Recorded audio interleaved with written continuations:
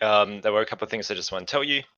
The first is Saber had a good idea to, with the questions you folks answer, I archive them in a spreadsheet.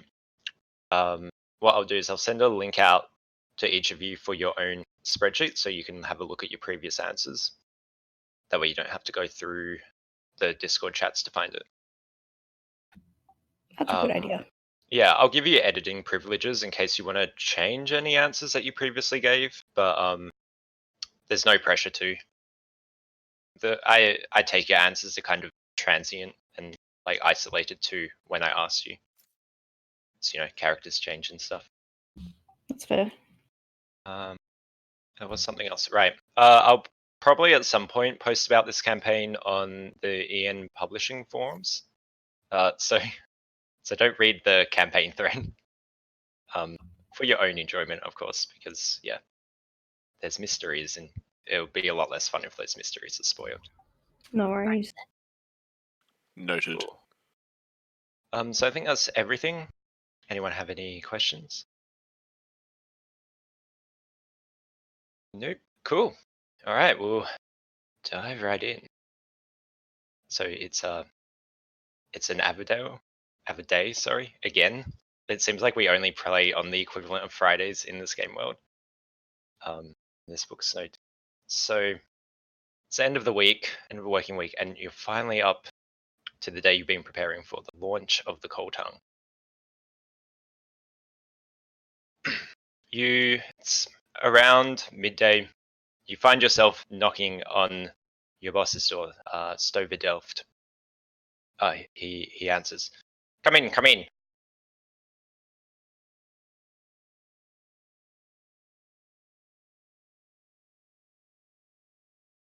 And I'll head in, obviously.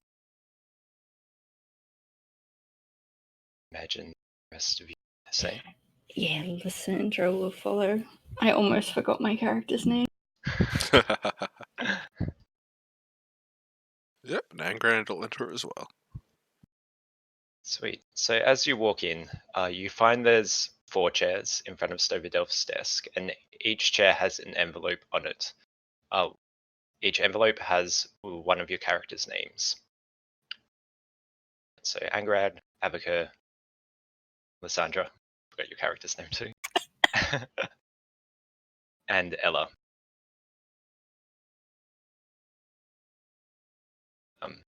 Stover will gesture towards the chairs. Well, I've given you each a seat. Feel free to take down and pick up your envelope. Lysandra will do exactly. Yeah, Ella looks at her envelope very curiously, but doesn't open it. Abigail will open it. As you go to open it, about what? Yeah. Stover will let you open it. He'll give you a nod. But he'll tell the rest of you, don't open yours quite yet. I don't want you overwhelmed with information. Fair enough. But Advocate's fine. He's so, old. Advocate, you open your envelope and you find this. So if you look towards the game notes, find an itinerary for today, the 34th of spring. Can I say how happy I am for once there's handouts in Pathfinder that aren't in a horrible font?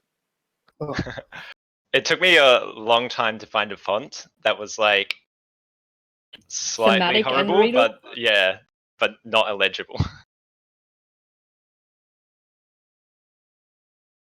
Stover will turn to you, Abacur. Good work identifying and liaising with the officials on board the Coal Tongue today. You came up with this itinerary in record time, given it was only developed yesterday. wait, Abigail did this? Yeah. What? So, folks have been researching for quite some time, and you've put together documents. Stover will also point out, As you can see from the font, I had the ladies downstairs type it up on one of those newfangled typewriters. Handwriting not that good, so understandable. So Stover will walk around to you, Abakir, and point at the kind of early part of the itinerary, the 3 o'clock part. That's your main mission there. Before dignitaries board the coal tongue and before the king christens it, there'll be some members of the public that are let, not on board, but to see the ship. About 700 approximately. Your job as RHC constables is to make sure no troublemakers get through in that crowd of 700. There will be police there to assist you, and they'll stop anyone they see is obvious, but we need a bit of that RHC nuance to get this done successfully. I understand letting public see, but 700 is quite high amount. There Well, is... the king will be there. We need all the people we can get. It's good publicity. Isn't there backlash towards technology? Yeah, in a few segments of the public, but for the most part, most people are quite happy with all the new jobs and all the excitement that comes with invention. But speaking of backlash, Angarad, can you please open your envelope? One can. But I guess he slides his thumb under the seal and breaks it. There's a single piece of parchment in there. Oh my gosh, so many pretty things. I had some spare time to kill. Excellent work to all of you compiling a list of the groups most suspected to interfere with a safe launch of the coal tongue. Lysandra, you did excellent work identifying the dockers as a potential group. Ella, you did good work identifying those who follow the old Druidic faith who might want to tamper with the new technology. Avakir, Thank you, sir. you did well to identify war veterans who may resent the ship's tiefling designer. But you, Angarad, you did excellent work compiling information on Gale. I hope for both of our sakes that she does not send any agents to tamper with the ship.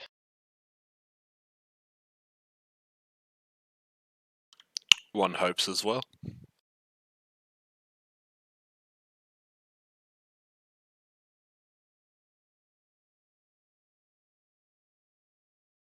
So this is the information required to complete your first task, to screen out troublemakers from the crowd. Do you have any questions at this stage? So what do you expect us to do with the troublemakers once we've found them? The police will be able to arrest them and take care of them.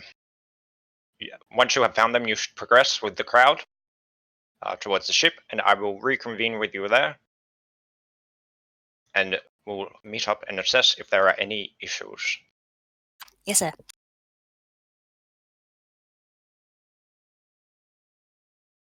I suppose I should let you know that you are in some ways the police's superiors. They will listen to you if you give them commands.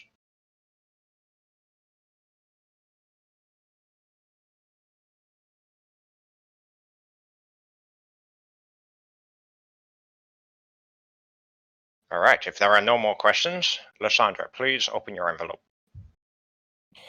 All right. And she will open it up and see what's inside.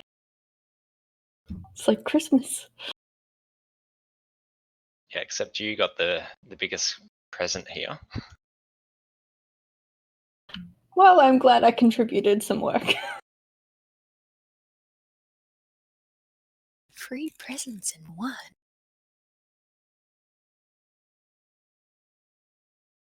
Lysandra, good job. Compiling a list of all of the important nobility and dignitaries that will be on board the coal tongue.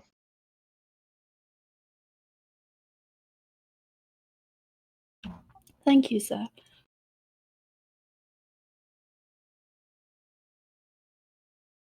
So just out of character, this information won't be relevant until you make it to the ship, so don't worry too much about reading it word for word right now. But yeah, feel free, if you want some time, I can do that.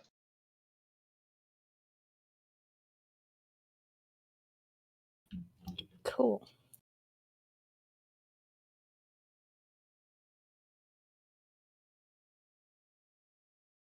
Just That for is my such information. a British name, Benedict Pemberton.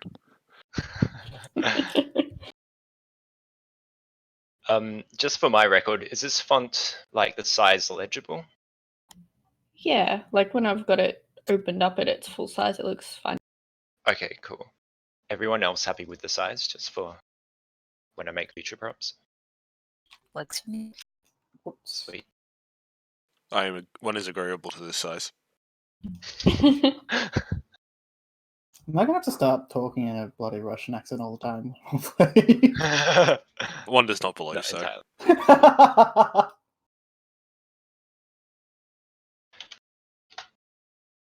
And finally, Yellow, you may open your envelope. She slides a claw underneath the top and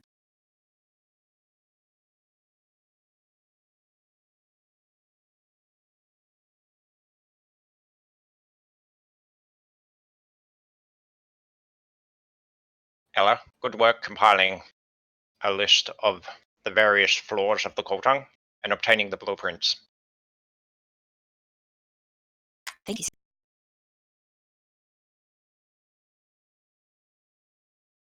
So second page there is Ella's report on the kind of contents of the Kotang and what's on each floor and stuff.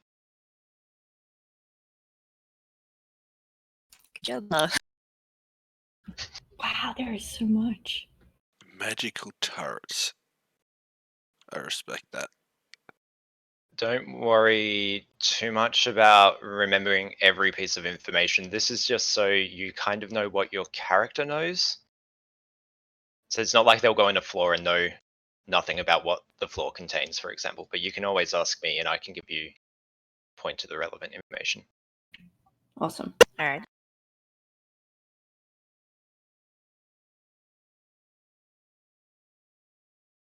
Okay, any more questions?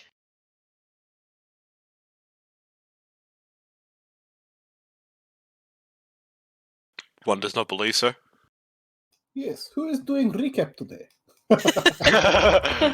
That is a very good question. So are we all happy with the idea that we kind of roll a d4 and see, kind of select one person to do the recap next week? Sure. All right. Yeah. So we'll just do it by alphabetical order of player names. So Alf 1, Drift 2, Jess 3, Saber 4. Please don't crit. Please don't crit. Is that Alf? You happy to do the recap next time we meet up? Yeah, it's easy. Sweet. I don't even have to take any notes. I have a recording doing it all for me. It's true. Regarding notes, actually, the one piece of advice I was going to give you folks is if you aren't already, A, take notes. I lied, this is 2 piece advice. Take notes, and then B, write it in like a Word document or in a Google Docs or something like that. Because if we play beyond the first book, there might be like several books between when NPCs reoccur. So the kind of Control F and being able to find your information by NPC name will be really useful. Yep. I'm glad that I have a Google Doc sitting here now, ready to go. I'm already like copying all the images across into mine. Yeah, same. I actually have like a physical thing going on here at my desk, so I'm printing out those handouts. It's just easier than having a bazillion tabs open when I need to find something. Yeah, 100%. Would you guys be opposed to having a group recap thing? People put in, or would that be too much? Like, because people will be putting in certain things. Talking about like a document we all contribute to, or Yeah. Sorry, not a group recap, but like a thing that everyone's like, oh, missed that, or something like that, so where everyone can get all the information and it's all collected. So But is this more like just I'm a not group opposed to group notes. that's Yeah, it, group notes. I mean, makes sense. That's it entirely, because it could lead to one person contributing more than anyone else. But if you're all taking notes separately, anyways, I'll let you decide that between yourselves. Yeah, we can sort that out after the session. Easy.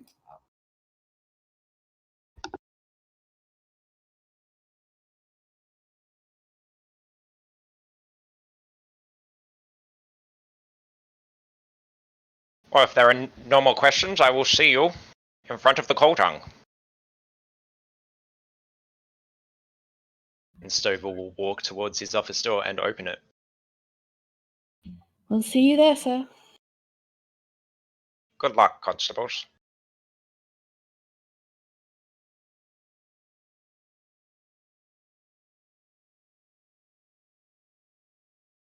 Hopefully everything goes well.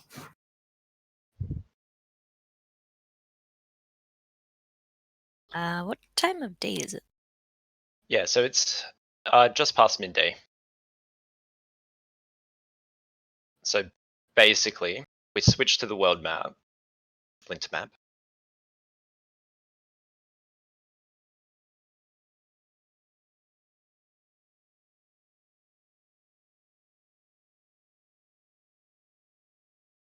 So number 5 here is where the shipyard is that you're heading to.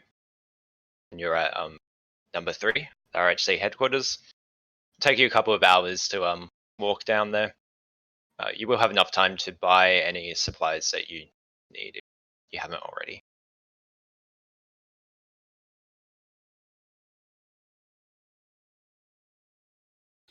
I'm not sure if I need anything else.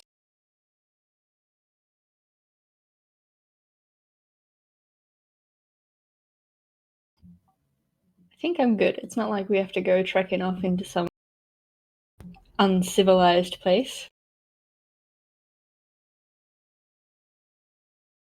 Yeah, I'll give you the heads up that what you have now is fine. Just giving you an opportunity to buy anything else you might want.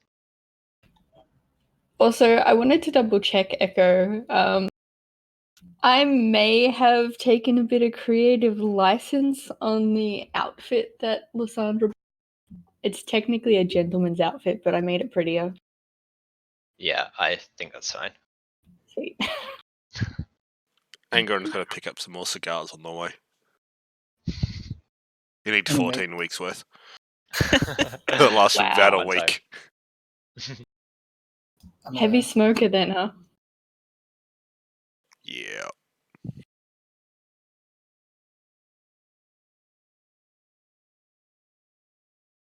Ella is far too excited to consider buying anything. All right, so you folks walking down there? That's what. Mhm. Sweet. Yep. All right. Cool. So it takes you a few hours to walk down there. You're walking through the central district, so it's much of the same kind of stone towering buildings. Quite nice architecture. You make it to the Royal Square. Bring over to this.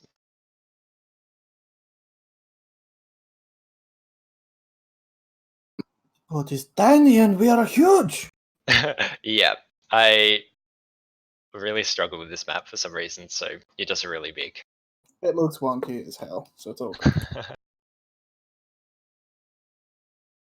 I think at some point I must have resized it, but not as square. So I swear the tiles are like rectangular.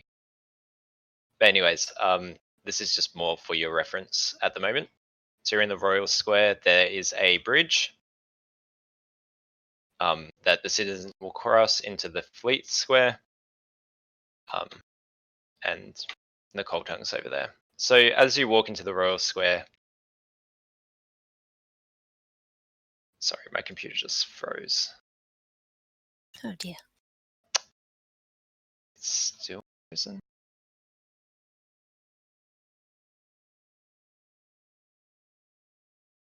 Sorry, folks, just give me a sec. Look like this game is on ice. Take your time.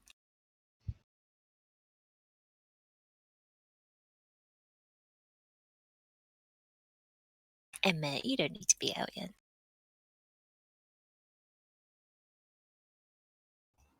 Oh, what?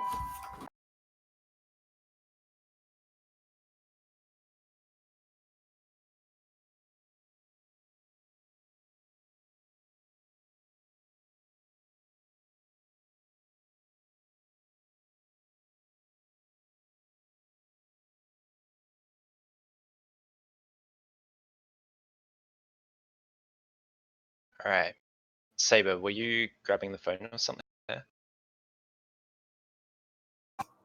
It was Yeah, in you're- on, but I didn't know, so I just ignored it. Okay, fair enough.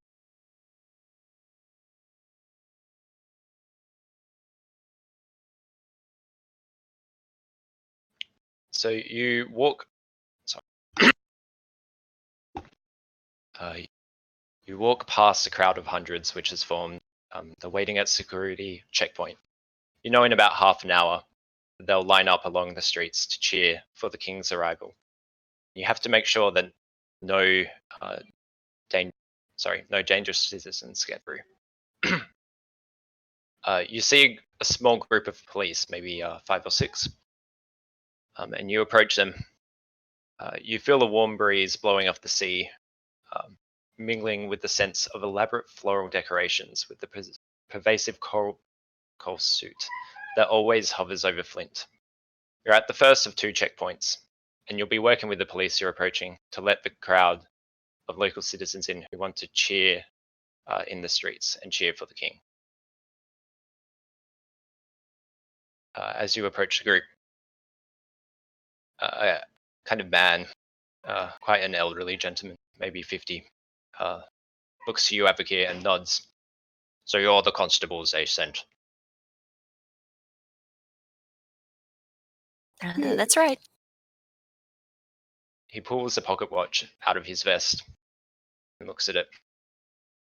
We've got half an hour. What are we looking for? And with this, I'll get you folks to roll into initiative. You're not fighting him, don't worry. What are you looking for? You. Suspicious old men who can't do their jobs.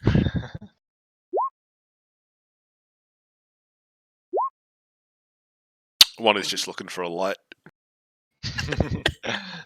Alex is So on point. fortunately, the initiative doesn't actually matter too much.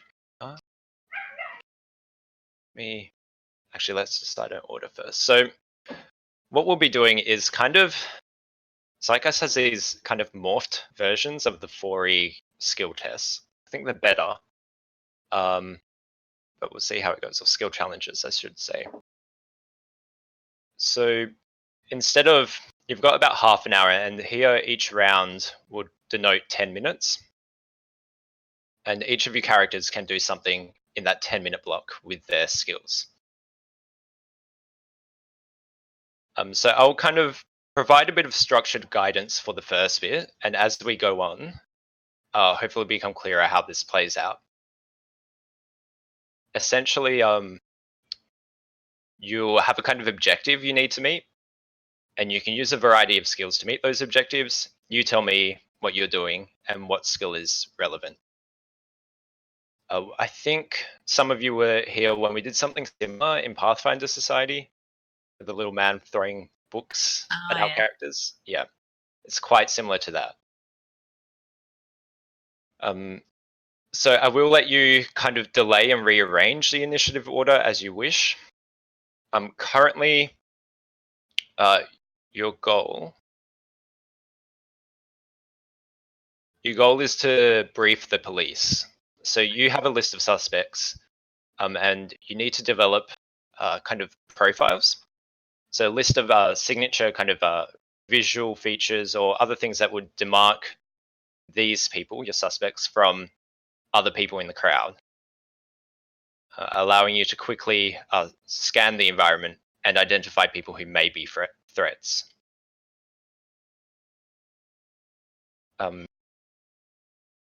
I'll give you the relevant skills here.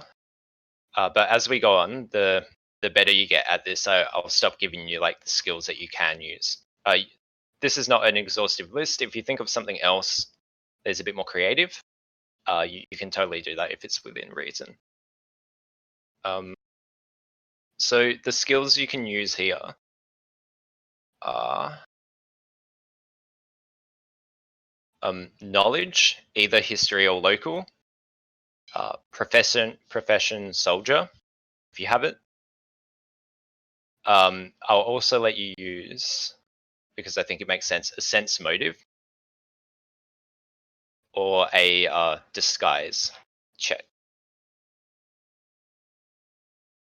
So does the first objective make sense here? I think so.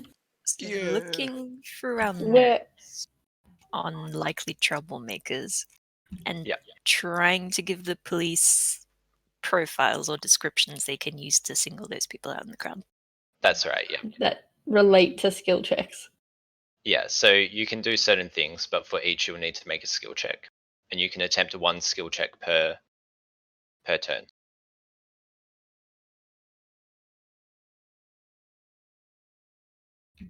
Okay. So I'll put the skills.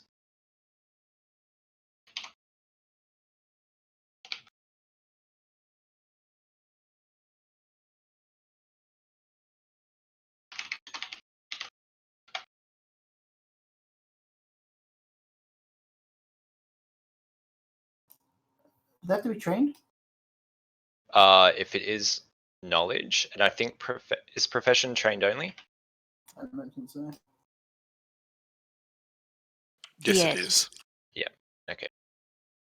So you said sense motive earlier, but now it says bluff. Oh, whoops. That should be sense motive. You called my bluff.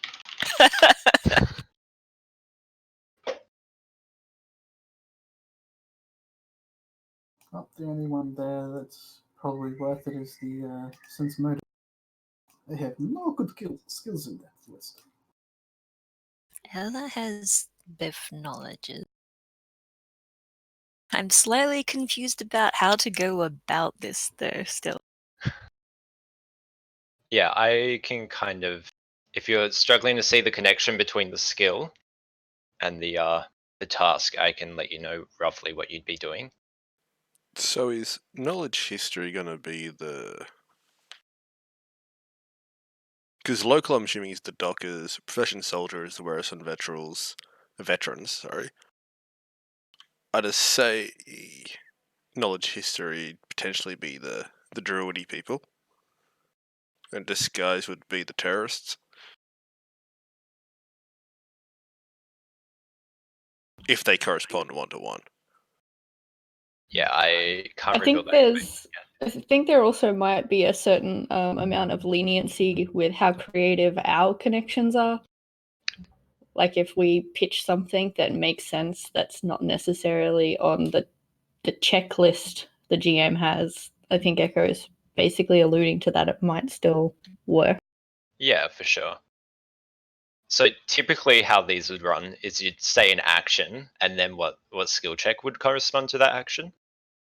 But I think the first kind of goal here is a bit difficult to understand. So I've kind of provided you with the skill checks. But when we move on to the second goal, hopefully you'll be able to come up with your own actions and relevant skill checks. Can I come up with my own ones right now? So essentially the person who should go first here should be somebody who could roll high in one of those, because you can only attempt one each.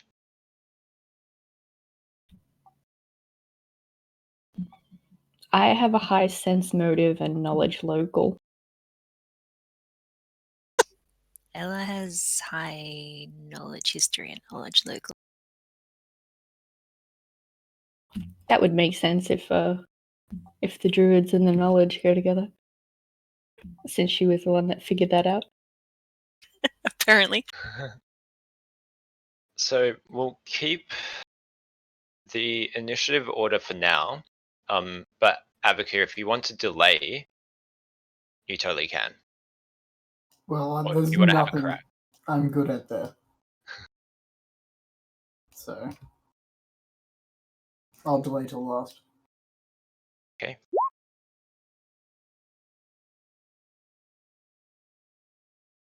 Well, Lysandra will,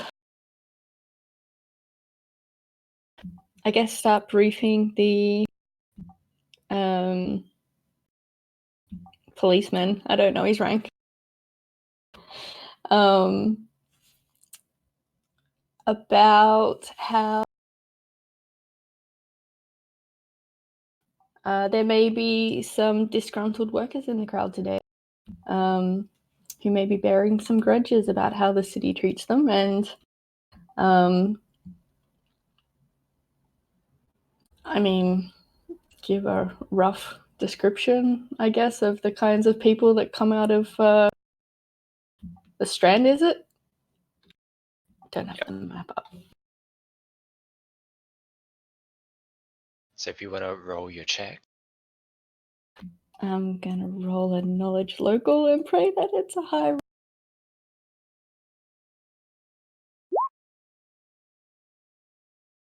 Nice. Very nice. As you begin to explain to the police, what did you begin with? You began with the Dockers. Yeah. You kind of feel like you could describe the others too. And within a few minutes, you've ended up telling the police several different information. You told them that the Dockers are usually burly working men with eclectic fashion. The primalists, though, have particular hairstyles, wear sandals, and adorn themselves with druidic religious icons. Fey saboteurs are typically elves or half-elves with impeccable grooming from their rituals, though they often try to hide this by dressing in soot-stained clothes.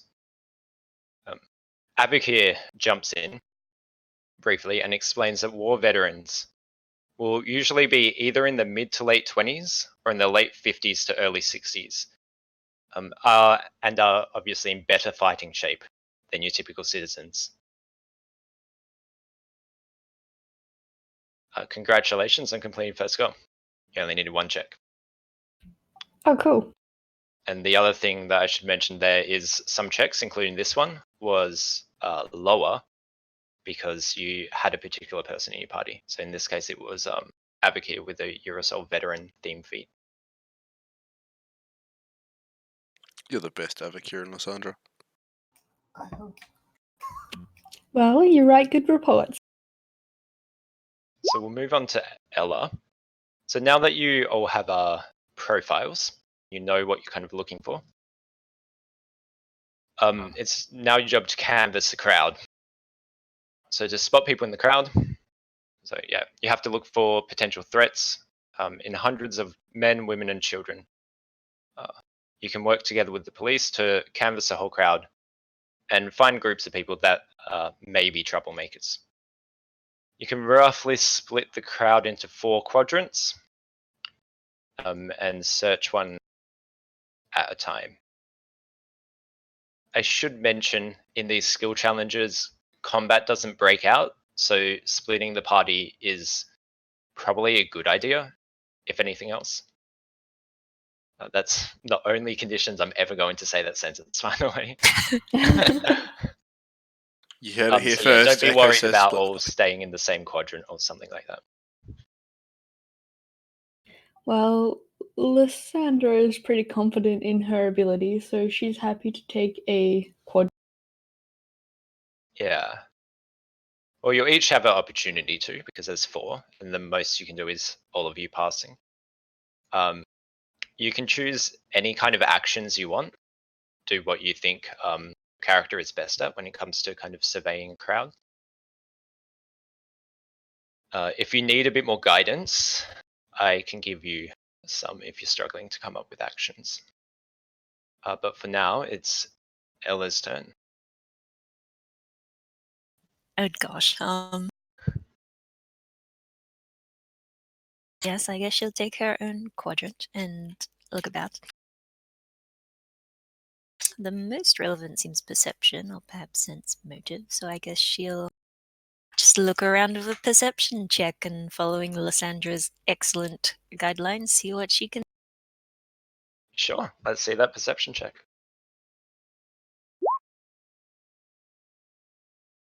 Do troublemakers count as traps?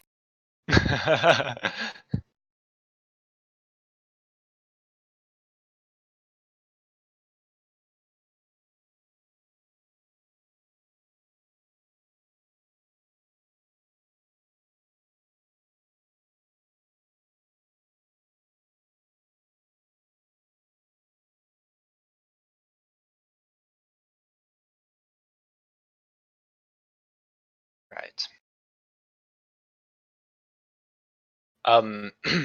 You are looking in the crowd, but there's just too many people to single out anyone. You can't say for sure if there's no one there. Can I give her a bit like a shoulder ride to help her spot higher up? She's No, this is my quadrant. I can do this on my own, Advocate. You're pretty sure because you can mostly see people's feet. You haven't come across anyone wearing sandals. But otherwise, unfortunately, it's a fail. All right. Okay, well, not Advocate, I'm Angerad, you're Advocate. You're kind of going to, like, slip out of his very boldly proclaiming I'm in the RHC jacket and palm it off to one of the guards. So he's just in kind of like a shirt and pants. And he's going to try and sneak and mingle in the crowd and look for suspicious personages that way. Man after my own heart. So he's not What going to check stop would you like to smoking. roll? If I may, I'd like to make a stealth check. Yeah, sure. Yep. Yeah, he's still got the cigars going, so you know, not super stealthy. Well, when you get famous enough for that to be your trademark, Angerard, that might be a problem. Yeah. You're trying hard to be stealthy, and you're confident people wouldn't spot you as an RHC agent. But it's taking you a while to kind of wade through the crowd and assess everyone. So unfortunately, it's a fail. Advocate, you're up. well, I only have 2 skills. Decent.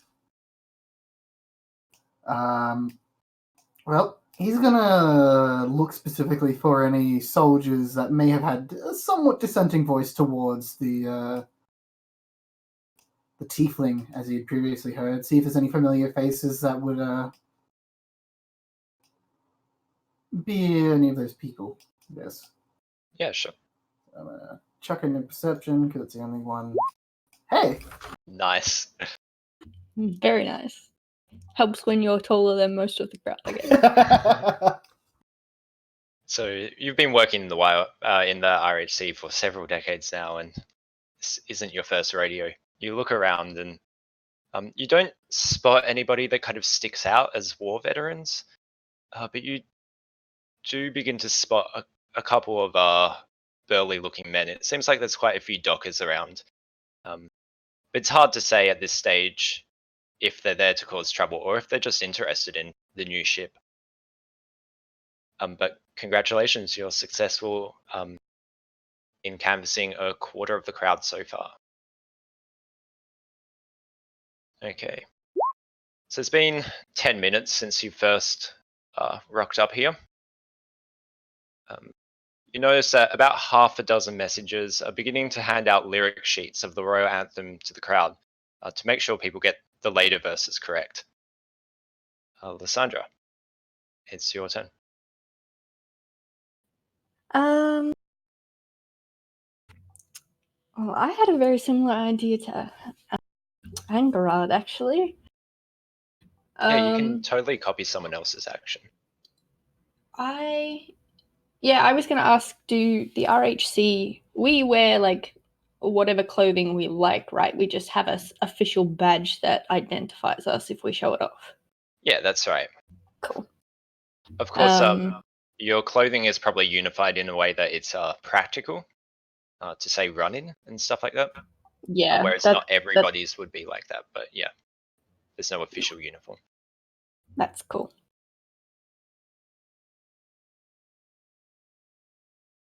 So I think Lysandra is going to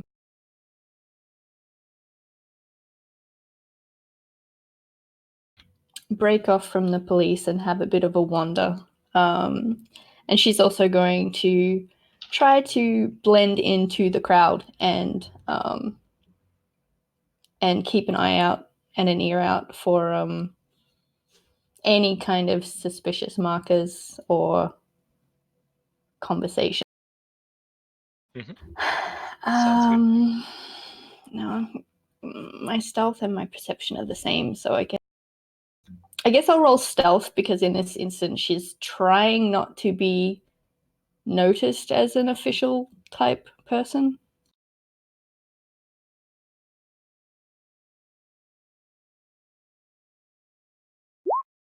Oof, that was a low roll. Yeah, unfortunately, similar to Angarad, you're being careful not to draw attention to yourself, but as a result, you're not moving as quickly as you'd like through what is a ever thickening crowd.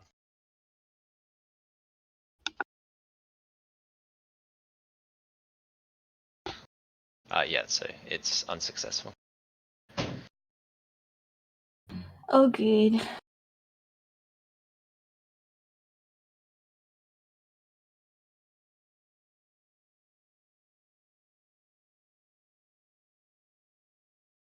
Yeah, if you'd like to pass your turn to Ella.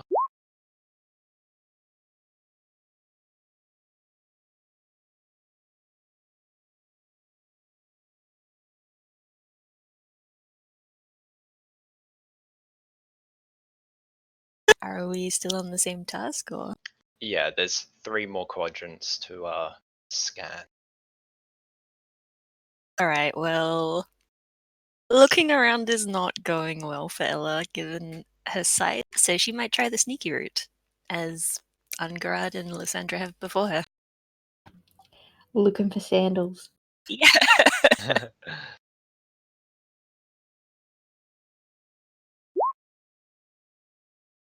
Nice. So a bit more successfully than Lysandra and Angarad, you quickly move through the crowd, maybe because of your size, and maybe because some people spot you as a thief and kind of move out of the way. Aw. You run around. You don't notice any sandals. You do notice quite a few burly men, perhaps some dockers and some more veterans. Congratulations, you've successfully canvassed half a crowd so far combined. There's 2 more quadrants left. Ew.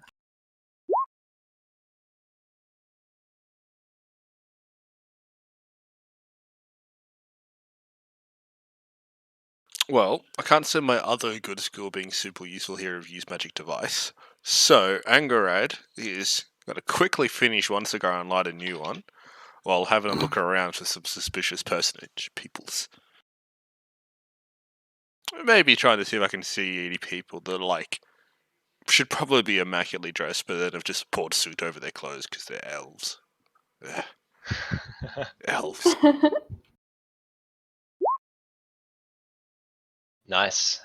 You look through the 3rd quadrant, and similar to those before you, you identify quite a few burly men, perhaps veterans or dockers.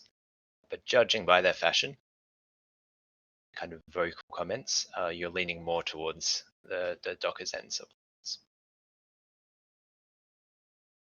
things. I've got some music to play that I meant to play before. I'm going to bring in Bard, but brace yourself in case he's up.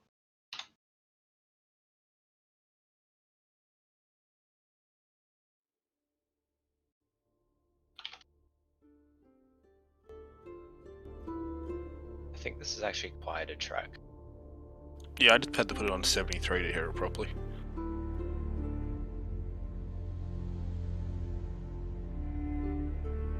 Alright, so there's 1 quadrant left. Abigail.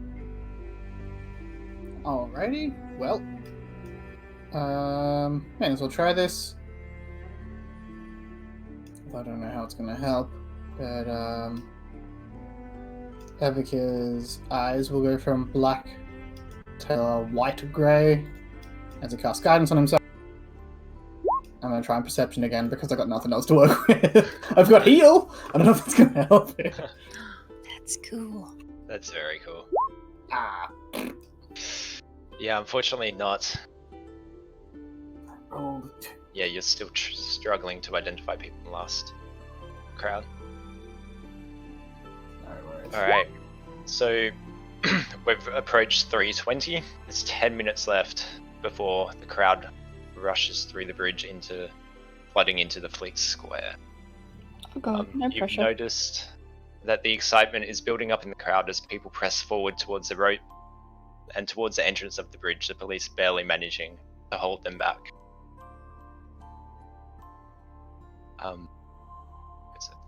You also notice that various unsynchronized groups start attempting to sing the national anthem in excitement.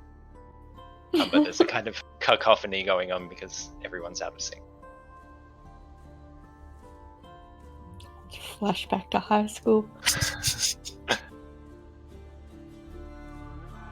Lysandra, your turn. Since the crowd is starting to get a little rowdy, she's going to extract herself from it and try to find a bit of a vantage point. I don't know if there's like some higher ground here for her to perch on. Yeah, the ground kind of slightly slopes towards Cool, so she'll it's kind of probably... slope that direction. As well as the crowd is kind of moved more towards the bridge. So if you move back a bit, which you totally can do, you can get a good kind of look at the whole crowd. She will do that then, and keep an eye out for any of these markers of potentially problematic patrons.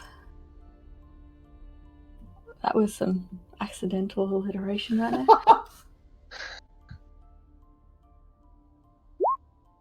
Oh, another low roll.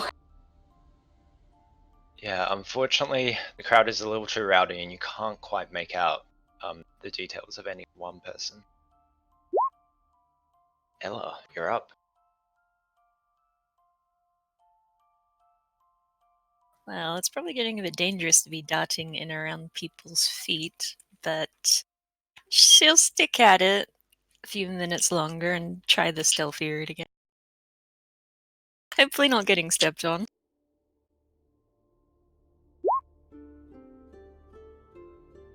Nice work. Similar to before, you kind of quickly move throughout the crowd and you're able to identify some more burly men. You've successfully canvassed the crowd. You've picked out about 20 or so people of interest, but you need to separate the innocent parade goers from the actual threats. So this involves pulling your suspects aside and quickly assessing whether or not they are indeed a threat.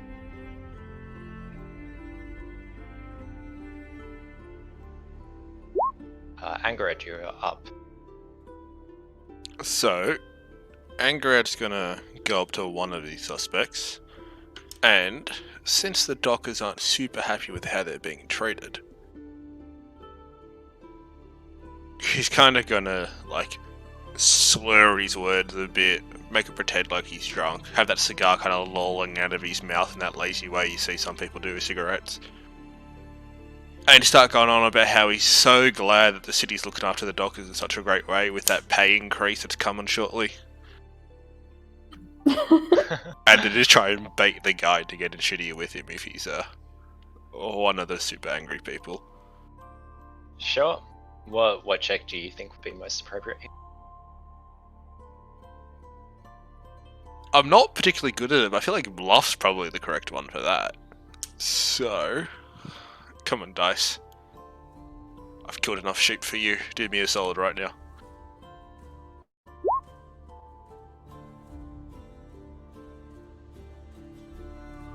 Yep. So this particular person does not really understand what you're trying to say. They make it clear that they've heard of no price increase coming their way. But another man comes up to you and begins to violently shove you, asking who you work for. You, by the very virtue of him shoving you, you identify him as a troublemaker. And bring him back to the cops. His name is Colton, and you've successfully captured one troublemaker. Yeah, take that, Colton. You got baited. Avocur, you are up. The crowd is very anxious to cross the bridge, and you're Oh, quite God. confident this is your last chance to nab any troublemakers, if there are any more around. All right. See, I don't know what to roll here because I want to have him approach some soldier-looking people, usual veterans. Well, because there was a few detected ones, wasn't there? Yeah. Who detected that one? It was either Ella or I think was it Ella? Yeah. Just burly looking men, so it's a bit hard to pin them to either veterans or dockers. But yeah, you can approach the more veteran ones. Do I need to make a roll here? I mean, yeah. even just say I'm, just checking out their reactions with a perception. Yeah, you can. So that's you can more of a totally do sense that. motive, Yeah. I mean, if you want to roll, yeah, you can roll perception if you want. Perception might be a bit more watching from the distance, whereas sense motive would be a bit more up close. Let's get sense motive, even though I've got no mods to it whatsoever. All right. Let me double check the paperwork.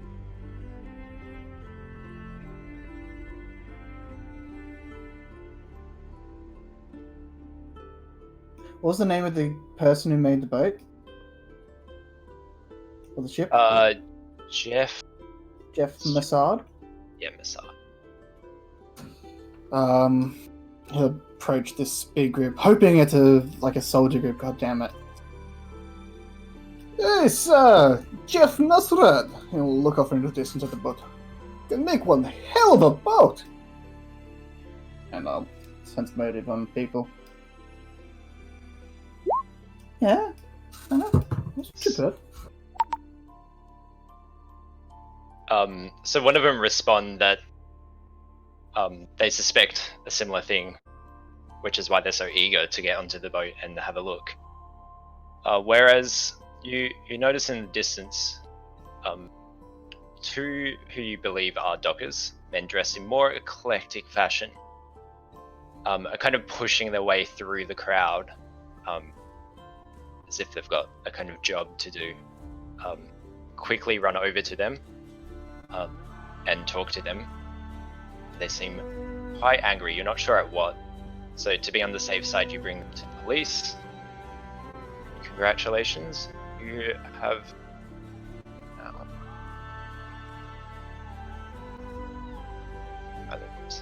Mercliffe and Iscalio captured 3 dockers, quite mature men with eclectic fashion. As we end this 30-minute investigation, the crowd begins to burst through the police. The police try pulling some people aside that they identify from the profiles you gave them, but there's too many people to do it effectively. Several hundred people cross the bridge, and you can see one policewoman trying to keep a tally of how many people have crossed so far. You know someone in the crowd attempts to cross, but is cut off by the police. He begins to shout, "Let me through! You don't understand!" The police are kind of pushing him back. What does this guy look like? View a picture. Hey.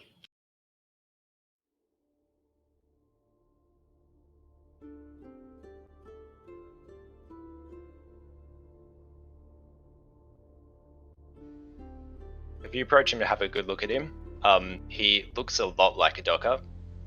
Kind of in his mid-50s, a massive kind of gash, an old scar across his left eye.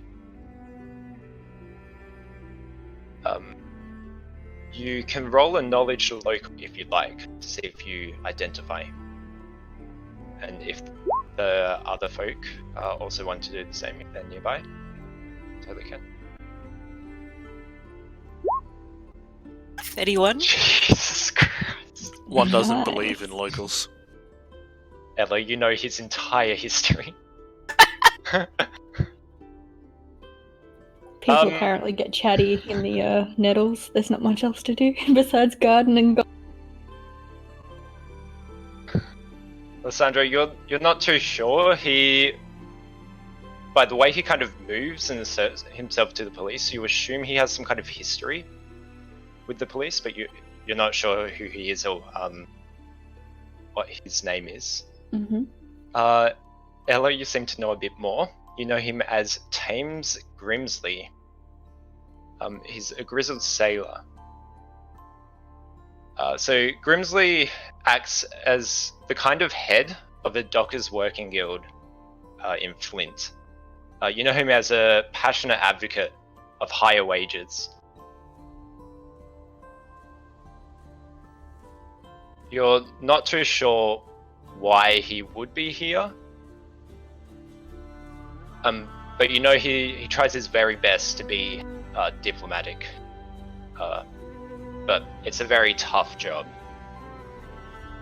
You also know a bit about his scar, actually. So the most recent riot, where dockers violently burst and throughout the streets of Flint, the police engaged with them, and Thames got his scar through fighting a police guard.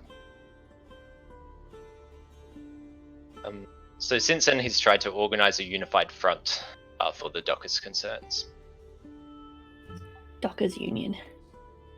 You also know with your obscenely high check, I'll leave it up to you to decide how you would know this, but you know that when he was a child, for a couple of months, he worked in a theatre. Aww. As a result, he has a very stylized way of talking, and will often pause and draw attention to silences. One wonders who would talk like that. Stares off into the distance with a smoldering look. Yes. So as you all approach Thames, he's arguing with the policewoman. You have to let me through. You don't know what trouble will be caused. The policewoman responds, "We're not buying it, Thames."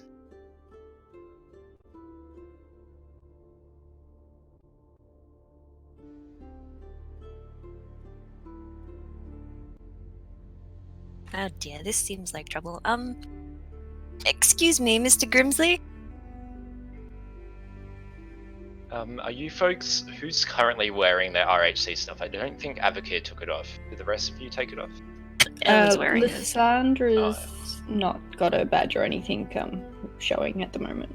Alright, well, if Ella's got her badge on, Thames will look at you. Constables! Exactly what I needed. He Yes, walks over. What seems to be the problem here, Mr. Grimsley? Police don't believe me, but I know of a few dockers who are intending to cause trouble. Well, that's very useful information. Can you give us names, description, what they're planning? I don't know all of their names, but I know who's in charge. Dafton. I think Dafton has it in for Roland.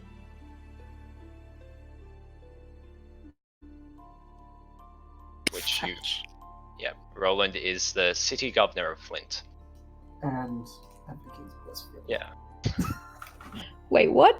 I'm best friends with Roland. Just casually, Oh, as you do. I mean, he might be, but Advocate looks on the good side.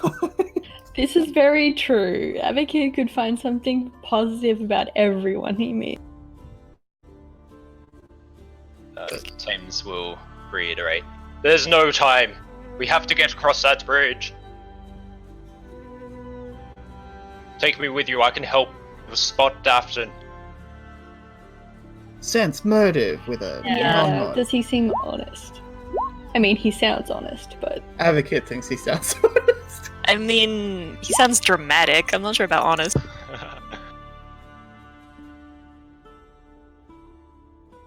Throwing in a check, Angrid. One probably should. Yeah, you are getting paid for these roles, Alf. Yeah, so to each of you, he sounds quite honest, and he almost looks anxious. Ella, what was your sense motive? With your sense motive combined with your knowledge about Thames, you suspect that Thames spends a lot of his time trying to get dockers to not beat up city officials.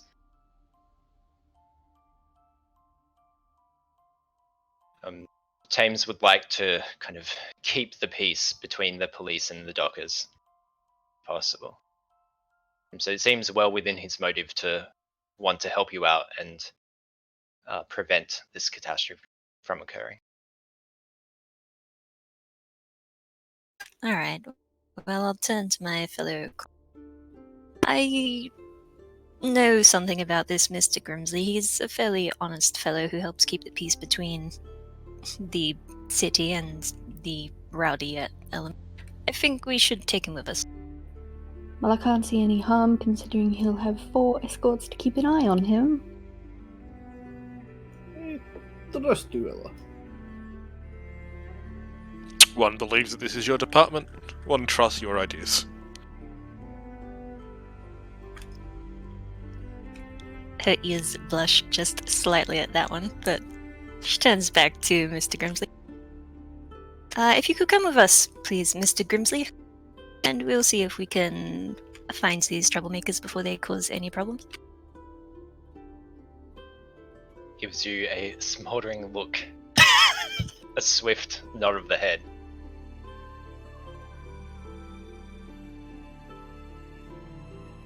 Angeran will pass him a cigar and just go, smoke. It's more of a statement than a question. He will actually refuse. He kind of puts up his hand and kind of shakes his head. I don't smoke. Need to look after my health. One does not understand. Well, this way.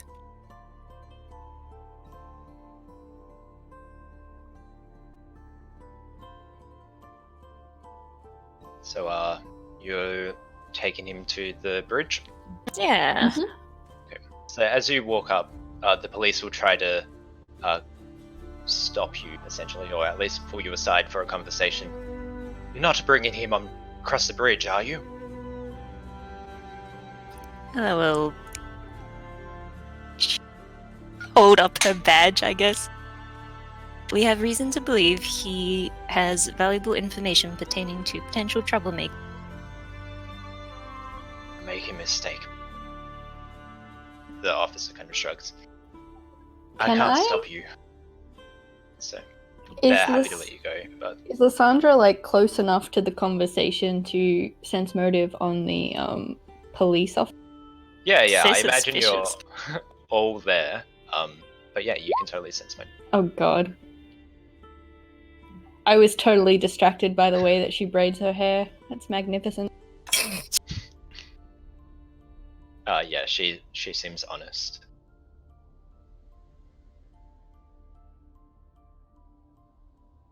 But she is willing to let you pass, if you so desire.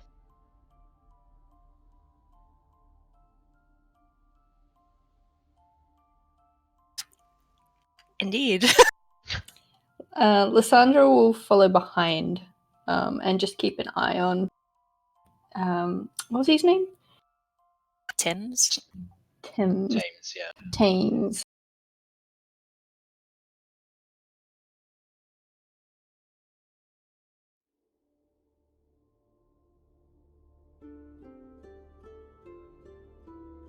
So you're all crossing the bridge, right?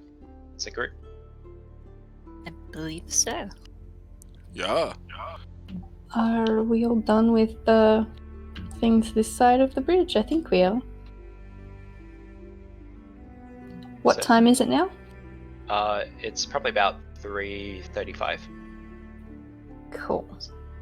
Crowd is crossing, and with the crowd, you begin to kind of push your way through the bridge. The crowds kind of begin to become banked up. You're slowly wading your way through.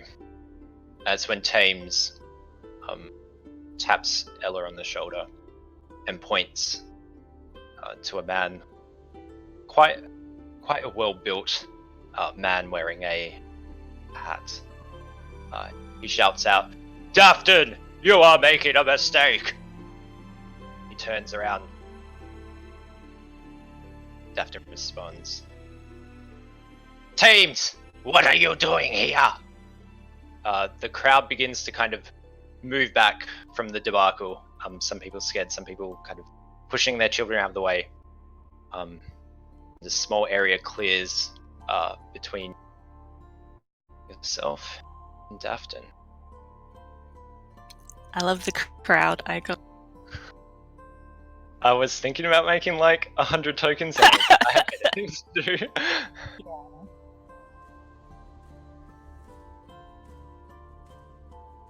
Yeah, so feel free to drag yourself into the square.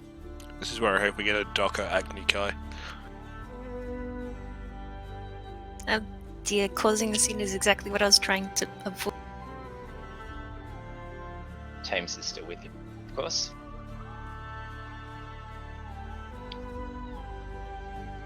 Okay. This is no.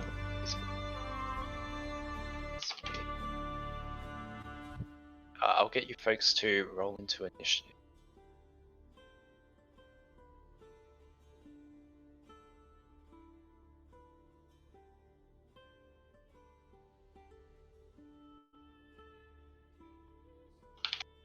This might be loud. Put down Bard. Put him down. Okay. Put him down. Yeah. Is it? Do you just skip? Sorry, I'm Sorry, still. Bard. Bard's It's your time to go. Yeah, exclamation mark skip, I think. Yep. Don't say I think. We all know you know all the Bard command drift. Not all of them. Oh, it's totally showdown music. Yes. It is. I'm getting massive Firefly nostalgia. Damn, this is where I need my gunslinger. What's the name of the actor do? Thames. I'll put it in the initiative.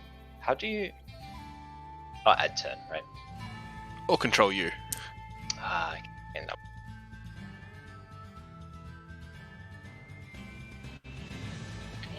I love the art you chose for what's his name? Dalton, not Dalton. Dafton. Dafton. Sorry, I have his note here. He's a burly man. He's got a cigar. Yeah, he's got to be a good person. Yeah, we can talk him down, right? Wait, I've added him twice. Alright.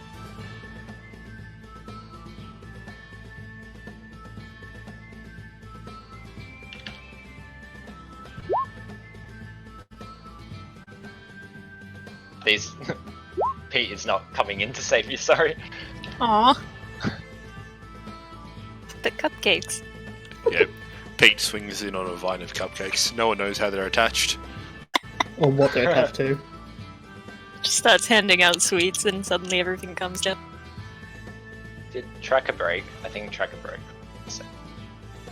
So whilst the tracker restarts, Dafton looks to you folks. So the constables have finally come to take me away. Thames shouts out, "You're making a mistake, Dafton! You don't need to do this!" Dafton looks to the crowd, begins to kind of rile them up. So that's who you are, Thames. The self-nominated, righteous, self-imposed leader of the working class. The crowd some of the crowd cheers, some of the crowd boos. And then Dafton points to himself. You're coming to take away the little guy, are you? And the crowd, yep, once again, some cheers, some boo. It's a complete surprise, of course, that you're working with the bloody coppers. The crowd is definitely interested to see what happens. There are people cheering on for kind of combat. Angered, you are up. The sorry people are looking on to you to make the first move. One is not bloody, one is fiery.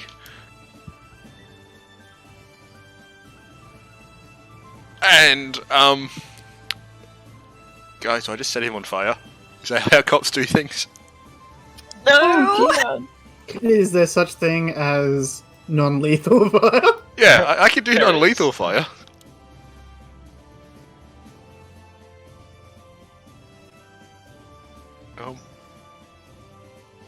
I've always imagined it as maybe like a warm mug of hot chocolate. Just kind of makes you drowsy, rather than burn.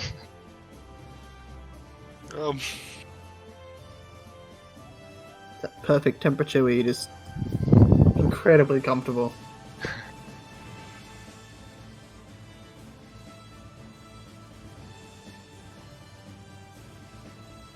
I don't want to do police brutality. Try talking him down. Yeah. Yeah. I'm so good at setting things on fire, though. That's always a plan B. You know, I will ready in action that if he walks towards us aggressively, I'll hit him with a non-lethal fire blast. No worries. Ready for action. Oh, sorry. I never started tracker. Start. There we go. Thames will once again shout out. Dafton, you don't need to do this!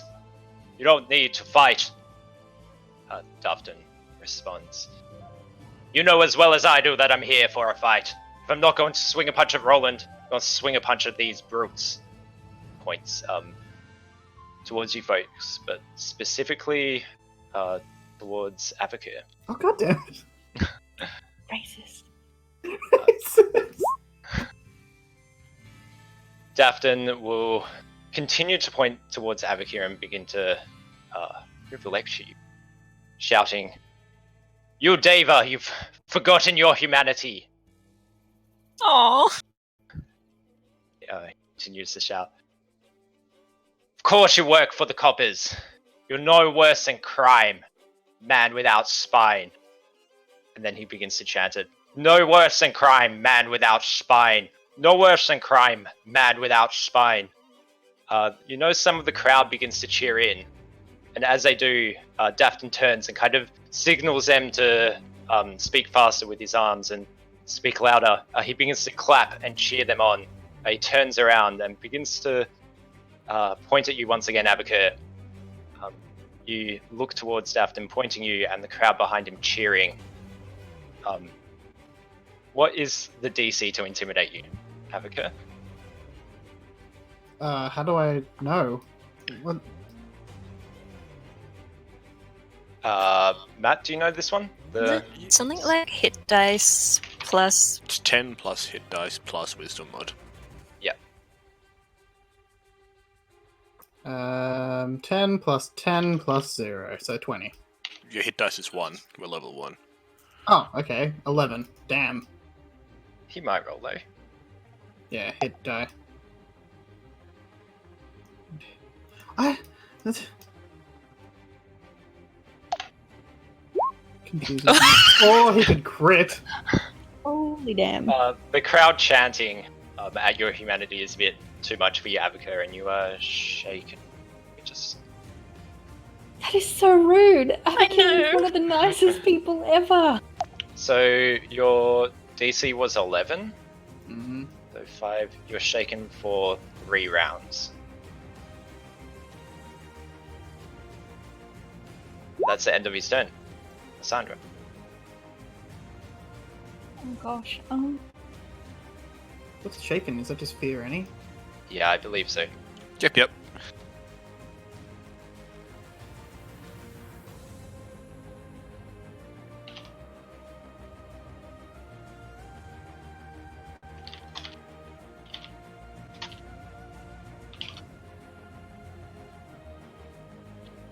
Um.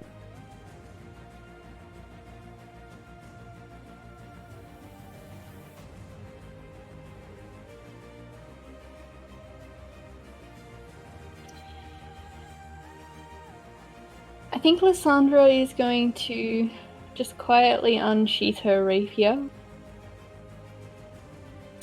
from in the back there, and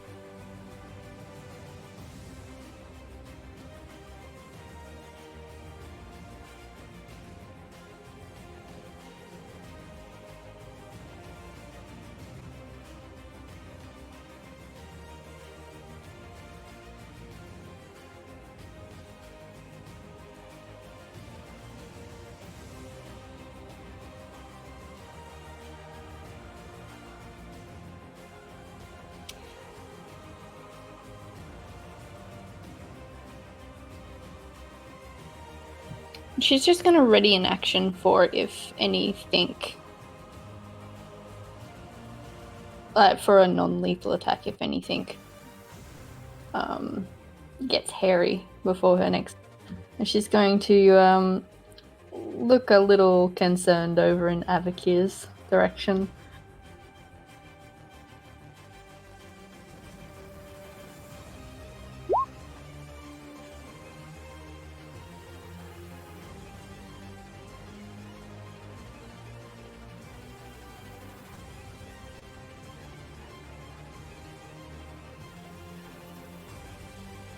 Aww. Oh.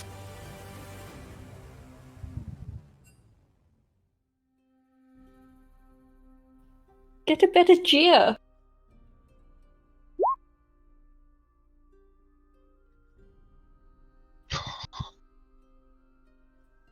Alright,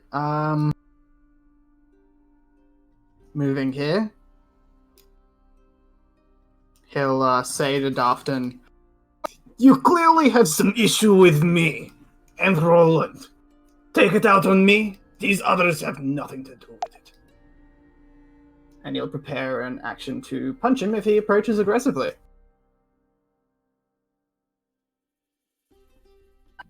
Nice move.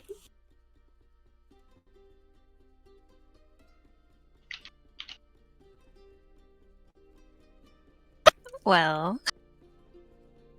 Ella looks a little nervous, but she's not going to let Avakir stand alone. So she'll move forward and take out her rapier.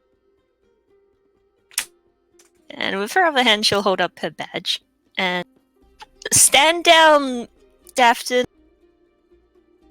If you truly care about the people of Flint, then you will not get them embroiled in whatever grievances you have against the government. There are far too many innocent bystanders here for you to be causing a scene.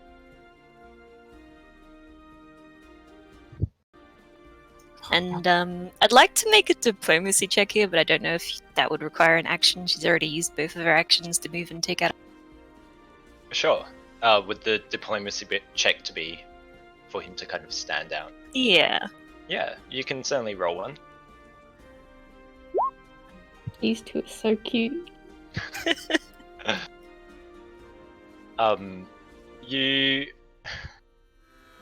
You think you're being diplomatic, but you look at him and he kind of rolls his eyes as you pull out your badge. He looks pretty riled up, and with the crowd egging him on, you're not sure if he's going to stand down. Yeah. Also, he's being addressed by like a 3'4" tiefling, so.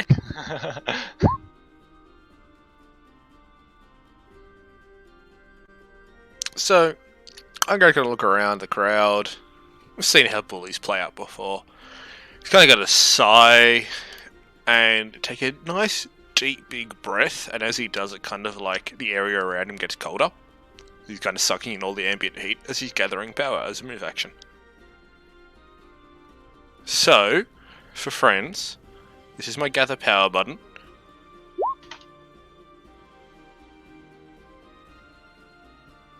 And it's quite visible, quite over the top, and he's just going to do it as a move action to release the lower the cost of a burn on his next attack this turn.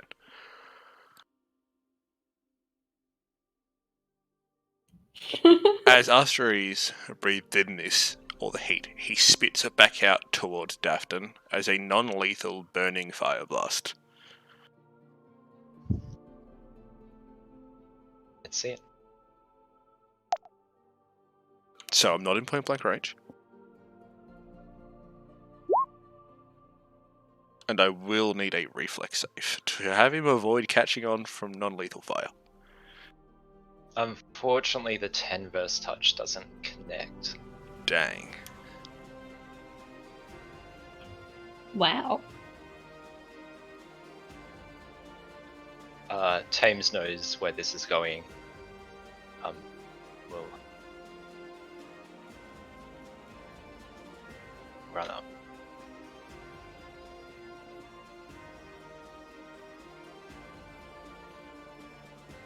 He continues to plead to Dafton. Stand down, Dafton. You don't need to do this. You'll get yourself arrested.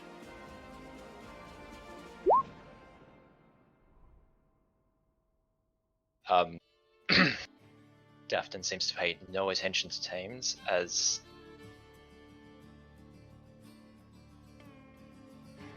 walks up towards, or runs up, I should say.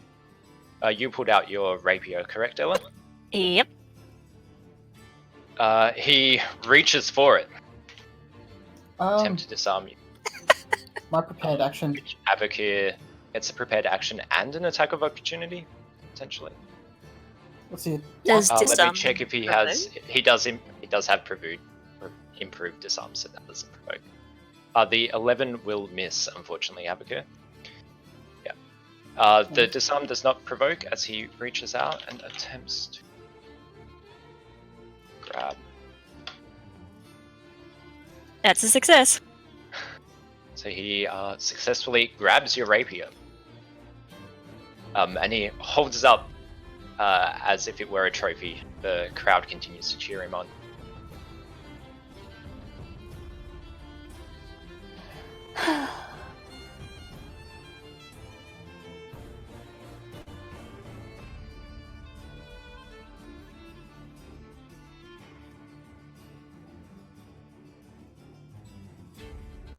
Well, I guess this is happening. Lysandra is going to move up to, let's see.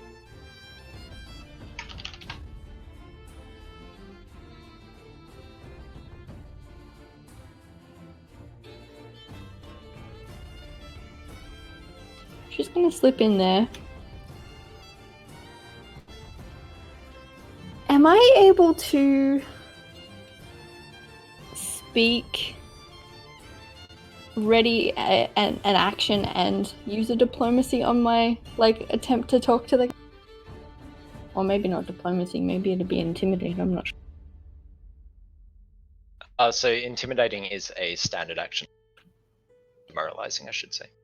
Yeah, because I feel like if she was to say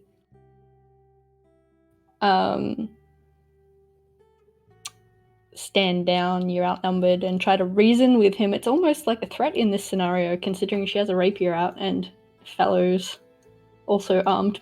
Well, except... Yeah, feel free to make that check if you want.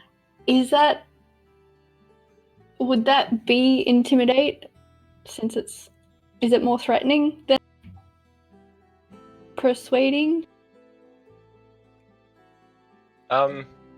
It's entirely up to you how you want to what you want to emphasize, I suppose, where you talk. I think maybe she'll say, your friend Thames is right. if you don't stand down, this will go poorly, but it doesn't have to go that way. So I think she's more trying to convince the guy. Yeah, sure.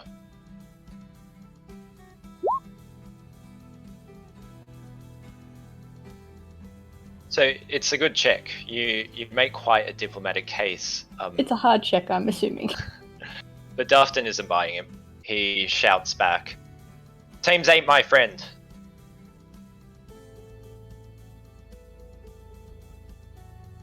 Do I still have a standard? Yeah. I'll let Ella do it for free, so you can do it for free. Then she will sigh and attempt a non-lethal attack with her.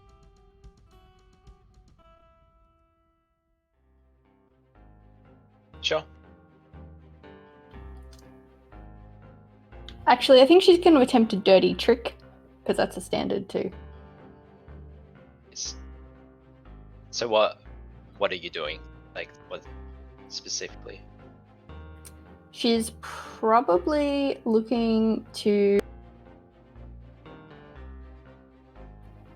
maybe drive the hilt of the rapier, like with the meager strength of her fist, into the guy's gut to kind of wind him, maybe cause a sickened condition. Yeah, sure. Sounds like a plan. Do you provoke to do that? No, I have improved. Okay.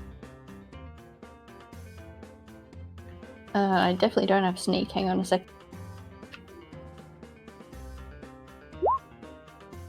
Oh, damn. Yeah, unfortunately, well, yes. Oh, Kind of. good. We still hit him, but he Has no stands low. effect. He's got quite a big gut. He does. It looks like there's a lot of muscle in there.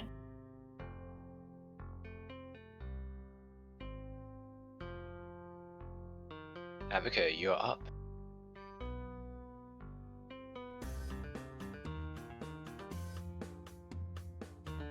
Well, this guy's getting on Abakir's nerves.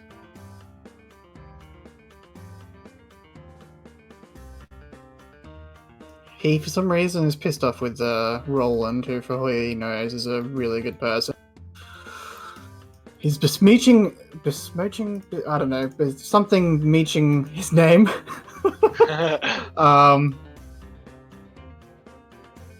Besmirch. Besmirch, that was right. Kinda, I think.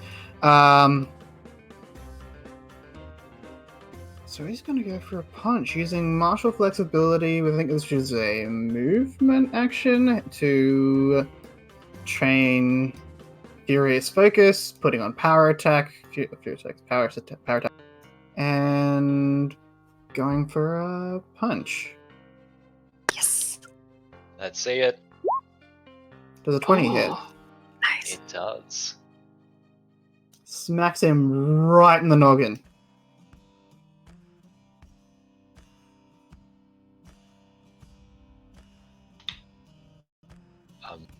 As your fist connects his head, you hear the crowd roar.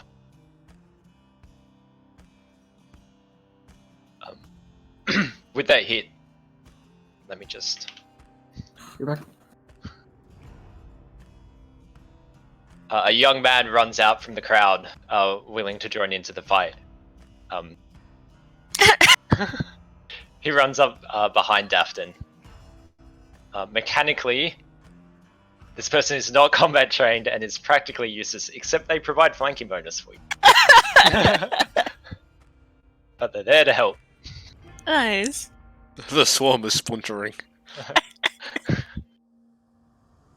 Troop rules, troop rules. Are they Oh, God. on Dalton's side or our side? Your side. Okay.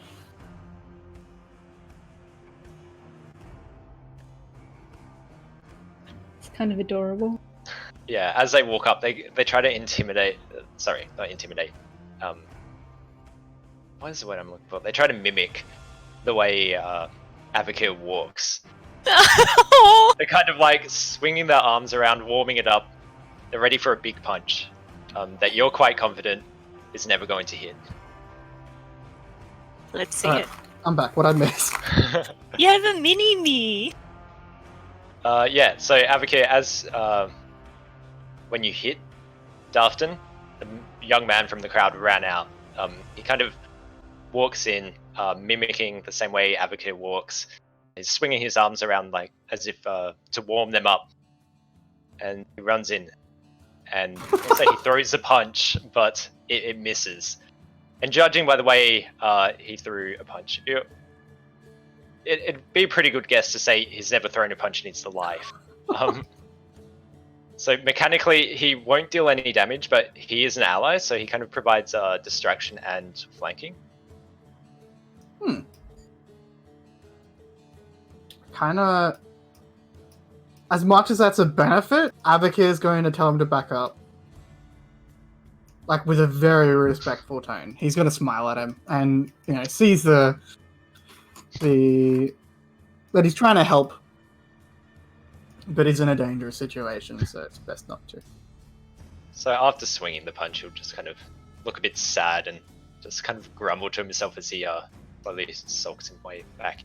Avakir, was being really good. He wasn't, shutting him down. It was probably more the fact he missed a punch rather than you suggesting he go. Ah, okay, makes sense. Well, I'd probably help soften the blow. Alright. Ella, you're up. Oh gosh. Her eyes go quite wide as her rapier is wrenched out of her hand and punches start flying from various directions. She's gonna take a 5-foot step back, pull a little metal ball out of her pocket, and standard action, press a button on its side, and it turns into a little brass dragon. Or like a little brass dragon with no wings, a dragonling. And it unrolls from its ball shape and blinks its little mechanical eye. And that's all of her actions for the turn.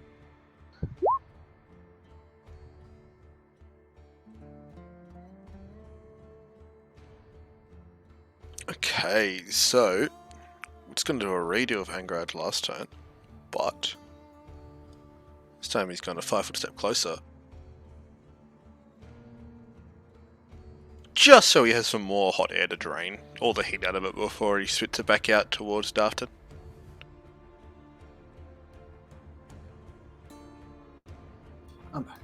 I'm less nice than my other RHC members. And this will be Burning Blast.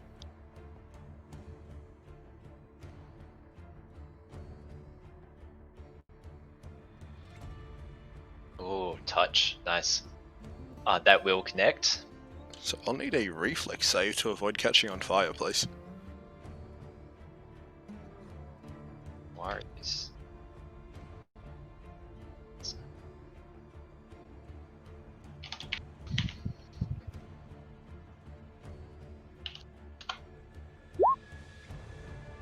It's not the crowd that's on fire, it's stuffed.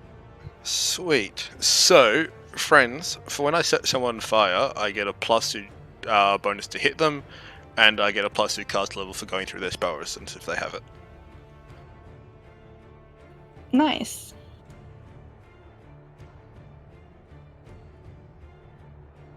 And he takes damage at the start of his turn. And it looks terrifying, I'm sure. Yeah, I like to think this is like a nice, blue fire, though.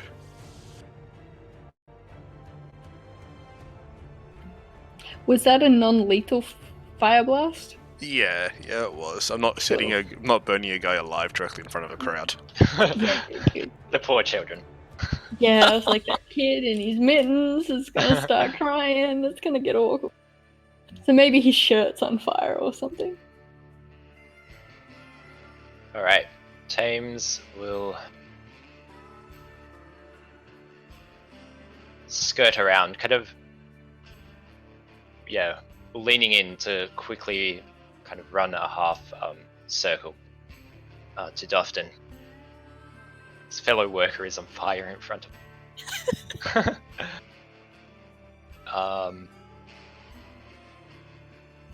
He will reach out. It's Dufton. There's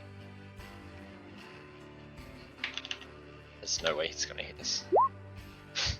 Alright. Well then. He reaches out and grabs Dufton. Quite surprisingly, given Thames is a lot smaller than Dufton's build. I mean, Dafton is probably fairly distracted by being on fire. Smacked in the noggin, caught on fire. Poor guy. Thames releases the kind of roar as he grabs part of the clothes are on fire too. He leans towards Dafton and whispers something that actually roll me perception checks. Will do. Angarad, you can roll a perception check. It'll be with a penalty, but Yeah, I'll roll it. Quality rolls. I have not rolled above a 10 yet, except for one roll at the start. Alright, none of you quite make out what Thames whispered. Do we notice him even whisper? Yeah, I'd say it's pretty obvious. Angarad with that check would notice a whisper too. Yeah, you'd all notice. Okay. So Dafton also kind of roars in pain. How much damage does he take? It's 1d6, right? Yep.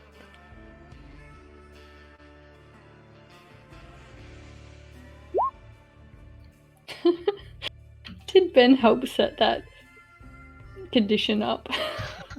Oh no, I just took his quote. Oh, okay. Dafton kind of struggles and breaks free of the grapple. He will...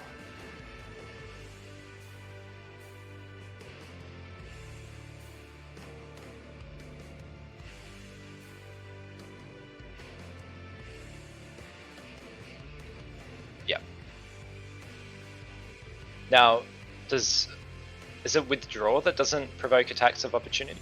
The Yeah. first 5 feet don't provoke, all the movement after that does. Sweet.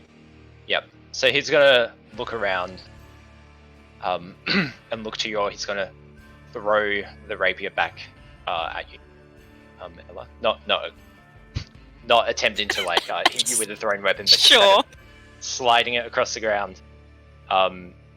He jumps up on the ledge and dives into the water. I mean, that seems like a pretty sound action considering flame. So unless you'd like to pursue him, I will end combat. No, Advocate? I mean, Lysandra has no intention of following, but she kind of looks over towards Advocate to gauge whether he's going to jump in after. Looking over the edge, Ella, you can see that he's already swum, whatever, quite far. Where's he swimming to? yeah, which direction? East. Let's have a look on the Flint's map. Is he heading towards the ship? No. So let's bring you back to the other map. Fleet Square. He's Okay. He's run off that direction. And now that you've had a good look at him, if you tell the police to screen him out, there's no way he'll get past. Alright. Sounds like a plan to me. Yeah, that's definitely the plan. Okay, I'll end combat to the bridge. So Dafton swum off. Thames kind of, he's not a light, but he just rubs his hands and look at them. Sees that there's no damage. Just a non-lethal component. Advocate Man, I should have gone like, I don't know, some sort of charisma, or at least put a point in between that or something. Just remember, you get bonuses for Different anything you groups say in and things. character and different groups and stuff. Okay, he's Don't worry gonna too wrap much. his arm around Thames, big smile, whisper into his ear. I don't know if you guys hear it, but he'll say, "What did you whisper to him?" Sort of a voice of curiosity and tell me or things aren't going to end. Yeah, so Thames will look over the water to the direction Dafton swam off to. Once again, with a bit of a smouldering look, and his eyes hitting the horizon. He just says, "I told him to run."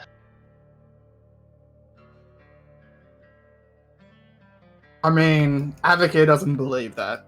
So you can distrust it if you want. You can roll the sense motive, see if he seems sincere whilst he says it, but you can. So like, it seems sincere, but you can still not trust it. I can't control your mind. Or can you? He seems honest, but he still doesn't trust him. I mean, it's clear he's a very good actor. Well, you can't get anything out of him, so I'll give him a good old hearty slap on the back.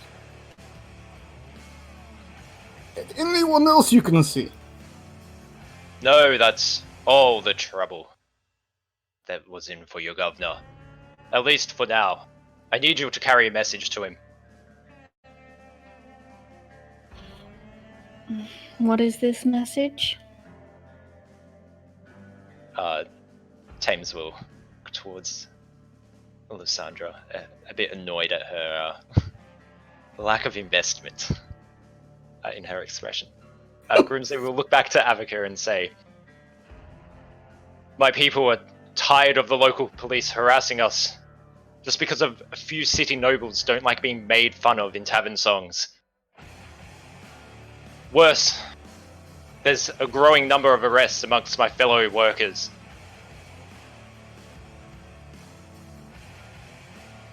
They grow restless. They work 16-hour shifts, Deva. This is not a sustainable practice. If Roland doesn't address this, the dockers will. And he kind of raises his arms in a bit of a surrender stance. I, of course, do not want any violence between my workers and your authority, but I fear it is inevitable. I'm just a messenger. I'm not advocating this."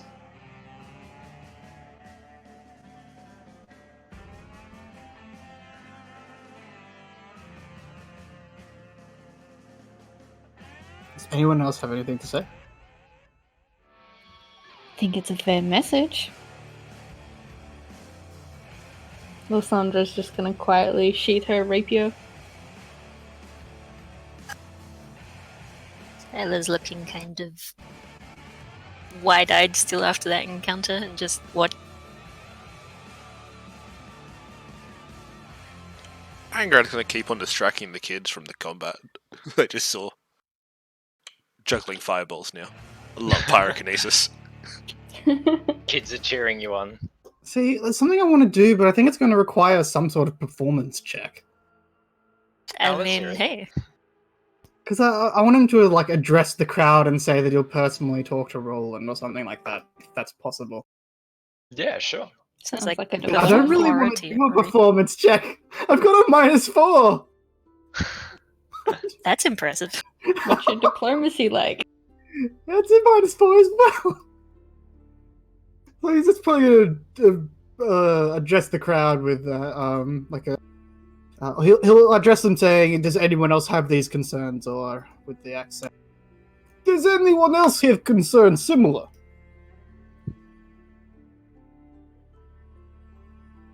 Yeah, so you hear a few members of the crowd kind of shout, like, yeah, in unison. And then Thames kind of pats you on the back and addresses the crowd himself. This David here is going to carry a message to the governor. And the crowd cheers louder. I didn't realize that being friends with Rollins would put me in this position.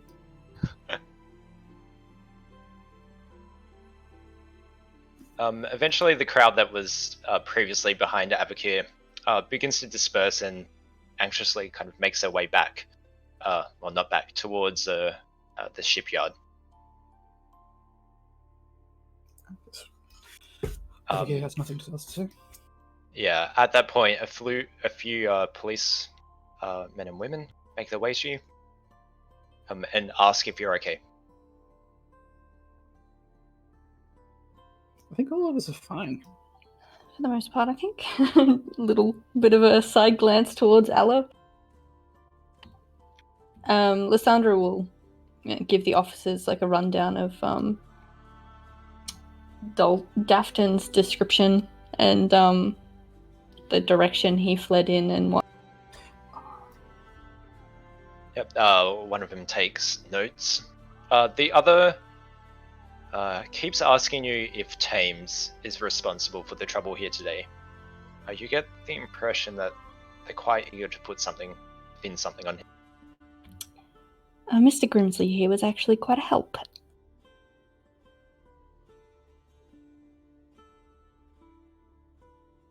Ella speaks up for this. We would not have been able to identify the troublemaker without Mr. Grimsley's aid.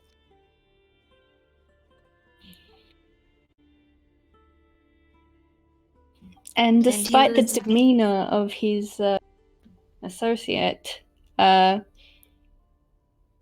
the gentleman did not throw a punch.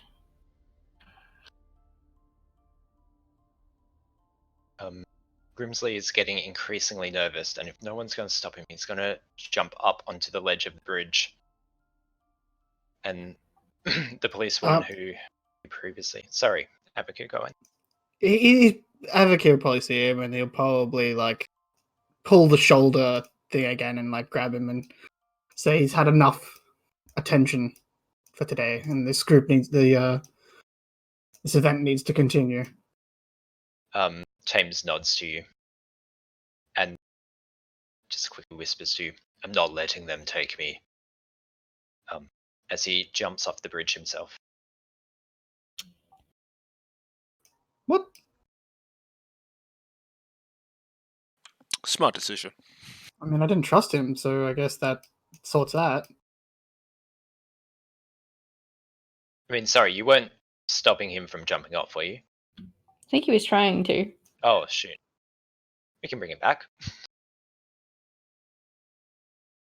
If he was going to say he won't let them take him, Advocate will say he won't let them. Things has done nothing wrong. So I should be saying everything in Advocate's accent. Okay. If you say that, he'll ask you to personally escort him back the opposite way from the bridge. He has no interest in seeing the ship. He just doesn't want to be escorted by police. Yeah, I'll escort him, and I'll also get him to look for any other people that were with Thames. Yeah. Dafton. That were with Dafton. I'm good with Yeah. names. I guess while that's Names happening, are hard. Angary's going to stop distracting the children, or walk up to the cops and go, "If one believes that Thame has been unjustly arrested or framed, one will be quite happy to open an investigation into your office. Do not pin things on someone unjustly." The police answer, "Oh, yeah, of course not, Constable." And they stop insistently asking you, Lysandra, to pin stuff on Thames. Advocate, as you walk Thames back, he'll let you know that he's doesn't know the people that were with Dafton, but he thinks that there were about 3 people. 3 others other than Dafton. Yep. Alright, I'll take that information, drop him off, and start heading back, wading through the crowd. Yeah, sure. So the crowd at this point has kind of is filtering through the bridge. It's up to you folks if you want to kind of resist the crowd to stay in the middle of the bridge, or if you'd like to progress to the more open square the other side. Well, I suppose as a natural choke point, if we wish to scan the crowd for more troublemakers, the bridge is the place to do it. But we should probably also make sure that it's going well at the other end of the bridge. Yeah, I think Lysandra would be interested in getting up to the square. Sure. So you walk with the crowd and make your way through to the other end of the square. The Fleet Square, you can move your tokens across if you want. Advocate, if you're doing nothing except catching up with fellow party members, you can also drag yourself over there. No worries.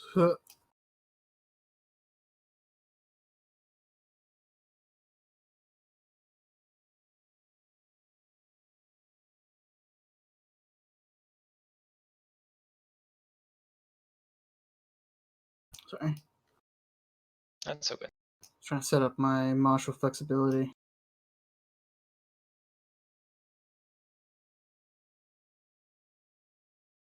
There we go.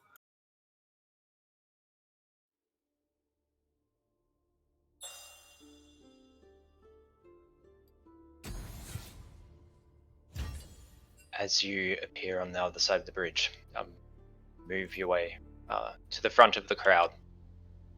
People willingly let you go as they initially resist, but then spot that you are RHC constables. Let you push your way through. You note that the first of the noble carriages have begun to approach the royal shipyard. Already the crowd on the bridge is doing its job, cheering, throwing flowers, performing folk songs and dances to show their support. Before things get too busy, your direct superior, Assistant Chief Inspector Stover Delft, asks you to come to a last-minute meeting to give you your marching orders. You find him chewing a bit of tobacco and eyeing a halfling chef who is carrying a tray of chocolate confections towards the docked coal tongue. His attention turns to you and he smiles. Only the finest for our king, right? Naturally, sir. Now then, we're about to earn our pay. He kind of pulls down on his finer clothes to get rid of the creases. Lots of nobles about, so first, don't make a scene, and definitely don't talk to any of the nobility unless they address you first. Understood? Yes, sir. Excellent. Understood. One agrees. Second, if something goes wrong, try to handle it yourselves, would you? I'm going to be busy applying some of my not inconsiderable charms. Ray kind of runs his hand through his receding hairline. Ha! To very important people. The RHC doesn't get by on just goodwill and pretty faces, you know. And third, you did good work back there. The police already filled me in. So I've got a big surprise for you. He grabs his cane and leads you towards the gangplank of the coal tongue. So now that you're walking up to it, you can get a clear view. Let me throw a picture in the general chat. Oops. Ooh. How is it there's, shiny on the front? It looks like it's polluting everything, but it's also very pretty. It is magic. So, I'll describe it to you first. You see the smoke and soot blasting from the chimneys into the, contributing to the kind of coal-filled sky of Flint. Notice, although it's encased in steel, you know that it is in fact wooden fold from your notes. And perhaps one of the most signifying features, other than the fact that this is steam-powered, is the massive brand that appears on the front. From Ella's notes, you know this is one of the core contributions from Jeff Mazarad. who combined magic and technology to build a magical brand. Excess energy from the steam engine can be channeled to the brand through a glass capacitor, which you can't quite see yet, but you will once you board. The capacitor stores the energy for the brand, and the brand can fire, obliterating small ships with fiery tiefling magic. Oh my gosh. Very cool. You also notice a kind of man in his mid-50s, kind of leaning over the edge, inspecting, try and get a good look at the brand. From your notes, you'd realize he is Benedict Pemberton. I'll add him to the map. Alright. So, Stover leads you towards the gangplank. For a moment, you think he might be tailing that halfling chef, the chocolates, before another more elderly man crosses the gangplank from the ship side. You recognize him as Minister Lee, another one of the important guests tonight aboard the Coulter. So Lee walks down the gangplank, and he walks in such a way where you get the impression that every move he makes is a deliberate one. He walks with his head held high, his posture straight. He approaches Stover and you folk who are at the other end of the gangplank there. He nods to Stover, who begins to introduce you to Minister Lee. Stover will usher you over. This, my friends, is an old man, and he kind of slaps Minister Lee on the back. Lee kind of shudders a bit. The old man, Minister Lee. There's not a better mage than Flint or Ressort. Minister Lee will nod and ask for all of your names. And who might you be? Lysandra flashes him a very charming smile. And I guess our title would be Constable, right? Yes, yeah. And she kind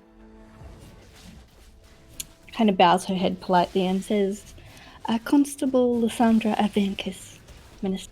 It's a pleasure to meet you. It is a pleasure to meet you too.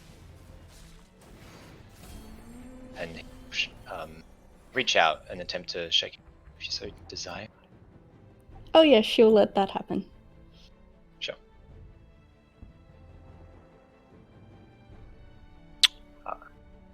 Yep, he'll turn to you, Angaran. This one is known as Constable Angarad Sipith. One notes it as an honour. It is a pleasure to meet you too. And similar thing, he shakes your hand. One offers a cigar. He'll politely decline. At least it wasn't a waffle. He does politely decline. You know from his notes that he never really eats, drinks, or smokes in public. Yeah, I was wondering about that because I noticed he never eats or drinks. I wanted to see if he Yeah. would smoke in public. So now you know. Like I said, very deliberate about the image he makes. He doesn't want to take narcotics with me in public. How rude. He'll turn to you, Ella. Oh, Constable Ella Demetria, Minister Lee. Pleasure to meet you. It's a pleasure to meet you too. He gives you a handshake. Just reaches up and shakes back.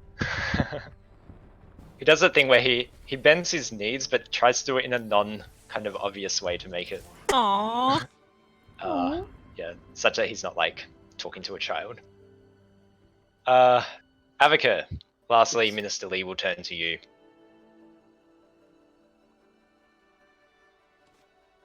Yeah, he'll look you up and down and say, Dave, don't see that every day. He reaches out his hands. Oh no. I've only been here for 250 years. He'll kind of release a small chuckle. Well, it's good to finally make acquaintance with you. Constable Evakir Gotyeko. It is a pleasure.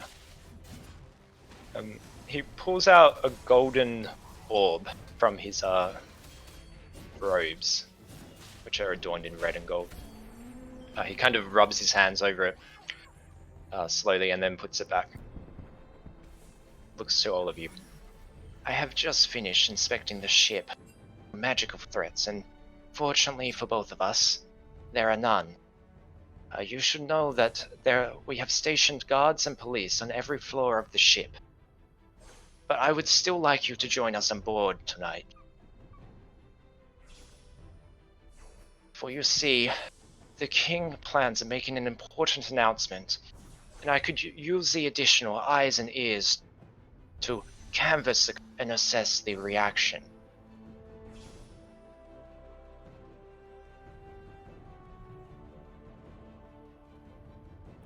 It would be an honor to be of service. Excellent.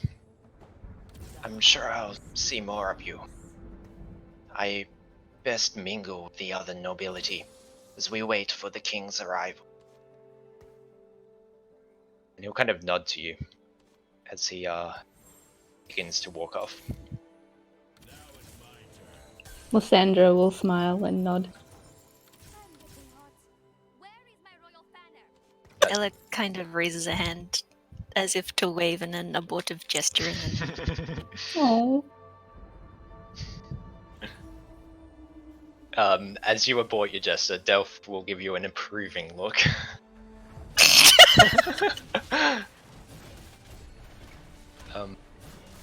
Delph will address you once again. So finally, you should know what your point of contacts are this evening. Sorry. If there are any magical threats or any urgent needs, you should address Minister Lee. As I said, there's no better mage available. But for anything else, feel free to approach me. He then gestures to this man. Sorry, I'll add this. One sec. That man has a very interesting outfit. He's a very interesting man, what would I say?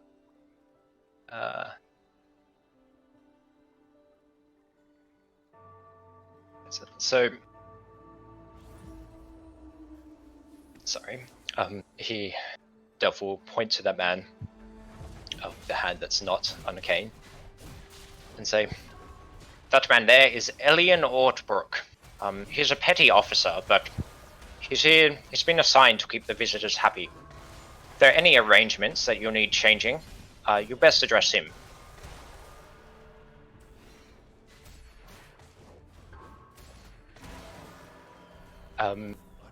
Delph goes to continue, but suddenly horns blare, trumpets and other brass instruments as a coach arrives.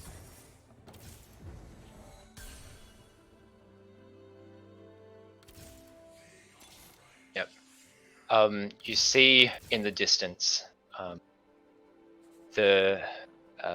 lady, quite a noble-looking lady, step out of the carriage in a dress, dark green dress. She has clusters of pearls for earrings.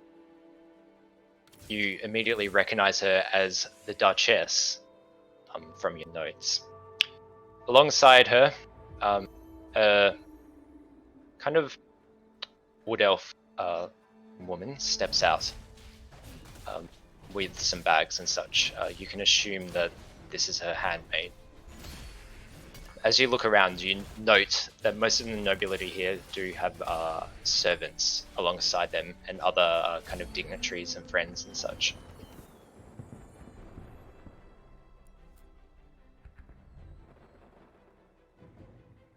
In total, there are about 25 nobility and dignitary that are destined to board the Coltung.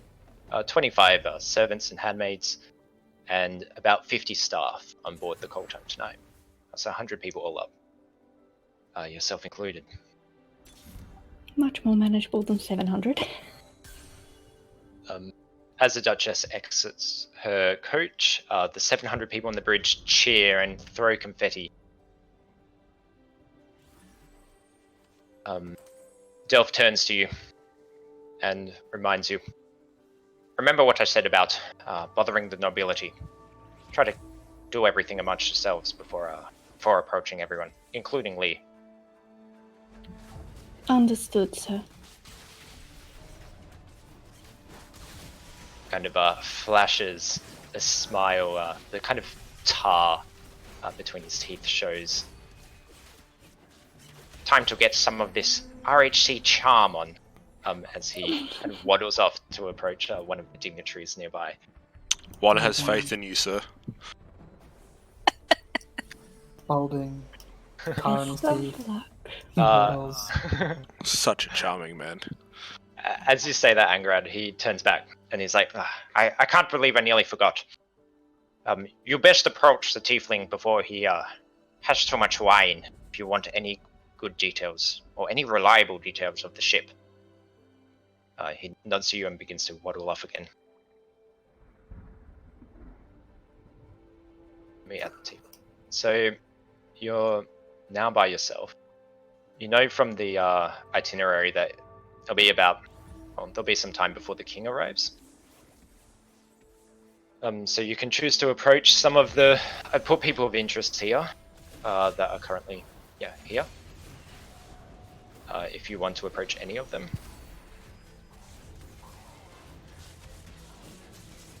Ella is very curious about the tiefling. Yeah. Yeah, so is Lysandra. Oh, good. She's too nervous to approach on her own. He's the gentleman responsible for creating the brand, right? That's true. For helping design the entire ship, but you're quite confident, or at least Ella's quite confident, the brand is entirely his doing.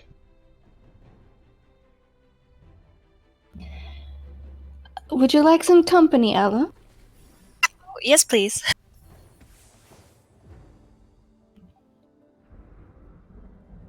I just want to check my notes on him because I had a little bit of a spiel on the teeth. Yeah, sure. Avakir and Angarad, would you like to join fellow constables in approaching the tiefling? Sure. One is not against that idea. So you all approach the tiefling. He's got quite a crowd around him. So firstly, there's a few members of the police around him. They're probably there to protect the tiefling. You also notice that there's a few industrialists and military officers hanging near him. As you approach, you can hear that they're asking questions about how the ship will hold up under actual combat, and even how the ship manages to float. He has a wine glass in hand, and as a waiter passes with a canopy of red wine glasses, he nudges one of the police officers and points to it. The police officer approaches the waiter and grabs the entire canopy and brings it back. So with a wine glass in hand, he divulges to the industrialists and military officers around him all of the details about the actual mechanics of the ship.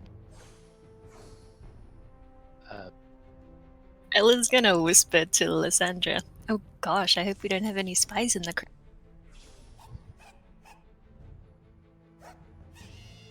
Well, I know nothing about nautical engineering, so for all I know, he could be telling them incorrect information.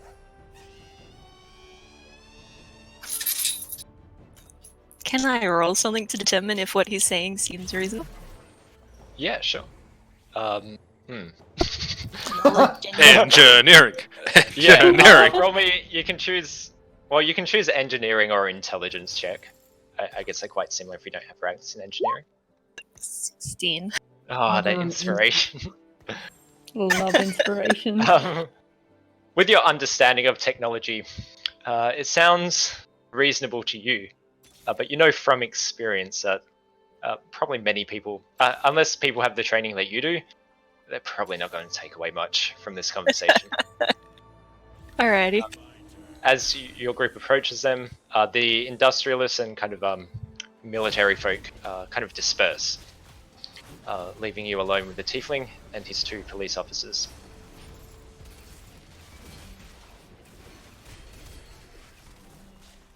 He looks at you, kind of sips wine. Seems like he's waiting for you to make the first move. I didn't think this through. I just wanted to meet him. Oh, does she whisper that? Pardon? Yes, she does. Lysandra's gonna kind of like place a comforting hand on her shoulder. And I was just going through my notes on him. Now, all of these people on the list, just important guests, they're not all nobility, right? Because he doesn't actually mention nobility, just that he is engineer from... Yeah, so they're all kind of important guests, and there are additional nobility and dignitaries on board. Cool. So she's going to assume that that means that this guy doesn't come under the rules that Delph just...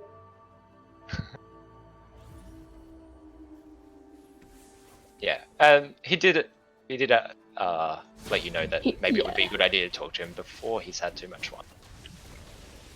So you can gather from that Delph thinks it's a good idea to talk to him. She will kind of step up with Ella and incline her head politely and say, Mr. Massad, I presume? Yes, that is correct. And he kind of gestures to the policeman holding the canapé. Where are your manners? Serve these guests some wine. Police officer reluctantly kind of holds out the canapé towards you folk. Oh, not while I'm on duty, but thank you. Oh, I think he was gonna take it, and then you said that, and I was just like, oh, right. Slowly retracts a hand. Yes, unfortunately, we are on the clock, but your hospitality is much appreciated. I hear you're the genius behind, well, all this. And she gestures to the ship. He smiles when you say the word genius. Well, you are correct. Sarge the ego. I don't... have... Sorry. Oh, go ahead. I don't usually get such kind words from a Risori.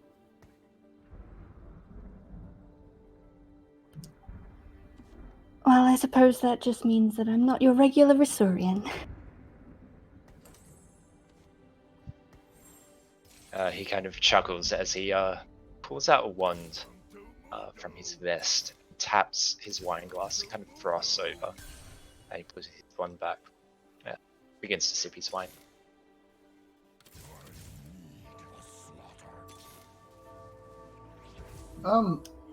Sorry, just for reference, we're not allowed to go on the... Are we allowed to go on the boat yet? I think we're waiting for the king to arrive. Yeah, your job's to kind of look after the guests, and they're all here at the moment. There's no guests on board.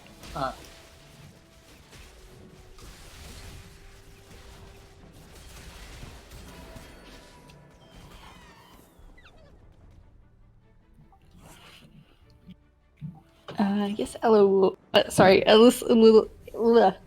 Lysandra. I know my character's name, it's fine. I don't know why I call all my characters Drift's character's name. It's fine.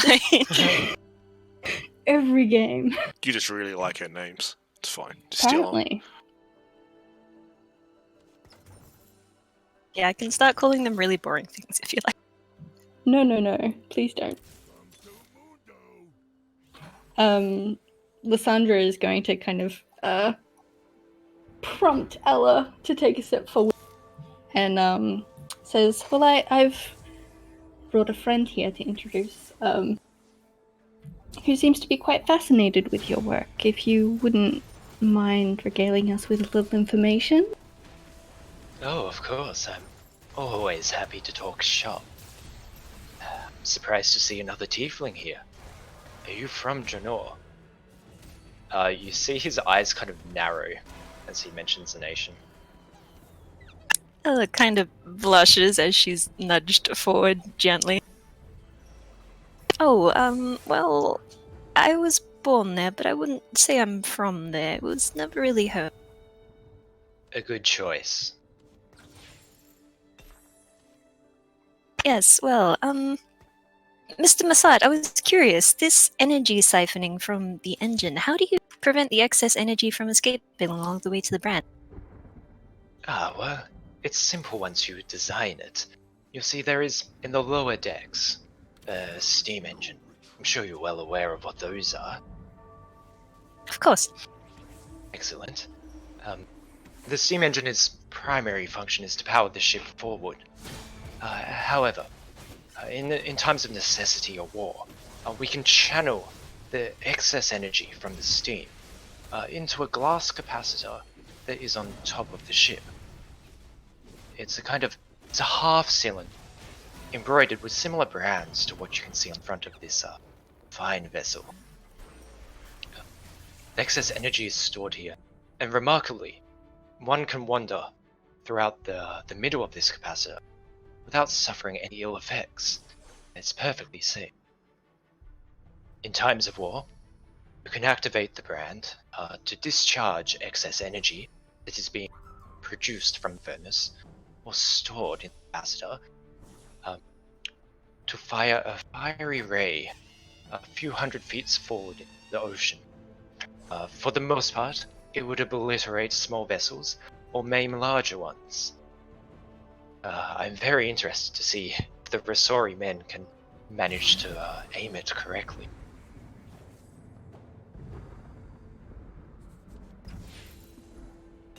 Oh, well, I'm sure only the finest marksmen and sailors will be aboard our premier steamship.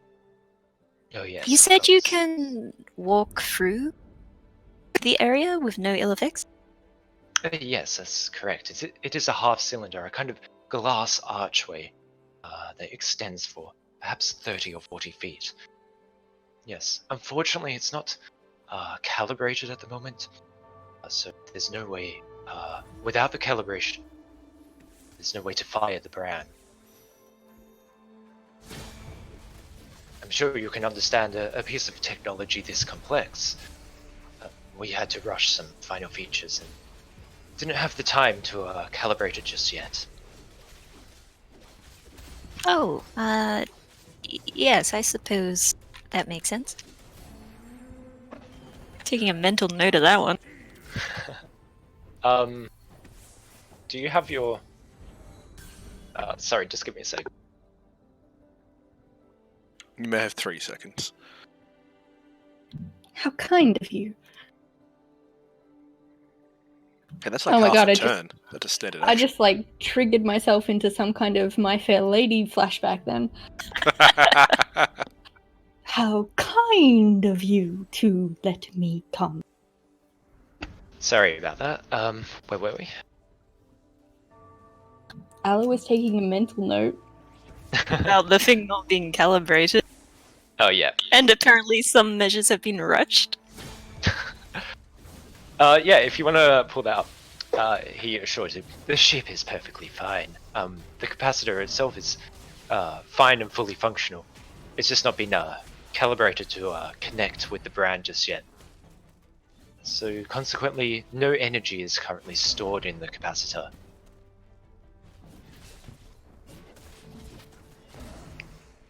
Ah, well, hopefully we won't require the brand's usage here in its... Oh, exactly. That's why we didn't bother calibrating it. That's the question I had. Do you have your little I don't know what it's called, the little thing out? Dragon Little thing. Dragon. disposable simulacrum. Yes. Hmm. If not, then I think did I do with Lysandra's it earlier? gonna dob her in. Let's see, I said she picked up her rapier and deactivated it, but I didn't say what she did with it. I guess it's tucked under one arm? That's left on the bridge. It can fit in your pocket, right, when you deactivate it? Yeah. It's probably in her pocket. Okay, that's all good.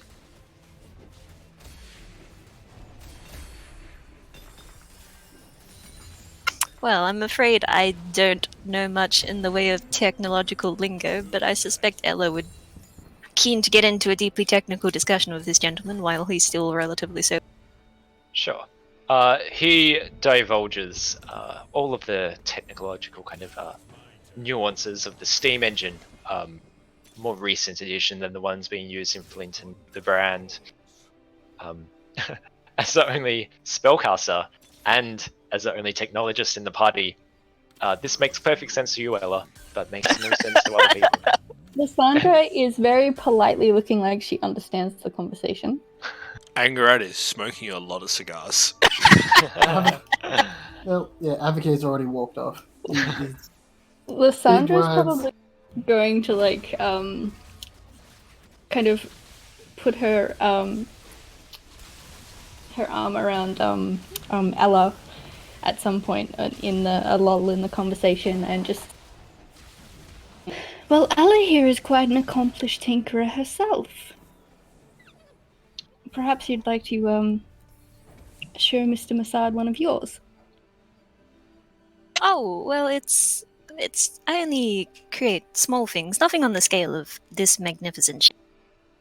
Well, we all start somewhere, dear. Oh, please show me. I've been talking to buffoons all night. She will pull out Emmett and All right. activate him. So what does Emmett look like again, Ella? Well, when she pulls him out of her pocket, it's just like a kind of slightly spiky brass ball made up of segmented plates. But she pushes a kind of switch or button, and it unrolls into a little dragon construct without wings. You can see it on the map there. It's quite How cute, big in my is opinion. he? He when is he's small activated? size, so I imagine he's Okay. about small dog, a bit larger than a cat. Nice. Slightly smaller than Ella? Question mark. That comes up to her hip. She's made herself a Labrador. The tiefling will kind of bend his knees to inspect it, and he puts his wine glass up in the air and looks towards the other police officer. Hold this, please. The police officer grabs the wine and he looks at the construct. He turns to you, Ella. May I touch it? Of course.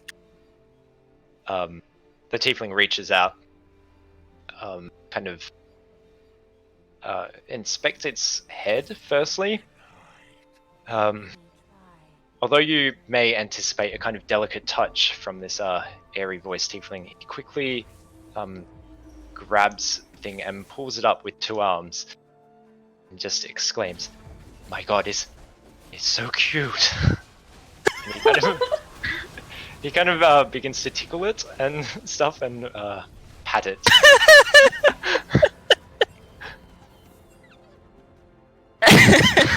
Lysandra quietly hides her grin behind her fingers before she composes herself. After a few minutes of excitement, he puts it back in the ground and looks to you, Ella. Yeah, you're right. It is a start, but I think you have something special in you.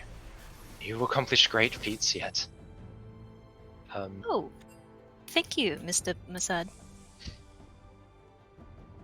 A lot of time has passed since the initial part of the discussion, and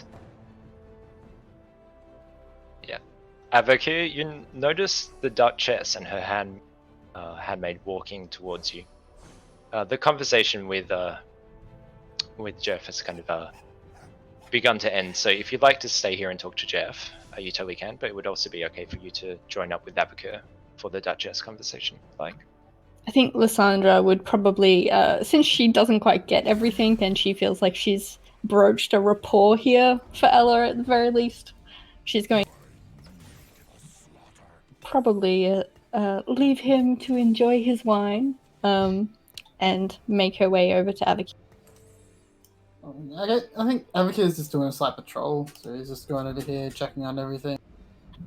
She's probably going to wander over to Avakir and grab his elbow and be like, Duchess and Comet. Yeah, Ella's staying where she is. I'm going to sneak off into a corner and look around. Sure. I'll describe what you... Actually, I'll describe what you see now, Ingrid. So from your corner, you see Captain Smith over here, talking with what seems like a dwarf colleague, smoking cigars. Huh? They seem like good people. The Minister Lee and Delft are kind of doing the rounds, talking to various nobles and dignitaries. Benedict Pemberton is kind of looking at the ship with a great sense of awe.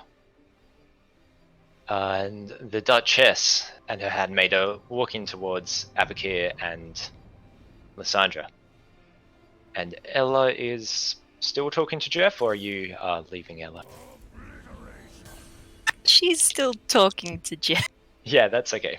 So you see Ella and Jeff talking in technobabble about Ella's pet and many other details. Yep, hearing that's what made him leave in the first place, so he's not going back there. Okay, so the Duchess approaches you, Avaka, and Lysandra, and she introduces herself. Hello, my name is Duchess Ethelyn of Shale. It is a pleasure to meet you, constables. And she knows, she looks at your badges. This is my handmaiden, Sakana Rel. She also points to the wood elf in, you can't see, but she's in a delicate, kind of silky, light purple dress. The elf looks to be in her 20s, and the Duchess herself looks well into her 60s.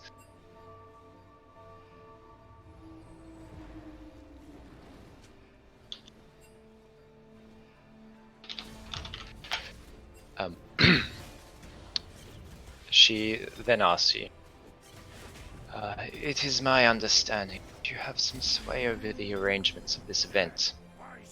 If you could do an old lady a kindness, the air here is leaving me quite winded, and the company is already giving me a headache. You see her kind of like over to some nobles. Perhaps in maybe 10 or 15 minutes, could you arrange for a room me aboard the ship, such that I may lie down? Can Lysandra do a sense motive on the Duchess? Absolutely. As she's, bowing and doing all that normal, polite. Yeah, totally. I'll send motive as well. yeah. Just because. Was that 22 the sense motive that you just Yeah. missed? Yeah, okay. Cool. So, Avakir, everything seems business as usual. Lysandra, the Duchess seems quite sincere. You can kind of tell from a little wheezing in her breath that maybe the smoke is a bit harsh on her. You know that shale is not industrialized, so this would be quite a radical departure from the environment she's used to. So all of this makes sense given she's in her 60s and stuff. Cool. You do notice that she kind of glares at the steam being poured into the sky from the ship. Which is quite in line with what we know of her. Yeah. You do notice, though, that something's up with Sakana. Sakana hasn't really said much, but there's something. You notice that her makeup is a bit uneven, and you also see quite defined ears poking from her head. From the makeup being uneven, you conclude that her actual skin color is a lot more pale than her makeup. With this information combined, the distinctive ears and the lighter skin, it might not be the case that she's a wood elf, but rather an Eldarin. However, you would also know that it's common for such people to disguise themselves as other forms of elves.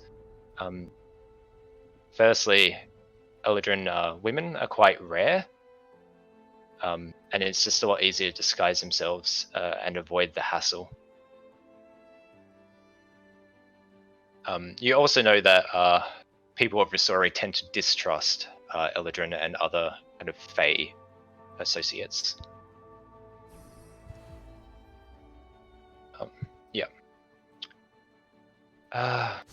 So the Duchess does notice you noticing her glare at the ship, and she'll pick up on that. Noticed you noticing me here? Yeah. It seems like she's making no attempt to hide it. I'll be the first to say that I believe this ship is a hunk of trash. I suspect the only reason it's floating is because of damn infernal magic my brother had channeled into it. You should be skeptical about what my brother says. You shouldn't trust what he says just because he uses the word progress a lot.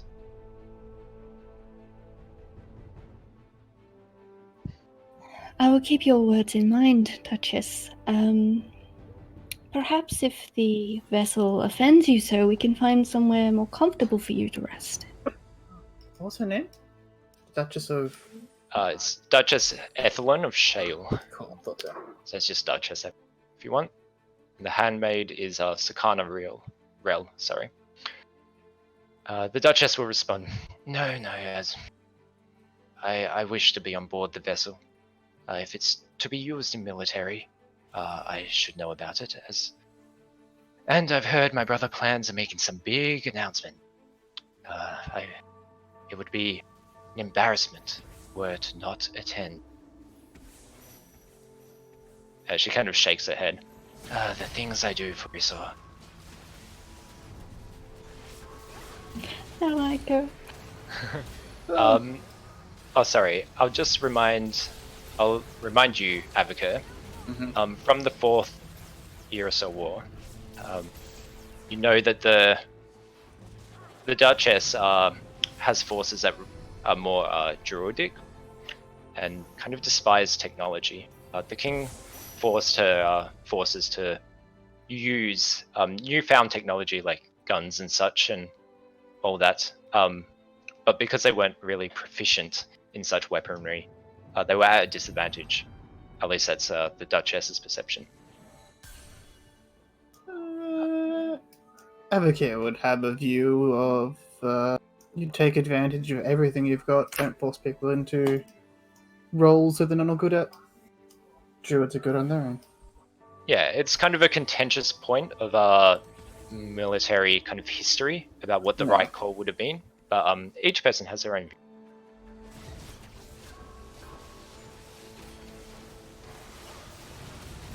Yeah, I think you have like a thing of it wasn't the best decision to make the druids onyx. They're all nature. It's just like, here, take this gun. What?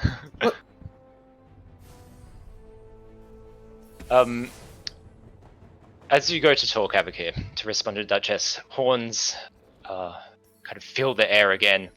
You hear children screaming in joy, throwing confetti. I need to just check. Elian has organized only the most cutest children to come forth from the bridge towards the ship. And he's set them up on some scaffold that goes off the pier towards the front of the ship. Another coach arrives, and out from the coach, firstly, steps the governor of Flint, Roland, shortly followed by King Aidan himself. So the governor, much like Avocur, is a deva, his face adorned with geometric patterns and an optimistic smile.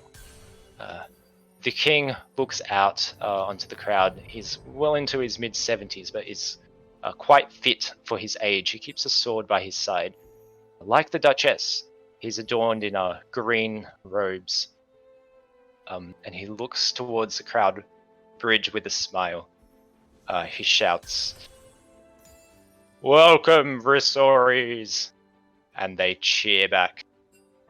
People are trying to push their kids forward to go out and meet the king, but the police are stopping them. The king moves forward towards the ship. The dignitaries stand back in the crowd. You see an artist painting the scene. The king walks towards the scaffold with the Flint City governor, and the cute children by his side. Elian hands him a bottle of champagne. "We meet here today to celebrate one of Flint's finest achievements." He gestures towards the Cold Tongue. The crowd cheers once more, both the nobles, dignitaries, and the crowd of Risori people. "Such a glorious achievement would not have been possible if it were not for you, citizens of Flint." The crowd cheers, throwing confetti. He,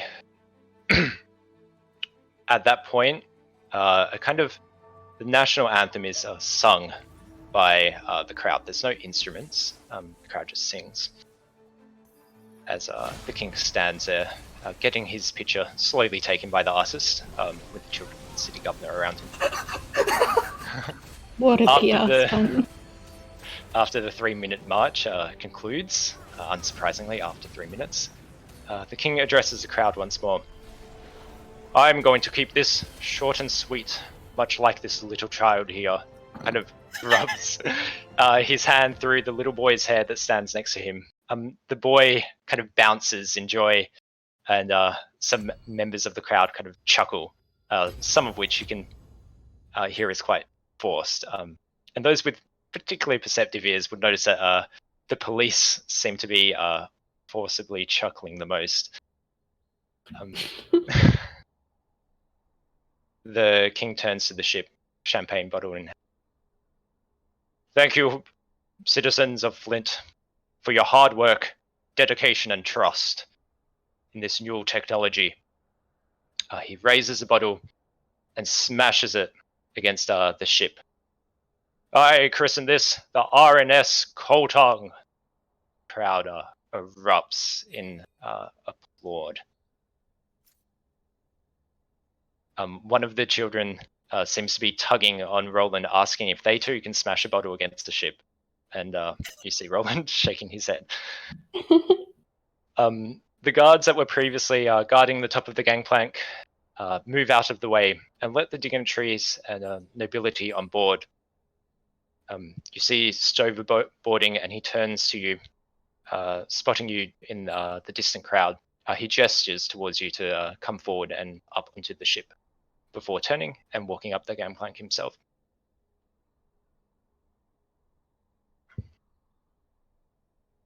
So let's begin with Lysandra and Avoca. You're currently in front of the Duchess, who looks towards the gangplank and kind of sighs. "I guess it's time to board." She turns Echo, to... could I get a clarification on her request earlier? Yes. Was it she would like us to arrange like a private place on board for her to rest, like away from everyone? Yeah, so if you look at the design, you might not be able to see it, but on the berth deck, towards the back, there are wizard quarters with beds. Oh yeah, I see them. Those little 4 matching. Yes. Right. Yep. Yeah, it's a bit hard because the color's not there. Yeah. But you also know that if you were to approach Elian, yeah, he would be able to help arrange something. The Duchess essentially wants a place to lie down. That's cool. Lysandra will as she is, begrudgingly heading off to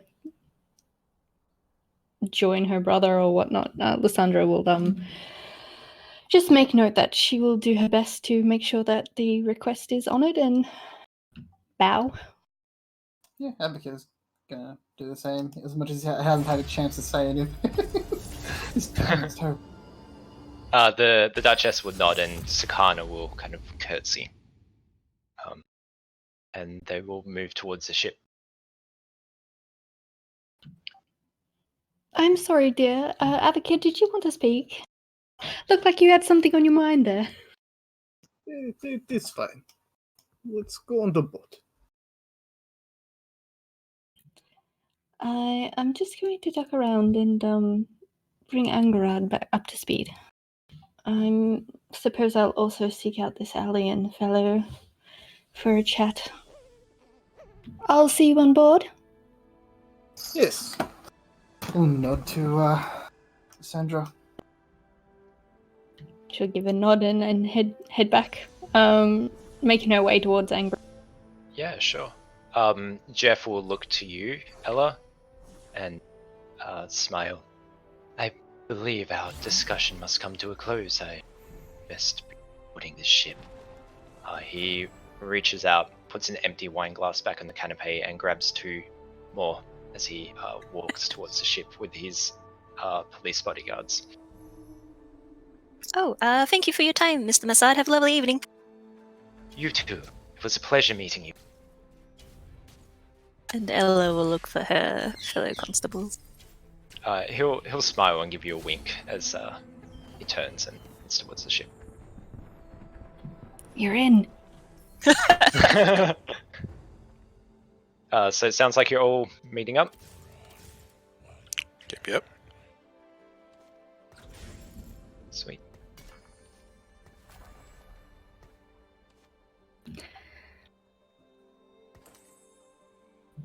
See anything interesting while you were smoking?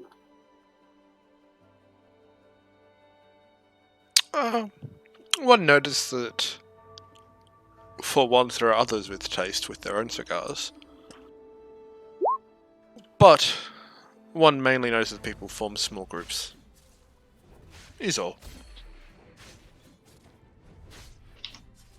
How did your own investigations go?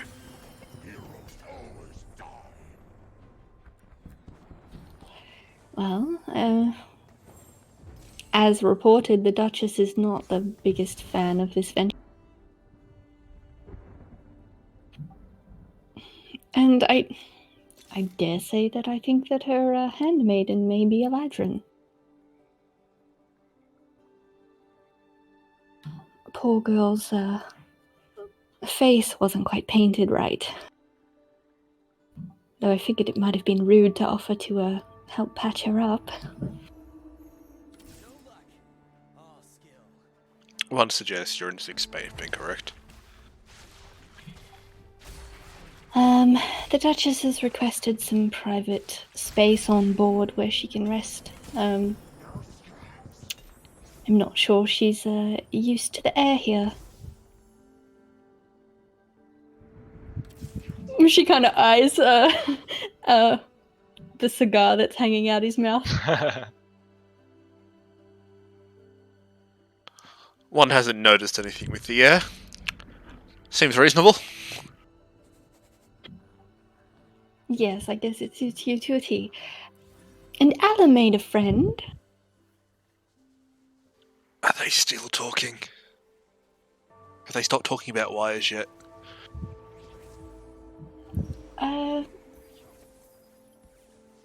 Yes, I believe Mr. Massad has headed on board, so I think you're safe from the wires. I mean, I don't understand much of that myself, but it is quite impressive to see a man talk about it. Thank the court.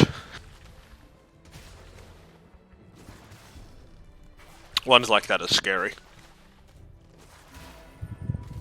Scary? What is going in their heads?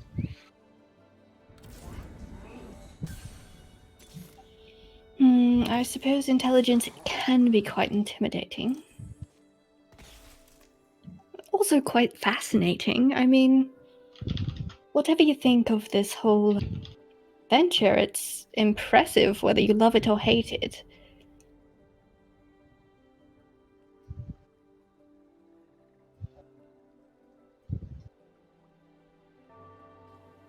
One must agree, it is definitely interesting. Well, you'll be able to see it up front and make a judgment for yourself, I suppose. I guess I should find this alien fellow. The Duchess had a request that I should pass along. Would you like to accompany me? One would find it an honor and a duty. Always the charmer, Angerlad. Sure. So if you're seeking him out, as a group together, you'll find him at the end of the bridge, kind of organizing the crowd such that only the most beautiful people are up front. He willingly will tell people that they just don't have the face Oh, wow. to make the front of the crowd, including children. So as you approach him, he'll immediately recognize all of you. Advocate Angerad, Ella, and Lysandra. Yes, that's right. The constables who will be joining on board this ship. What can I do for you?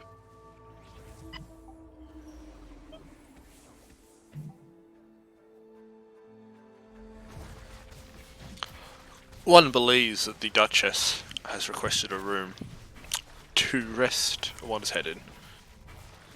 And I believe you're the man to see about making changes to arrangements, yes? Yes, that is correct. That is an arrangement I can not only change but anticipated. I will organize a room for herself and her handmaid. To be honest, I was just gonna find a room and put her in there. I wasn't gonna ask her around or anything. I can arrange that separately. You constables should be keeping an eye on the dignitaries, of course. Yes, well, I welcome your enthusiasm. Well, of course, I'm paid to make sure the nobles have everything they need. They are incredibly kind folk, you know.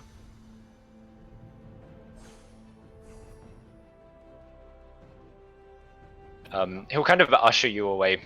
Please, I have beautiful children to find. As he walks back towards the crowd. Lysandra's see him gonna just- raise her eyes a little bit, like, dubiously at that comment. One thought Is saw here- one that way. You hear an audible sigh, and he's just like, much too ugly. Back. As he pushes a small little girl back into the crowd. Lysandra looks like she wants to say something for a moment and then thinks better of it and kind of like just turns on her heel and shakes her head as she's like walking back towards the ship. Yeah, Ella looks conflicted, but she opts not to say anything. Yep. So most of the nobility and dignitary have made their way on board. And from where you can see, the Duchess, the King, and the city governor are all on top of the front of the ship, smiling and waving to the crowd who cheer, throwing confetti.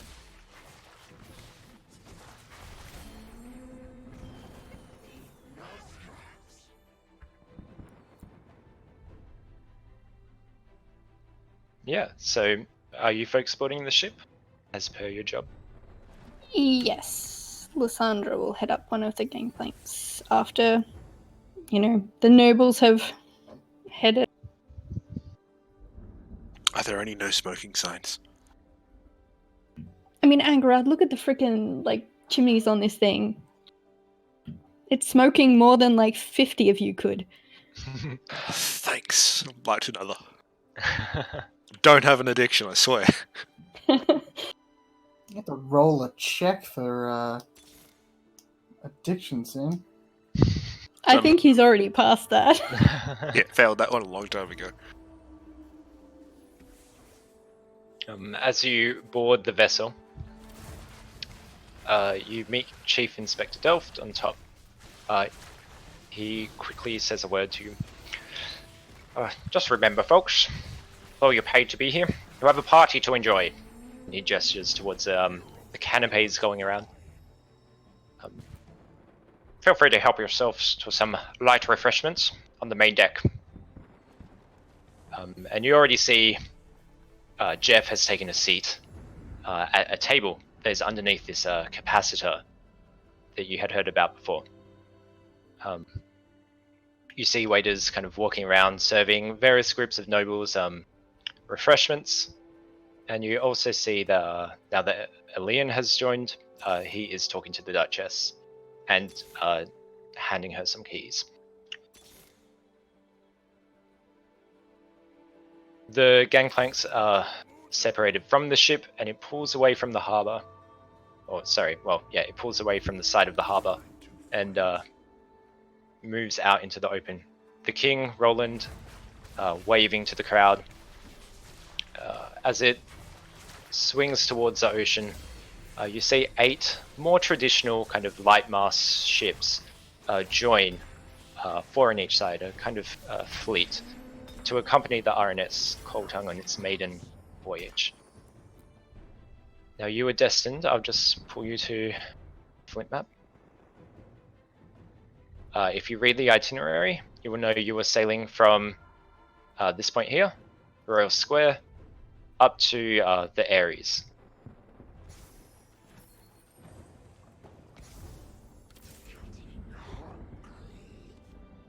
Let me bring you to the top of the ship.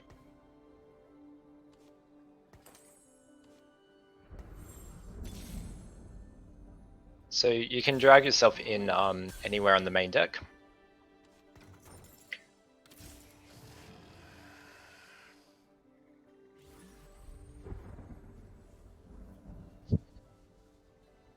There's a bird person! So that's what the image is. It was so dark I couldn't tell it was a bird. Yeah, but if you read it, it said that she was a Tengu. And XRHC. It's a Kiri. In fact, Avakir and Angarad, you would know Rook. Wait, she's the one that retired? Yeah. Yeah, Avakir's there. Everyone in on them. Avakir's like run over. Okay, that's fine. My friend! I've just described to you what you're seeing. On this side of the ship, you notice that staff is setting up for a band. In fact, there's already a piano there that is playing music. That one. But yeah, a more of a brass band is being set up. And you see someone who looks like a conductor, kind of organizing and directing staff where to go. And also ushering the kind of children's choir on board. There's some waiters there with those little, the halfling waiter with the chocolates is offering it to the children who are gleefully accepting. Oh, that's so cute.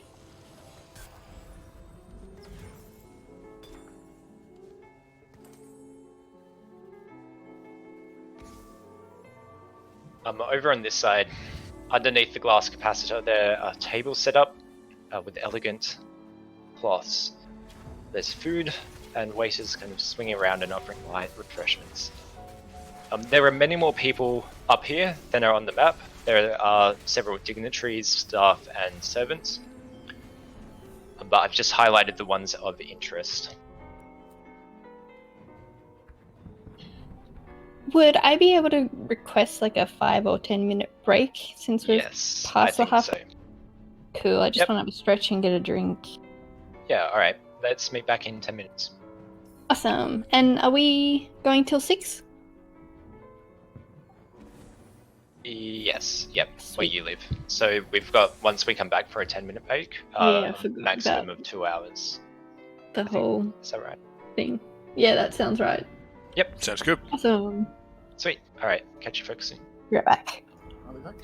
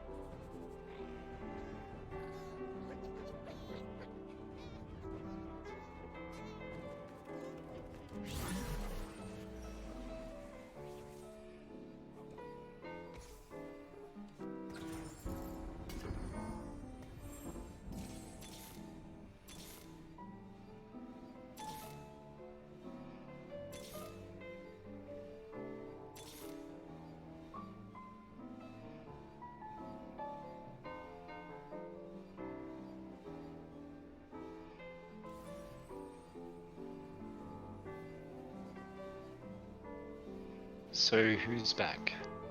Not me. This one may or may not be here. I just got back. Sweet. I am here. Excellent. Yeah, so the ship has begun to depart. It's about 8 p.m. if you look at your itinerary. You know what 8 PM means, friends? Time for a smoke. Wait, Angrad, your watch seems to be stuck on 8 p.m. I can never get that fixed. In case it is of relevance to you, Angrad, these two men here are smoking and talking. What do you think his philosophy? Well, one may go join them. I think Lysandra is going to join Angarad and just kind of as an auxiliary guest. She's not gonna go out of her way to make a lot of chatter unless something picks up. Sweet. And Ella, what would you like to do?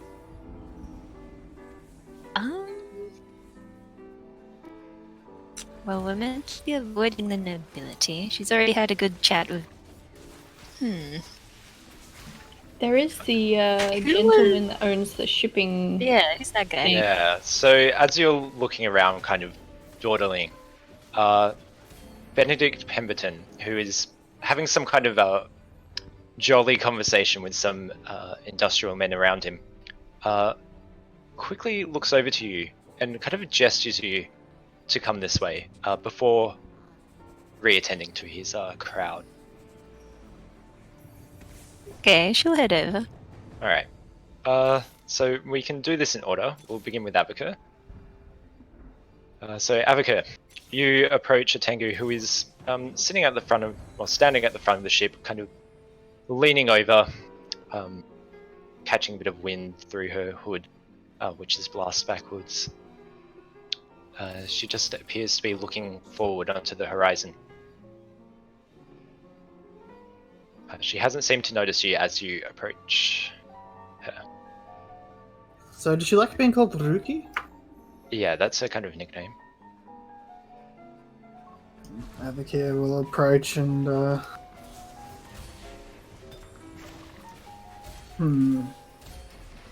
respected, she's old. She's also very friendly, and you would know her, although you haven't worked on any missions together. Just kind of a sweetheart.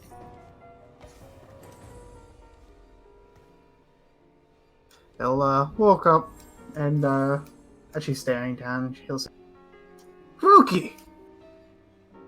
She'll swing around and raise her arms out and kind of charge you and hug you. He'll hug her back. Avika, it's so good to see you. She gives you, you're quite sure she's trying to give you a tight hug, but it doesn't really feel that tight to you. How have you been, you old bat? I've been good. I've been trying to keep busy after leaving the RHC. Yes, how does one go from working so much to so little? I still keep busy. I still work, of course. There's many investigations to be had. Now it's just about missing pieces of cake around my grandkids and whatnot. There's a hearty laugh from Advocate. I didn't realize you'd be on board. Have you got a ticket? Oh, don't tell me Stover put you on the job. He'll point to his badge. Yep, it is my job at the moment. What brings you aboard? Ah, well, the RHC got a free ticket, and Saxby thought rather than going herself, she'd give it to me as a kind of retirement present of sorts. And I'm so grateful for it. Look at this marvelous thing. And she kind of gestures. Flint has changed so much over the last few decades, hasn't it, Avakir? Oh, you don't know the last of it. The quickest change I have seen. It was so exciting to see everything change. I fear my days on this world are numbered, but I wish I could live just a little longer to see where we end up. She kind of gestures towards the horizon once more.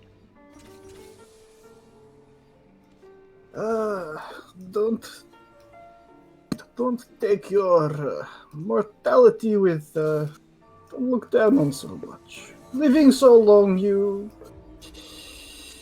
see lots of friends die. You have lived very good life. Oh, I know I have, Avacare.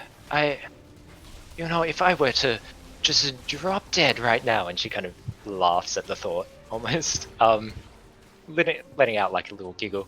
If I would just fall down right now, I'd do it with a smile. I've lived my life to the best. There's not a single case I'm glad I didn't do. And there's not a single person I'm glad I didn't meet. You included, Avacare. And she kind of gives you a bit more of a hug. He'll hug back. Probably squeezing a little bit too. What an awkward thing of realizing not your own mortality, but everyone else's mortality.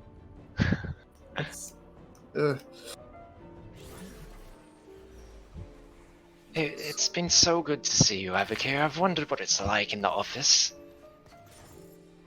How is everyone? Same. Although Peter's, do you know Peter's taken up baking? He makes very good cupcakes. Is that so? I may need to come back to the office and pick some up one day.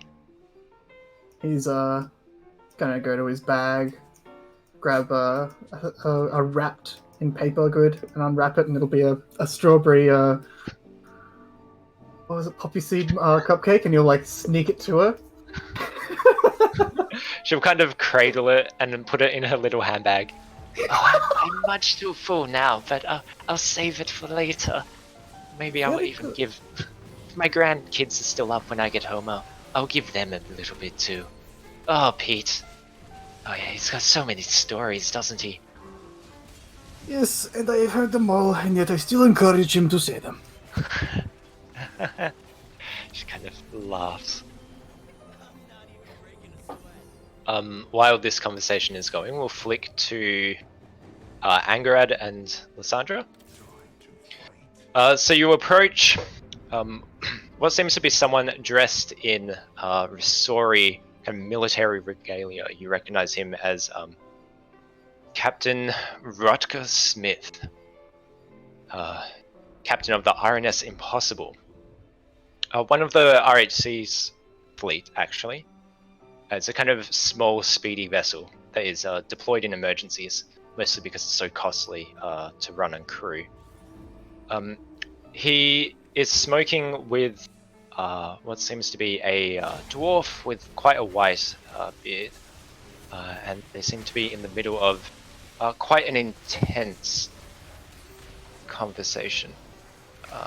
The captain exclaims, "Oh, you don't understand. If only we were to put more effort into peace treaties.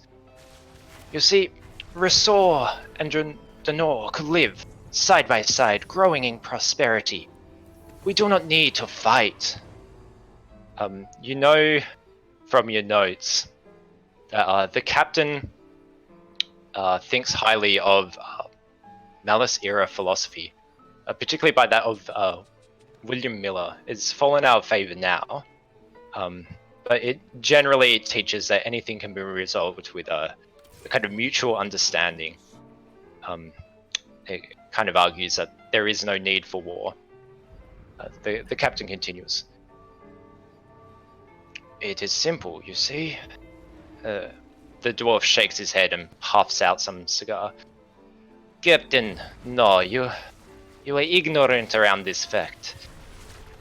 Does not Hyde Escotol tell us that any ordered system will be inevitably ruined by some random accident? A peace treaty would not survive. There would be some miscommunication, that would inevitably shatter the treaty and lead to all-out war. And for what? The prosperity that comes, it is only more greater technological advancement. There will only be more casualties. A peace treaty is quite ironic, don't you think? The captain shakes his head as they continue to puff cigars. He notices you, Angarad, and points to your cigar. Excellent choice. One thanks you. But one couldn't help but overhear the conversations. But wouldn't you believe, as Vikesh said in their Song of Mourning, that a defeat only tragedy if the defeated allow the story to end there? One does not believe Rosira even needs the peace treaty to stand on one's foot, but would do better to show Denor that one does not need them by standing above them just from what we have gained. The dwarf pipes up. No, you like the captain are also misled. Do not understand. Hyde Eschatot tells us of the beauty and the meaning of ending. We should not push to continue to do this kind of dance of war.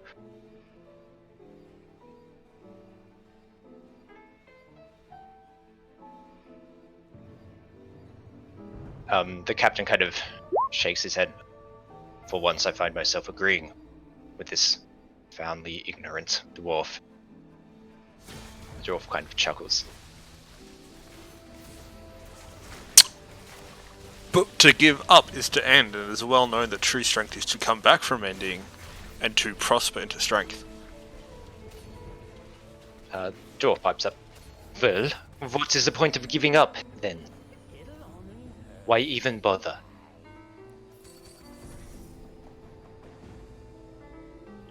The best revenge is to show that one doesn't need them. That one does not care about them. The captain kind of argues. I think, and he puffs his cigar again. I think it should not be about Denor, but about Rissor. It does not matter what they think of us. It matters what our people think. It is their livelihood for which we fight, not to show up Denor.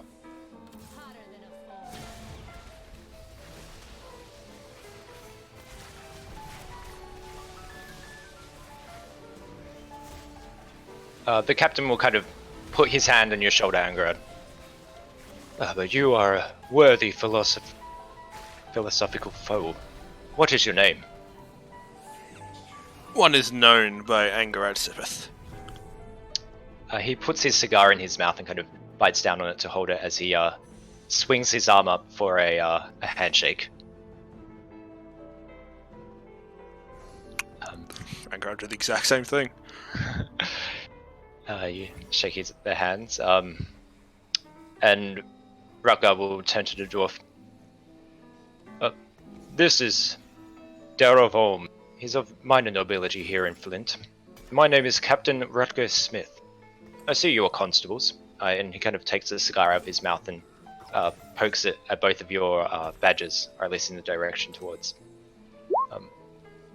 You have no. I don't believe you've had the pleasure of boarding my ship. The RNS Impossible. Perhaps you will soon. One could hope, and then hopefully one could continue this conversation. It is nice to see others with taste that also think about matters. Oh, well, Even if the school that you follow may be not as correct as the Vikashi. Both the captain and There's a big shit-eating grin on his face. At that. They all chuckle. Oh, of course. It is far better to meet people that disagree with you than agree. At least you can refine your ideas.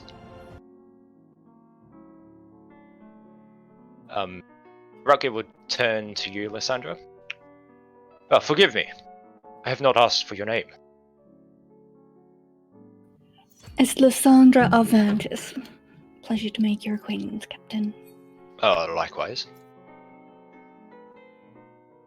We'll skip to Ella, who is approaching Benedict Pemberton. He is addressing a crowd of about 3 military folk and industrialists. He also has a cigar in his mouth. He's in his 50s, but by the way he talks, this kind of arrogance, you'd think he was in his 20s. He has his hands through the kind of belt loops on his pants. He's leaning back and regaling a story. And that's when my father jumped onto the back of the boar. Can you believe it?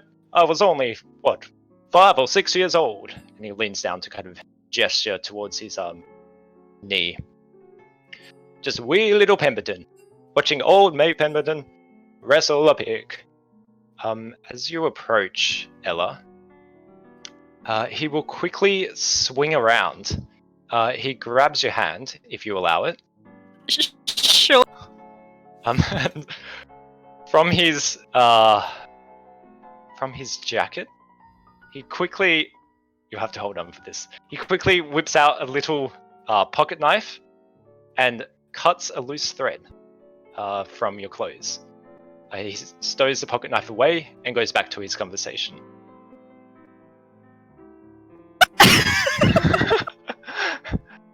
He does give you a charming grin as he does it too. And that boar, my friends, was the tastiest pig I ever ate. In the several decades that followed since, I've never ate a finer meal. And the kind of small group of people laugh. He turns back to you, Ella. And what might you know your name be, lady? Constable Eleanor Demetrio, Mr. Pemberton. Was there something you needed, other than perhaps my clothing? No. I just saw from the distance you had a bit of loose thread hanging off your clothing. I thought you could do with a bit of tidying up. Right. Well, enjoy your evening then. She's leaving. He gives you a wink and goes back to addressing the group. Poor Ella.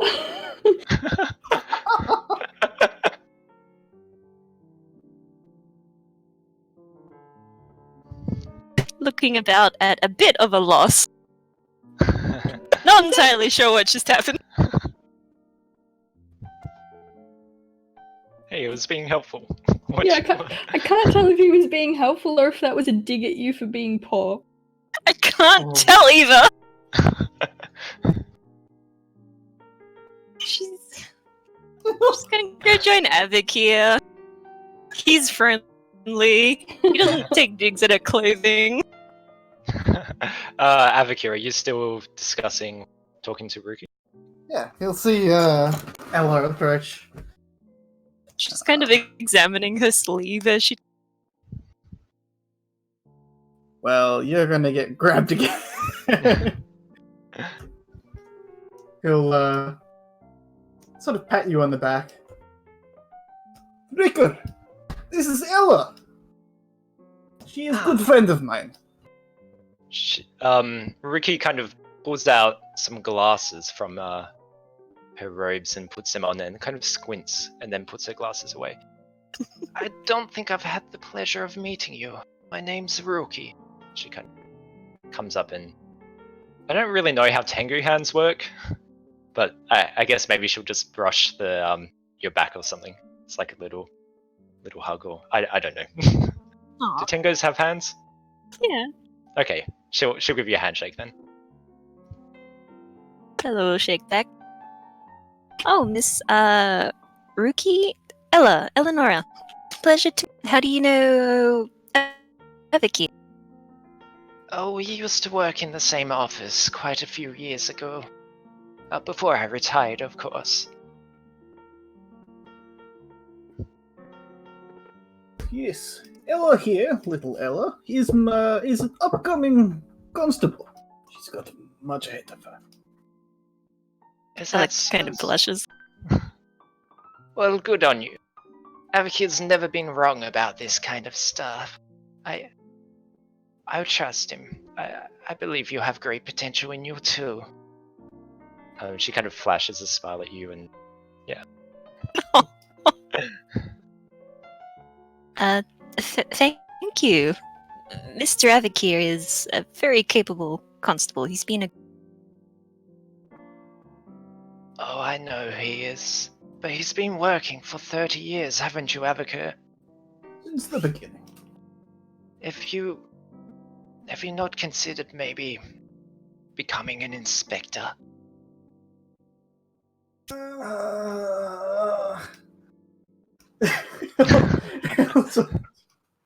Just look away and cut off the conversation. It's like your family asking you, like, Why what you are you not gonna do off after yet? you finish studying? Oh, he's always shy about these kind of things, Ella. Shy about these things. Roland tried to get me to be politician. Come, Ella, we go talk to him. Watch, he'll try. Ruki kind of giggles and waves goodbye. Good luck! Note She to says self, with a Ella. beaming smile. Tell everyone we have to call Avakir Inspector Avakir now. No. So cute. Alright, so Alright, nice so to meet you. folks- You say as you're being dragged away by Yep. Avakir. Thank you, so the rookie. Alright. Angarad and Lysandra, you can continue speaking to Rutger and Durov if you want, or you can go somewhere else if you'd like. Who are you interested in, Lysandra?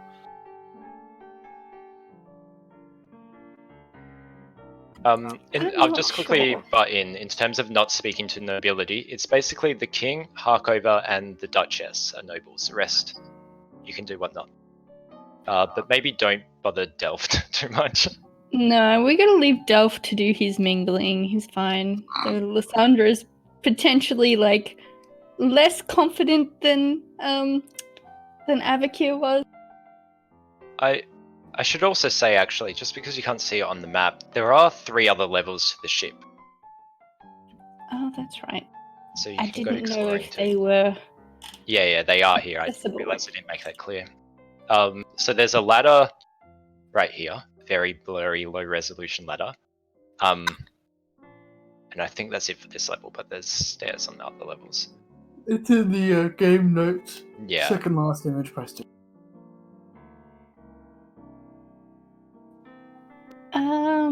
I think Lysandra might be interested in asking Ella if she wants to go explore like the engine room and stuff, since that was of curiosity earlier. But I think she's just gonna meet up with Avakir and Ella over at the governor.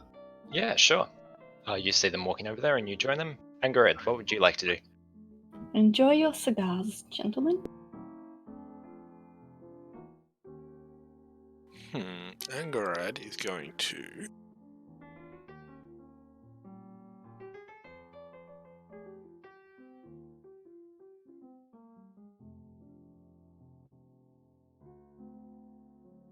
probably just walk around the deck for a wee bit, looking around, looking at things. Seeing what the policios are up to themselves. Yeah, just on the main deck here, the top Yeah, one. just the top deck. Yeah, so similar to before, you'll see the band is setting up there. Some piano music is coming from that direction. The several police are just kind of, they're not doing much, they're just keeping watch. Yeah. You see sometimes Elian will come up to the deck and take some dignitaries below for what you assume is a guided tour. The Coltung.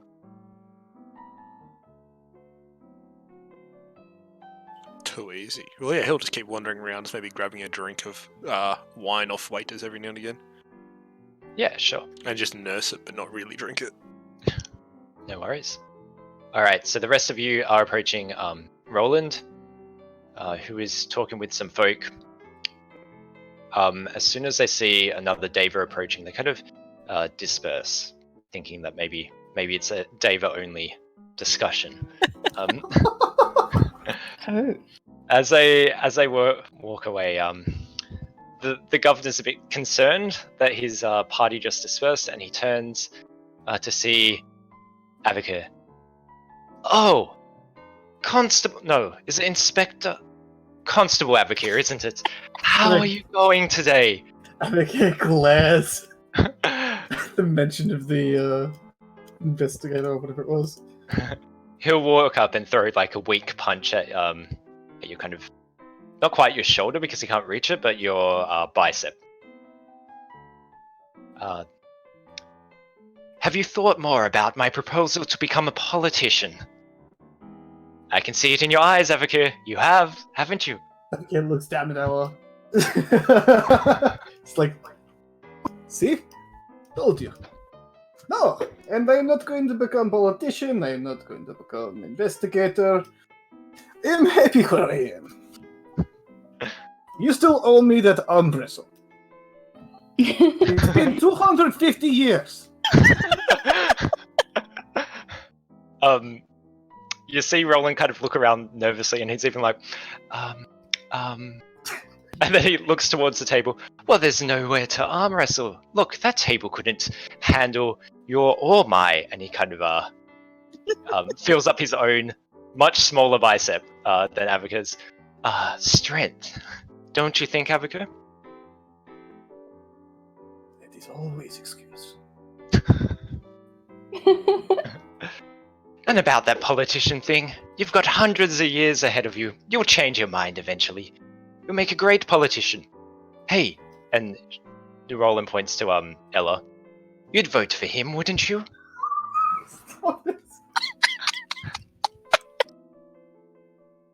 Oh, if Avaki were to run, sure, I'm certain he'd make an excellent politician if he so desired. There you go, Avika. You have a great future ahead of you. Lysandra kind of grins from like joining the conversation at Avaki, who is obviously uncomfortable, and says, Minister Voltyakov. It does have a nice ring to it. The glare. Both at once, yes. Roland puts up his hands. See? You've got 2 votes already. You're basically in. He grabs you on the arm and kind of punches it again. I am going to get that arm wrestle one day.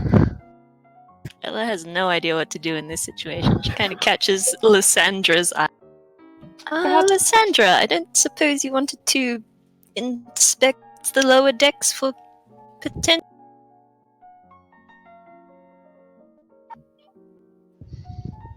Is that your way of asking if I'll accompany you to see this magnificent engine everybody's talking about? Yes, that. Well, I suppose we can leave Avakir to plan his campaigning, and I'll accompany you. As you two walk away or climb away, Avaki will yell, I will not forget! Neither will I.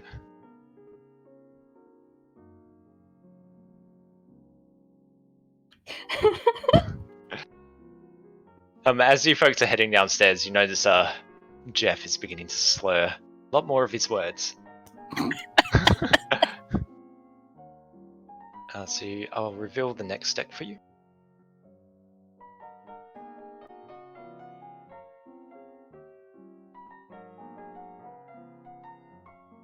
So feel free to drag yourselves into the next deck if you're going down the ship. There's not many people on this deck. There's a few police guards. You see Elian kind of walking around with a few dignitaries pointing to all the cannons. The dignitaries suitably oaring and ahhing at the military kind of power that this ship has. That is a lot of cannons. over here, you can go down to the next level if you'd like. Ella is actually interested in looking around the entire level and seeking out potential problems, as well as just having a good sticky beat. Would Yeah, you like sure. to shadow the guided tour?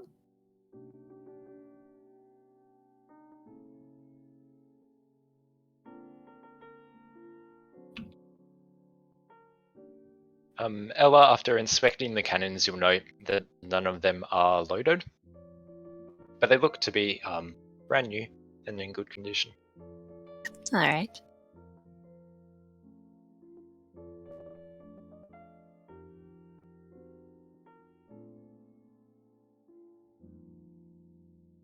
Yeah, there's not much in this room. You can see there's a small slit to see slightly outside of the ship, and there's kind of stores for the cannons in these rooms if you were to open. All right. There's a mesh here that you would have seen when you come downstairs. That looks all the way to the bottom deck. If you were to look through it, you could see some fire gems being kind of picked up and moved with shovels. Ooh. You know from the drawings that the steam engine is on the bottom deck, and using your knowledge of technology, you suspect that these meshes are to properly aerate the ship. Wonderful. She'll point these things out to Lysandra and excitedly talk about them. Lysandra is happy to listen. She Is might here not. giving She her might own, like, not understand like some of it, but yeah, she's giving her own much more technical guide.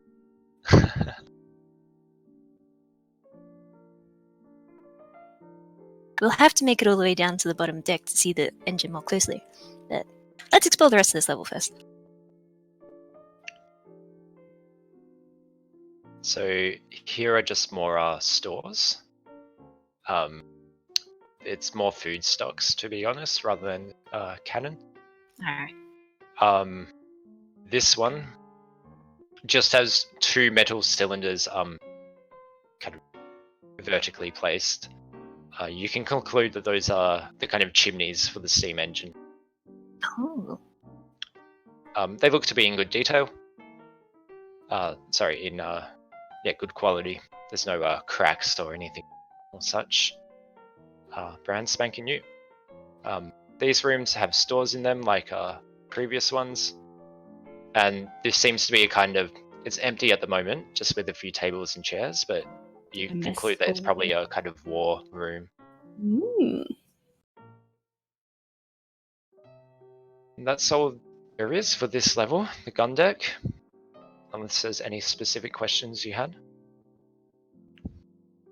She'll walk up to one of the police officers and just ask if there have been any issues. No, not at all, Constable. It's been quite boring, actually.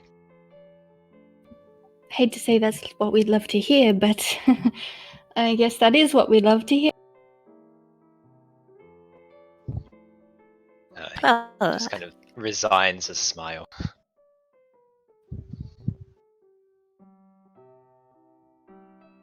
keep it up, and I hope the rest of your watch is equally boring. Thank you. And Ella will head down a deck unless Lysandra wants to inspect. Nope, I'm good. As you head down, Angarad, Angarad, you're looking around, aren't you? Up top? Yes, I am. Yeah. So, besides the ever increasingly drunk tiefling, you notice kind of Harkover and the king kind of walking around and talking to people. As they walk through the capacitor, the king kind of holds his stomach a bit and kind of bellows out a bit of a burp. And then he laughs alongside Harkover. Oh, one of the local archfey must be upset that I parked my ship here. As he kind of laughs. Check the itinerary for a sec. It's both an itinerary for the Yeah. players. So and- the ship is pulling up to the Ares now, and preparing to anchor. So you're about at, we'll say about 8:40.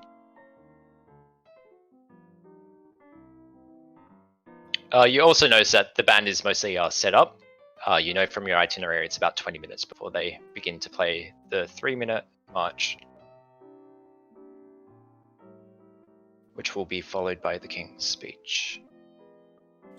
The king's come over an archway, being unimpressed. Like Angard, kind of like walking himself into the shadows a bit more now. It's like, nope, nope. Okay. Avakur, are you still speaking to Roland? Yes. Roland will continue to address you. I heard trouble that some dockers interrupted you on the bridge. Way here. Yes, it is partly why I came to speak to you as well. Is that so? Yes, apparently tension between police and dockers. Do you know much about? Yes, it's a delicate system. Industry here in Flint. Personally, I think the dockers should be content with what they have. But we must do what we can to prevent violence. Thank you for telling me, Avakur. I appreciate it. I also heard the man, Docker, that was trying to get through had it in for me. I appreciate your interruption of that, of course. Yes, somehow turned from something about you and printed on me, so. But he fled. But it is still concerning. Oh, it is. Personally, I worry for Flint. It's so hard to convince these nobility and dignitaries to treat the workers with much more respect. It's all about profit around here. And you see Roland kind of lean back a bit and look over to Benedict. What's Benedict? Pemberton. The one who was a bit weird around Ella. The folksy guy. The Texan. Oh, that's right. Angarad, you kind of spy Roland glaring at Benedict, and you look around and you also notice that Harkover is sometimes shooting glares at Benedict too. Okay, so Okay. we'll move to you, Lysandra and Ella. You're going to the next deck, aren't you? Yeah. Sweet. Yep. So I'll reveal it. You can't see the Duchess or the Handmaid, but I've kind of indicated what rooms they're in. I think we can remember from the maps that Ella supplied that they're where the personal quarters are. Yeah. I assume we're going to avoid those. Yes. Perhaps just give the police there a nod as we go by. Oh my god, it's Daza. It is Dazza! Dazza! You Oh found him. my gosh! Wait, what? It's Oh. Daza. Drake. Someone quickly recap who Dazza is. His name's Darren, right? He was Yeah, one of that's the right. guards outside Cauldron Hill, along with Bazza. Man, We should go ask if Baz is here. I did not expect a man with a name like Dazza to look like that. But I'm into it. He is one to find Dazza. Dazzaling? Oh my god. Wow. So are you folks talking to Dazza down here? Yeah. So as you make your way through, you'll Notice that there's another set of stairs leading downstairs in this room. If that's the direction you're going. Yeah, we'll head away from the personal quarters. Similar in this room. There's just kind of supplies around. Yeah. Yep. And we can sort out what's in this room once you've talked to Dazzler if you want. As you approach, he kind of rubs his eyes with his hand and looks up to you folks. Do my bloody eyes deceive me, or is that Ella and Lysandra? Didn't expect to see you here. Feelings mutual. Yeah, well, I picked up this job for a bit of extra cash.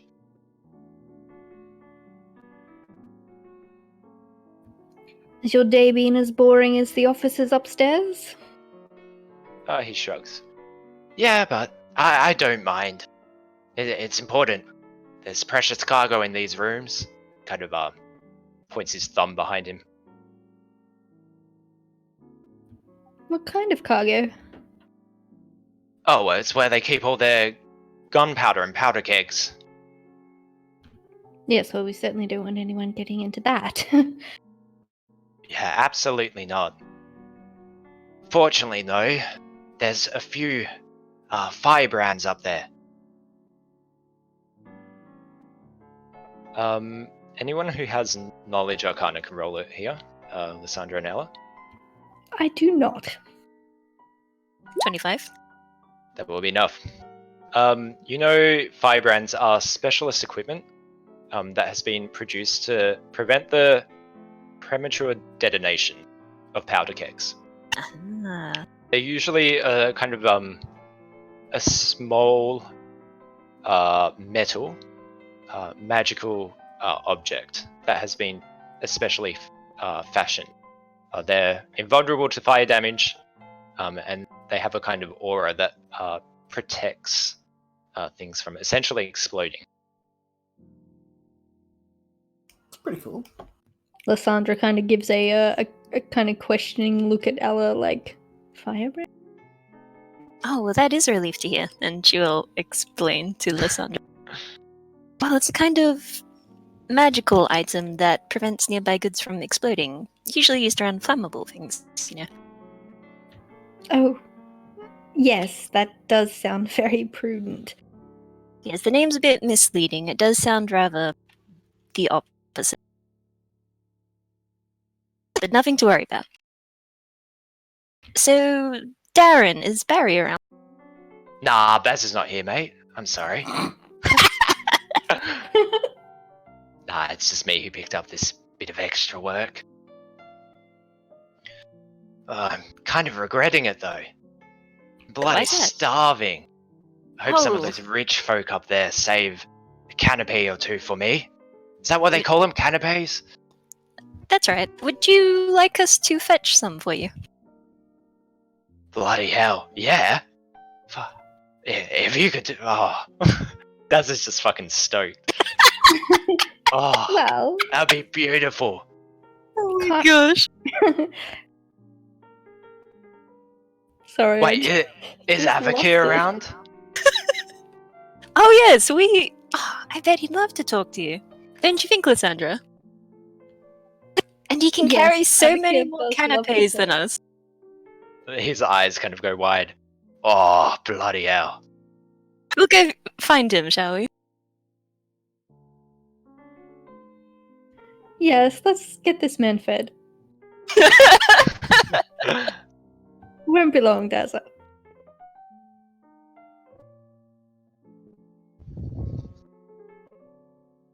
We'll head up and go find Avakir.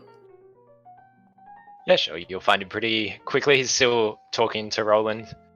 I imagine they're both pressuring each other for an arm wrestle and for Africa to become a politician. Excuse me, Governor Stanfield. May we borrow Avakir for a few minutes? Oh yes, of course. Anything for the campaign. And he kind of winks at Avakir. And he'll wander off and talk to some other dignitaries. Avakir, we found... God damn it, was it Bezer or Dazza? Dazzle. How dare you get them confused? Sorry! Alice is Dazza, being There's so much confusing. difference, I know! see, Dazza was the talkative one, Barry was the one keeping to himself. He just sort of like nodded to everyone. Right. I can't believe I remember that specific detail. We found Darren. I mean, Dazza. Below deck. He's rather hungry, so perhaps we could take him some food and we can have a chat. Yeah. He's gonna go back to... Oh, he wanted canapé. That's fine. Ella's gonna go find a waiter. Yep. So you find the halfling waiter before, serving out kind of sandwiches have been cut into quarters. There's too many people here that Avakin knows and gets along with well. I think Lysandra is probably going to let this famous pair do their thing. And while they're getting overexcited about food, she's gonna make an exit and maybe just meet up with Angarad. You know, do a little bit of wandering and mingling, listening in on people's conversations. Sure. Let's skip to that then first. So Angarad Okay. and Lysandra, you've met up. Would you like to just continue to kind of canvass the crowd up here? I think that's what Lysandra's gonna do for now. Okay. Yeah, no Yeah. worries then. Yeah, to Alright. Angarad, so he's looking a bit more scared, and some prick mentioned, the Archfey being unimpressed. Some prick being the king? Hey! Yep! Well, I'd keep that opinion on the down low, maybe. Sort of Ella, are muttering you Sylvan. joining Avaku? Yeah, canapé? she'll gather up some fancy foods and join them. Alright, you both make your way downstairs, and Daz is stoked to see you both. You're not sure if it's because he's happy to see Avaku, or if it's because he's happy to see food. Probably both. Yep, so Avaku's the first to rock up. He turns to Avaku. Mate, how you been?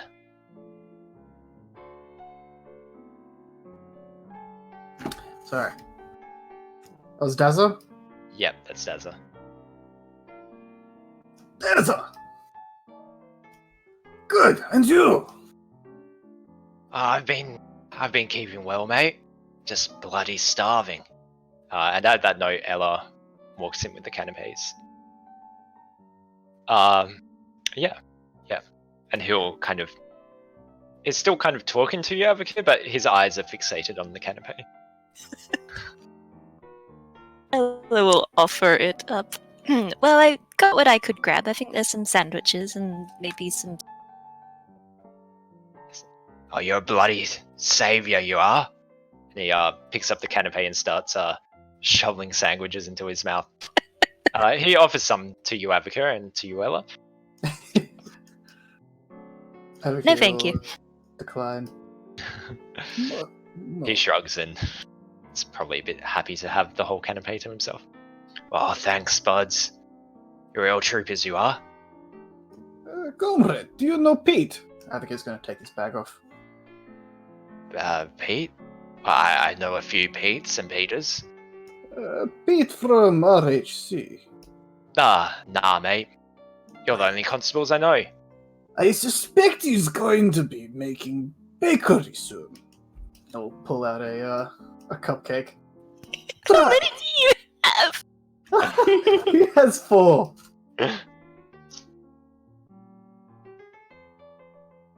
After you finish with canapes, try a cupcake. He kind of talks to you with his mouth full. Oh, but yeah, dessert, okay. And he gestures to put the cupcake on the canapé that he's holding.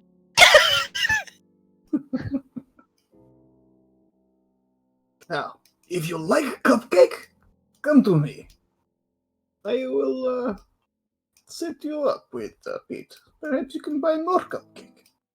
Gives Black you a market very cupcake. eager, I know a approving guy, nod. it's fine. I will do you a favor. It's a really good cupcake. Maybe you'll tell your friends.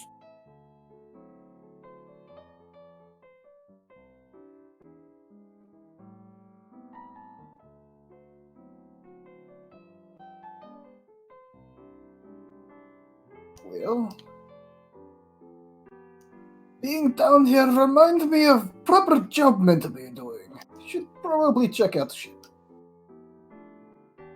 You enjoyed food and cupcake? Maybe see you later. No worries. So there's... Dazza will let you take a peek if you want to have a look in there. Heck yeah. Sure. So the rooms are quite similar. Each contains several powder kegs, and Ella, you notice and can point out, if you so desire, there's a kind of laurel that's sitting on a wall. It's kind of sitting on a few nails. You suspect by the way, the kind of energy it's giving off, that's a firebrand. It's almost like a small... It's about the size of a horseshoe. Oh, Avocare, these are ingenious. Have you seen them before? Yet. What are they? This is a firebrand. It's a magical item, and it prevents nearby flammables from exploding. Very useful on a ship like this, I'm sure you can. And she'll, I guess, detect magic on it to ensure it's functioning correctly. Yeah, it's giving off... I mean, I can find the score. But whatever's the most appropriate here. It seems to be functioning properly. Abjuration, isn't that the protection spells? Yeah, I'm just looking at protect from energy. Yep, abjuration. Good call. I know magic things, apparently. Yeah, so it's giving off a bit of an abjuration vibe. Ella gives it an approving nod and then looks in the other room and confirms that that one's all shipshape. Ship. It's all ship shape, as you say. Oh, should we look at the bottom deck? I haven't been down there before. Or yet. Yes, let's go have a look. The engine room. I'm hyped to this one. Alright. So the stairs are here or this one? Which one you go? This one goes closer. Sure. So you go down. Place yourself. Who are these Okay. people?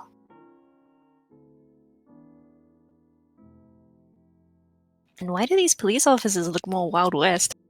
Look. I was in a rush to find tokens. Plus, we had showdown music. So you make your way down the stairs. You're not quite in the engine room, which is over there. This is where the engine's fueled. So you can see a few like spare cannonballs and stores over here. If you went there, it'd be quite similar. There's a table, a few stores as well. There's 3 technicians down here. 2 are quite burly-looking men shoveling fire gems. And there's also this more younger, scrawny-looking gentleman who's probably shoveling about half of the fire gems each other is shoveling. There's also some police here, and if you were to go in here, you'd see another. Abigail's gonna let Ella lead the way, since this is her, I guess, passion? Or technical stuff? Gizmos and magic? Oh yeah, she's basically skipping down the steps to this level.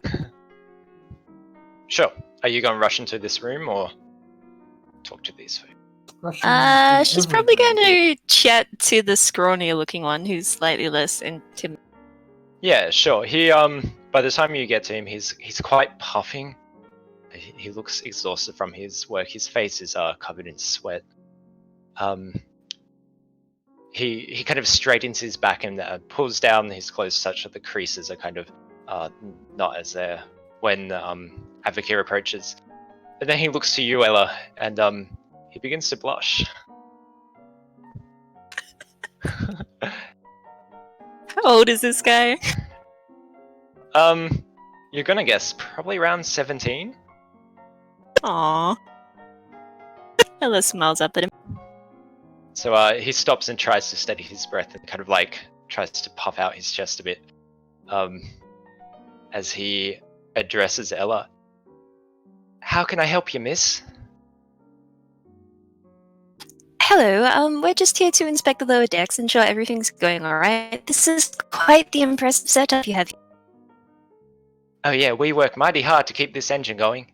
He points towards the kind of furnace there that's being shoveled with fire gems. Well, it seems to be going fabulously so far. At that point, one of the engineers here is going to shout to the younger gentleman, "Get back to work!" And then the other one responds, "Oh, what's the point? He can't shovel shit." And kind of averts his eyes a bit and looks away. Oh. Ella's gonna kind of step between them, much as that doesn't do a lot because she's probably way shorter than any. I'm sorry to be taking up your companion's time here, but and she flashes her. We are RHC constables on official business. They both sigh and roll their eyes. We've got official business too, shoving those fire gems. Points to little gems of fire that are being shoveled into the furnace for power. So if you could please move out of our way. And the young man quickly scampers out of the way. Ella takes a step back.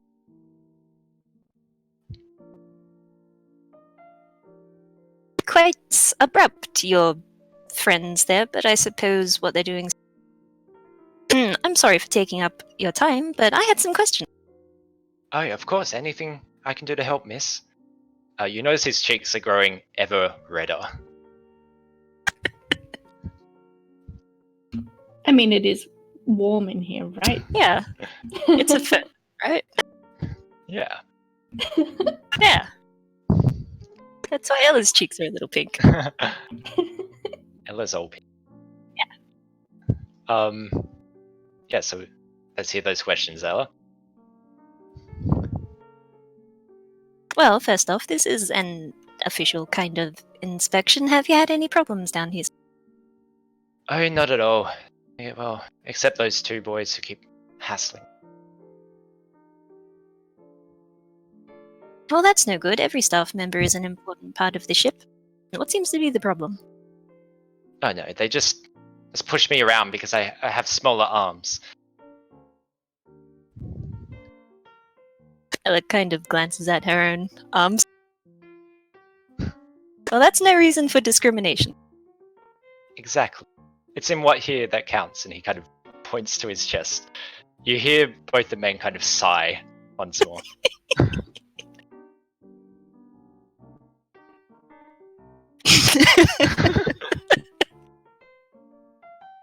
That's what I've always thought too. Wait, did I get this guy's name? I've forgotten. Not yet. Okay. He smiles.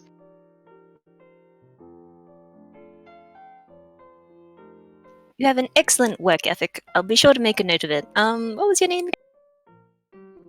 His whole cheeks are just like red at this point. It's Fitzcan Luxshore. Can I get that in writing? Yeah.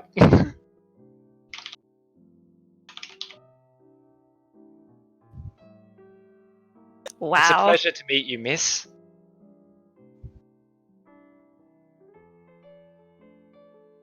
Is this guy human or like that Yeah, sounds yeah. like a halfling or a gnome Sorry, name? he's human, but he's just yeah.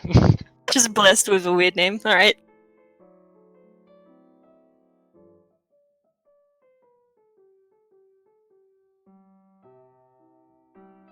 Lovely to meet you, Fitzcan. I'm Eleanor. She offers a hand. He will take the hand and perhaps misreading the social signals, lean down and kiss it. Looking back up.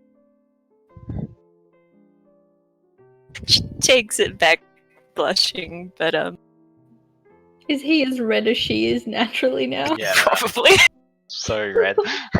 Oh, Red as fire gems.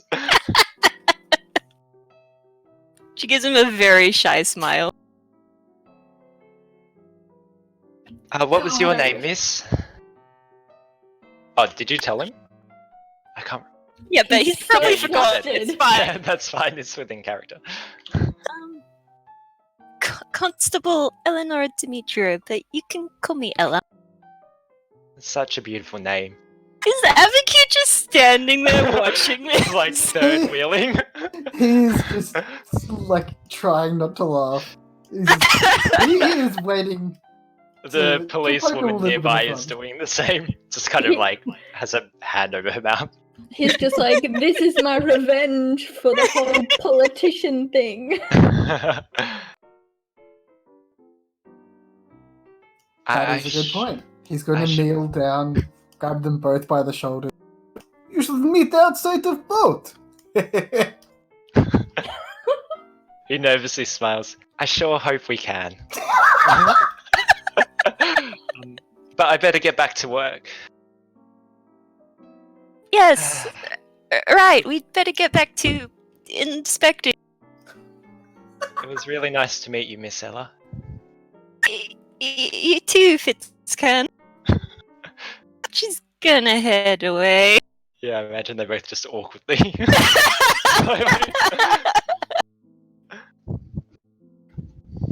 Oh, jeez. Ella's quite forgotten why she's here. Avocue is just standing, grinning, and got his arms crossed, just like looking at her.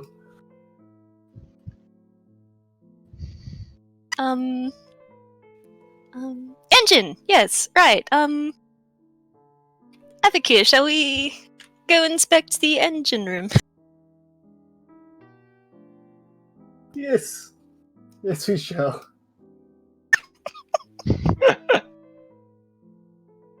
Alright.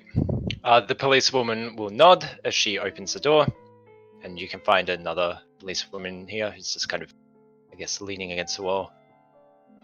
You walk in and you see magnificent kind of tubes and gauges all flickering about.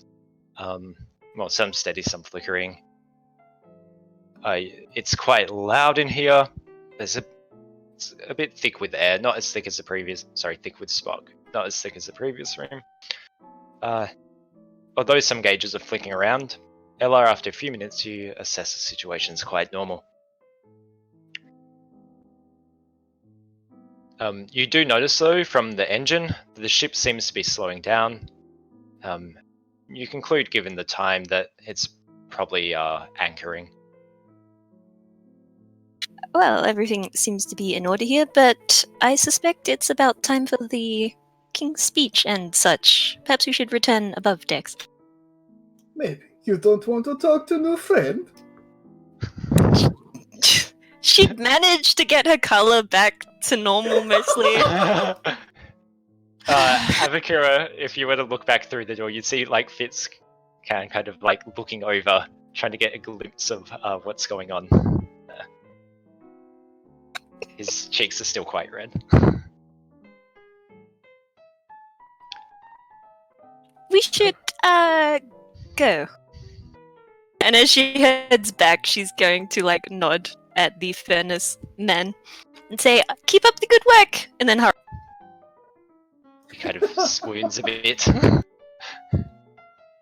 Alright, feel free to make your way up the stairs. I just need a minute to grab some more water. Be right back. No worries.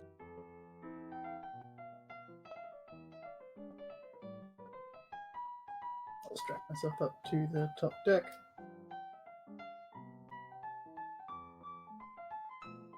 I have some questions about the staff members they selected for this ship. Like, when's the young one going to be off of work?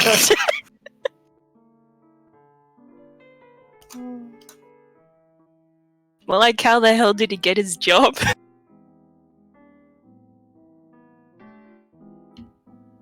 It's like probably the nephew of someone else who's working. Yeah.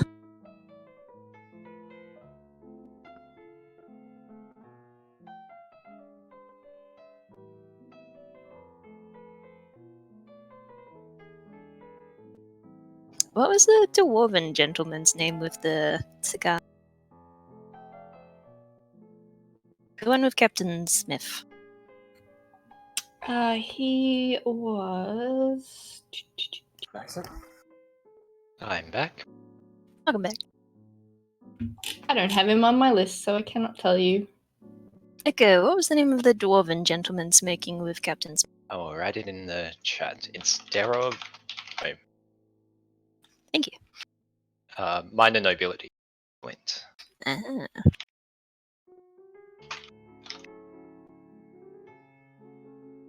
Okay. I imagine you're all kind of regrouping.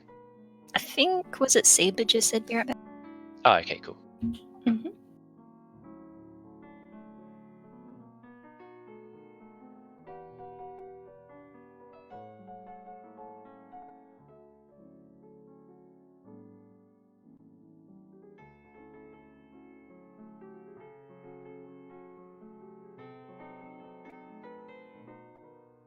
This piano music's really soothing.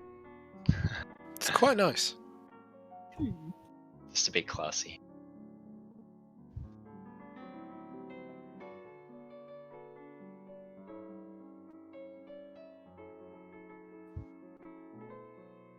What do you folks think so far? I love it. I like it. I like that it's a step away from our normal Pathfinder adventures where it's very combat heavy. Yeah. Yeah. I wasn't expecting to meet so many people. Oh my god, such a nightmare preparing for this. But yeah, no, it's been good. I'm having fun.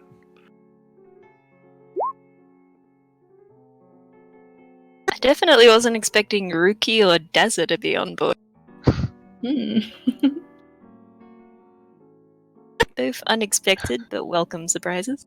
Or a new fan of Ella's. Man, I wish Lysandra was there for that. Oh, the teasing would never end. Gentle teasing, I'm sure, but still. I think it's gonna be bad enough. I'm sure Avik is going to tell everyone. Oh my god. Hey, you said you'd support him in a politician thing. I ain't doing it. Ella made a new friend. Yeah, the real goal of this was to just turn the whole party against each other. No. All right, I think it's everyone. helped us bond. Yeah, I think it's supposed to be a gentle introduction to some of the kind of characters in Flint and a bit of the kind of setting with the Dockers and stuff. Are you all ready to continue? Yeah. Yes. Mhm. One is. So it's approaching the 3-minute march, the national anthem. The staff have kind of set up the bands ready, the children ready, and you see the maestro just watching the pocket watch he has in his hand. You overhear Stover talking to some military folk. No. We need less power in the flank and more power in the. And with that, he quickly checks his pocket watch and looks to you folks. Excuse me, gentlemen. He wanders over to you, constables, and interrupts.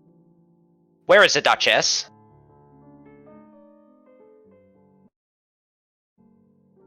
Downstairs, Assistant Chief Inspector. Oh, right. Can you remind her that her brother will be giving a speech in 5 minutes? We can't have her embarrassing the king. Of course, I'm- Chief Inspector. Sure, that's Inspector? not I don't know. your intention. We'll pass on the message, sir. He gives you a nod and walks back to the military folk he was talking to. I can never quite tell if he seems a little bit more stressed than usual. Ella silently nods.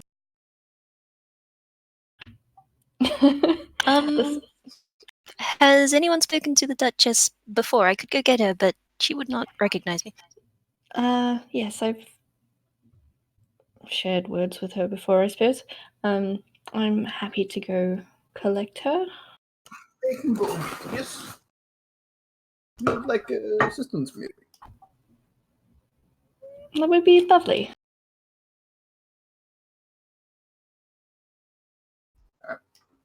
Both go down and grab her. Yeah, sure. Are you all heading down? Ella will stay on deck to survey the proceeding. No worries. Angrid, you staying up top? Yep. No problem. Get in the yep, otherwise there might be a squeak. Yep, so you approach the Duchess's room. The door is closed. Alessandra will knock politely. Although you expect the Duchess to open the door, her handmaid appears from this room. Oh, see you, Bud. Sakana will address you. The Duchess is busy at the moment.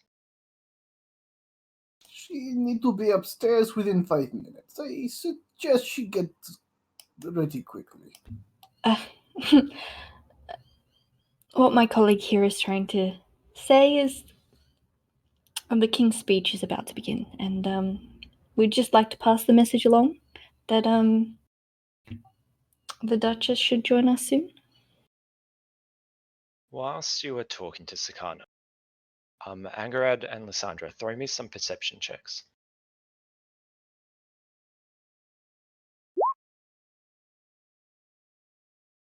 Nice. Jesus Christ. From Sakana's ajar door, you can see what seems to be kind of lower half of somebody lying underneath her bed.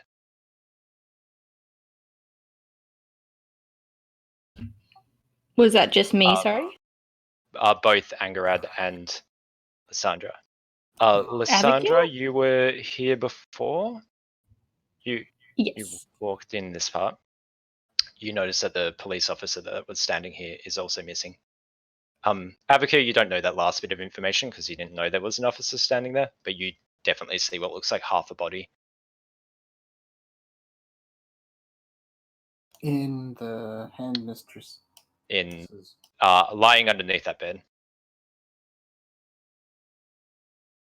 Oh, And that's unfortunately, our boss is quite the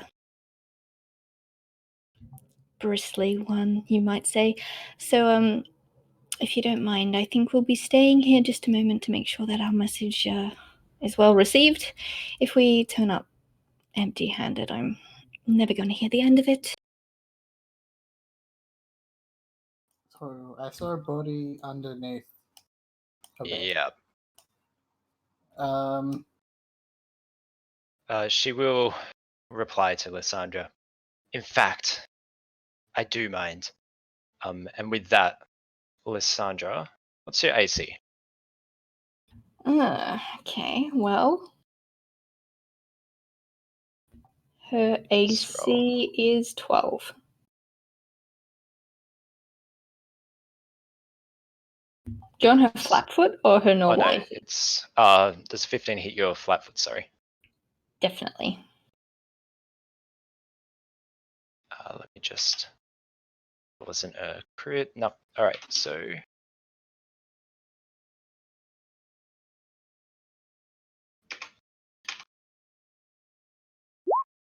Fuck. I regret to inform you that you take 9 points of slashing damage as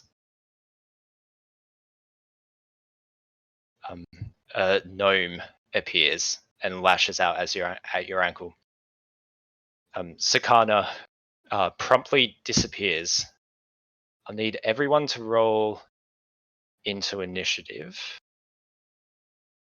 including those upstairs.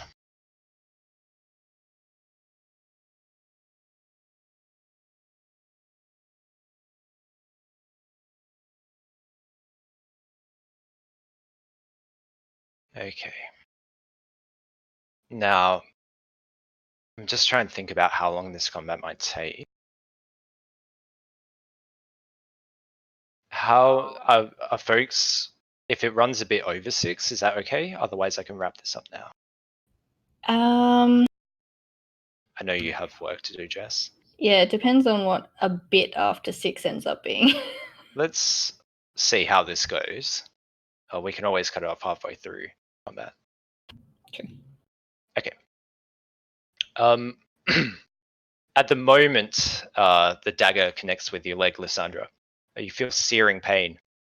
You hear the 3-minute march begin to start, and Angerad and Ella, you realize your comrades should have been back quite some time ago.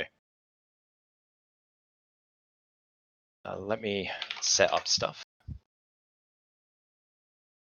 Now, if you're on 0 HP, that means that you're up but staggered, right? Or like not Yeah. staggered, whatever Yeah. that other thing is.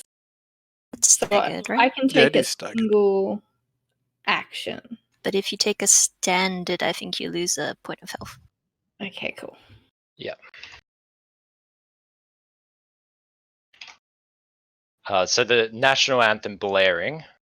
Let me, hopefully Bardbot doesn't deafen us all here.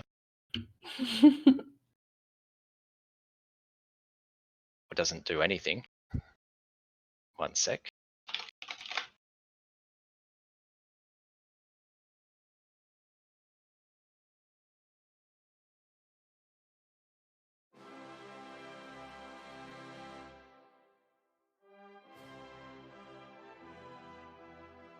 Nice. Is that the Russian? Yeah. I mean, it's pretty industrial. I'm impressed you recognize that saber from just like a couple of bars. Yeah.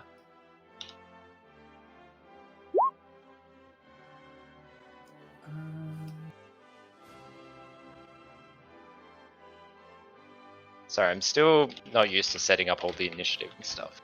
Faster, I'm sure.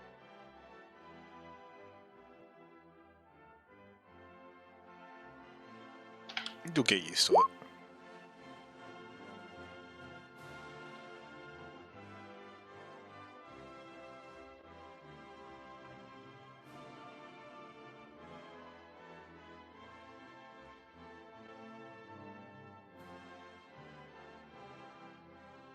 Alright, Lysandra, you are up.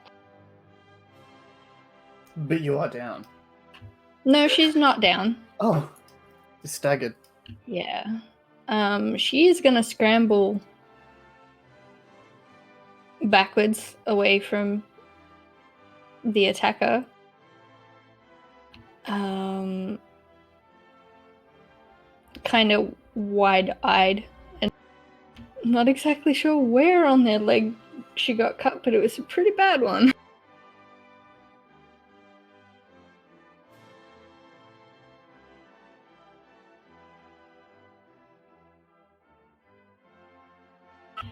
I think she's actually going to put a fair bit of distance between her and leave this to advocate for a moment while she heads out towards where she knows that, well, she hopes that Darren is still standing guard.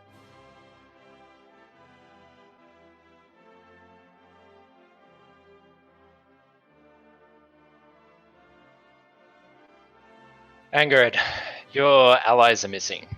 And although you're enjoying the sultry tones of the 3-minute march, I think it's probably best to go check up. Roger, Dodger. Dog's quiet, finally.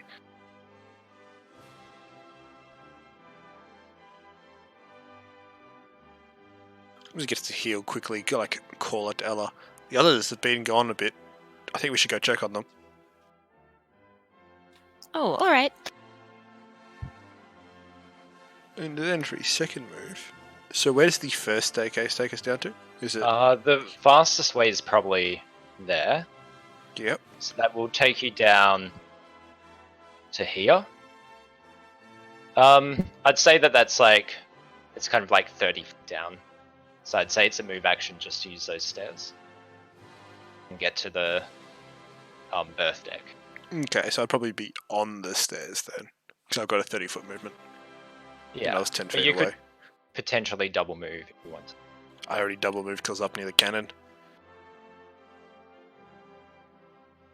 Were you that far? Yeah, it was. Okay. Yeah, I was a distance Um, away apparently. Yeah. So the mysterious assassin is going to lunge forward, 5-foot step, and attempt to hit Avoca. Now you're still flat-footed, aren't you, Avoca? Meaning. Yeah, am I? I assume a 7 doesn't meet your flat foot? No. Alright, you're good. Ella, you're up. As well, should probably follow Angrad and go see what my fellow constables are up. So she has a 30-foot move speed. So that will get her down the ladder, and she has 15 feet left with a double. So where's she come out again? Here.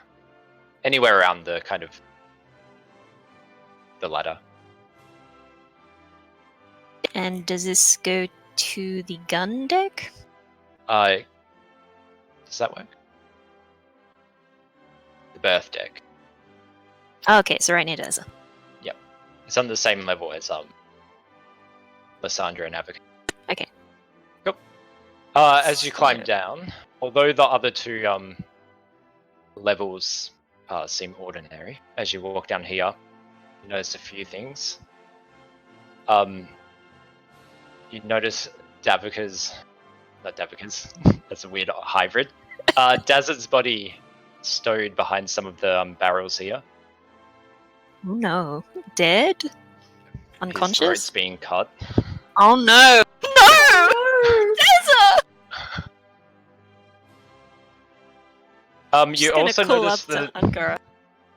You also Oh, notice jeez, the there's two more? doors here are open, and there are two kind of fiery creatures. A knowledge arcana check, Oh no! irrelevant.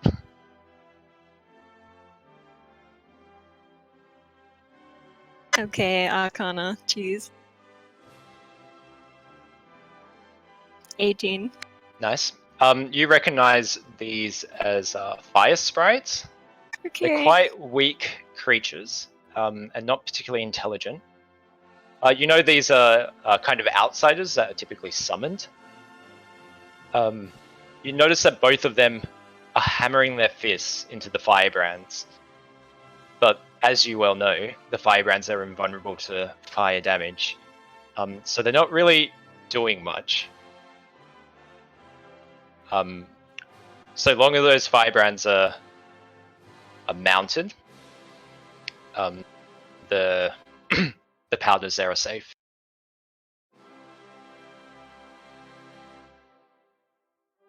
Oh dear. She's gonna yell up to Angarad on the ladder above her. Angarad, get down here now! Oh jeez. Alright, so 15 feet of movement left. Do I want to head towards the not very bright fire sprites trying to blow up the ship? Or the Duchess and my friends who may be in danger? Shit. If it helps, this is just normal flooring for mechanical purposes. So you don't Okay. have to walk around it. That's a fire cycle. Ah.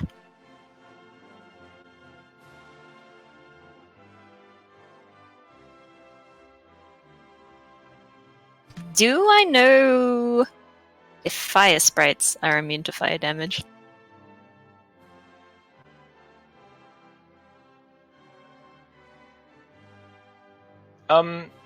Don't think they're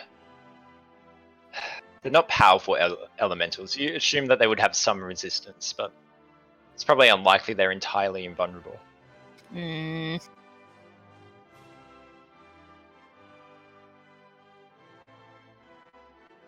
Well, just gonna point at the fire elemental, tell Angarad to deal with it, and head towards where the Duchess was staying, and hopefully her friends are not dead.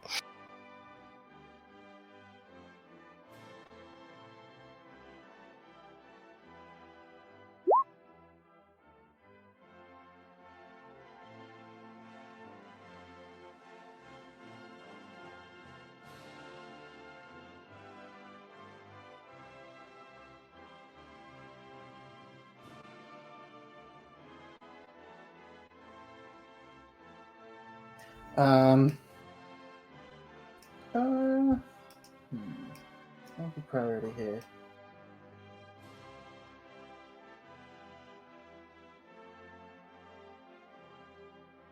It's going to punch the gnome. Actually, movement action,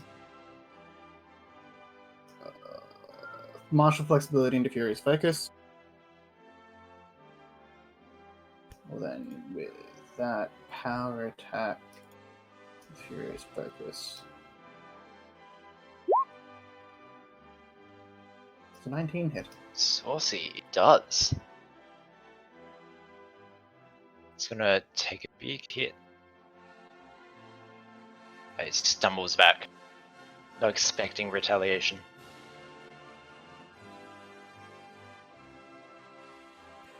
With landing the hit on the gnome, he'll yell as loud as he can.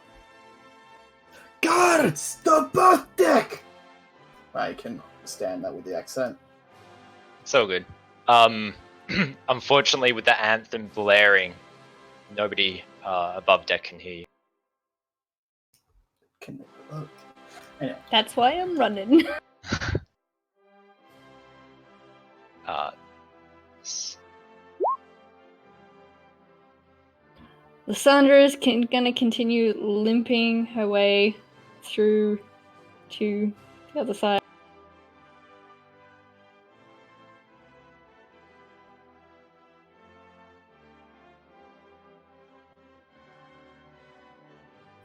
I think she can get there with 30 feet of movement.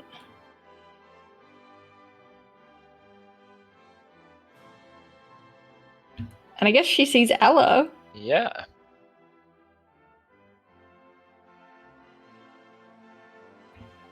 Looking a little wide-eyed, and she's going to maybe look slightly relieved and say, intruders, have a kiss. And she's going to point back towards the way she came.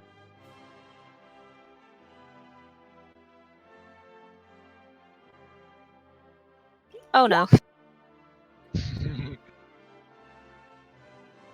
So, Angrad's gonna finish dropping down that last 10 feet he had to go. Yep. See Lysandra go, that doesn't look good. See the fire thing goes, ha! Don't really know how to deal with fire things except for... Gonna finish his movement and kind of like, really hope this works and throw a little bit of fire at one. Into the gunpowder room. Excellent. I really hope this works too.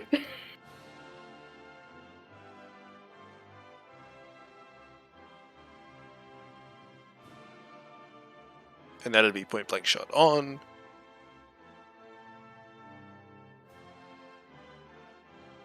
Not a burning blast, so just fire. No reflex save. Alright. Most of the fire seems to be kind of like absorbed into it. But it does look slightly weaker by the attack. No worries.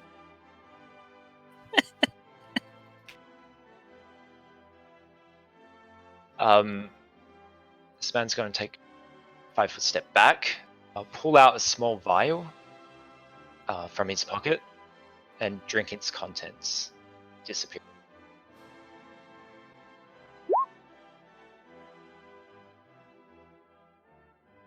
Oh gee.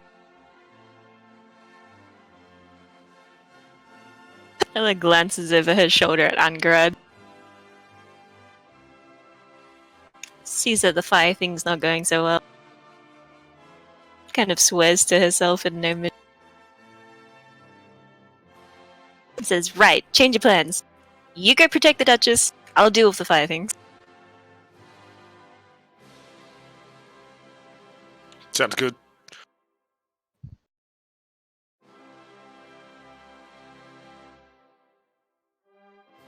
And I guess she'll move there, and Ella, what spells do you have? Well, that's not helpful. Not helpful at all. Hey, just take the firebrand off. Yeah. I can't even draw my weapon as part of moving. Okay, I guess she moves and draws her rapier. Good old level 1. Yeah. 5 foot. Going to attack at the now invisible gnome, and I miss. Yeah. Oh, damn.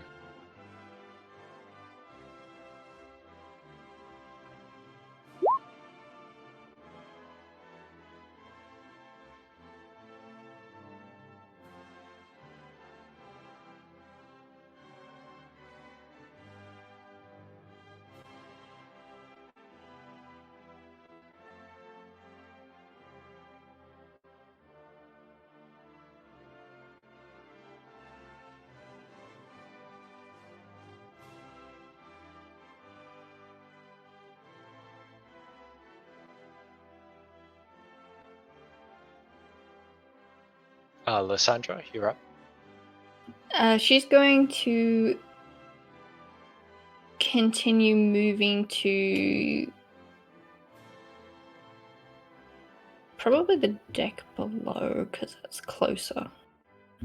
I'm gonna go see if she can find some live officers to help because she's not particularly useful right now. Sure. Everyone in this room, so everyone except Avakir, can I have a perception check? Perception.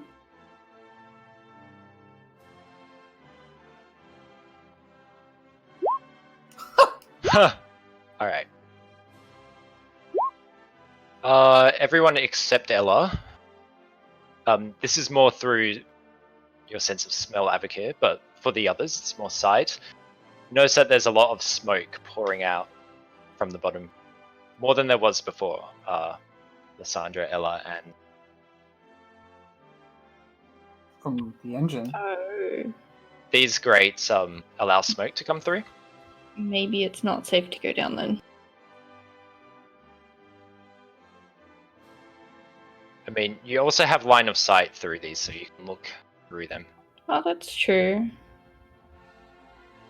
Angarak But could you probably can't- glimpse in his next turn if you want. She's gonna shout out to Angarad. Are there officers still standing above deck? Could I see Eddie as I was going down their ladder real quick? In the Yeah, you middle. saw. Sorry, I'll just move. The lane's up top now, listening to the anthem. But the two police, I guess you wouldn't have seen this one, so there's one policeman still there. Yeah, I saw one of them on the prior floor on the main deck, gun deck.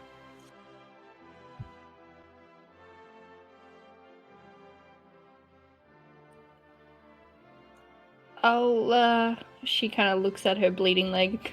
I'll find some reinforcements.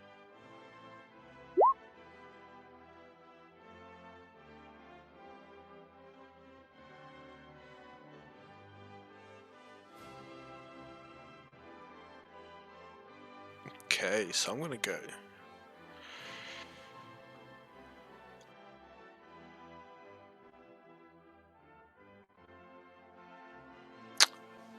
So as I'm walking, I'm gonna walk past, and can I have a look down the grate as I'm walking past it?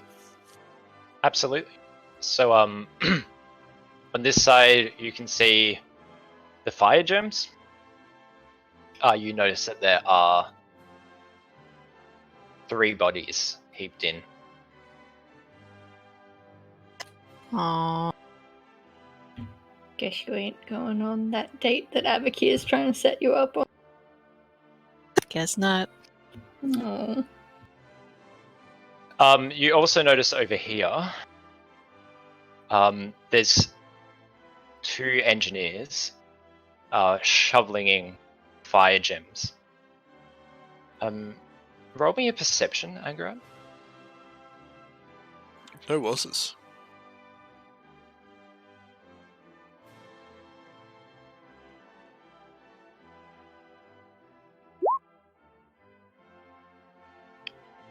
Yeah, that's all you see.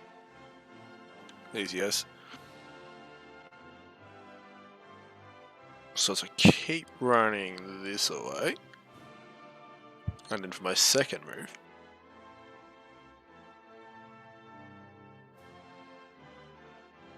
would put me there. Can Avoca take attacks of opportunity on visible folk? I mean, if I can hear or see footsteps. Yep, sure.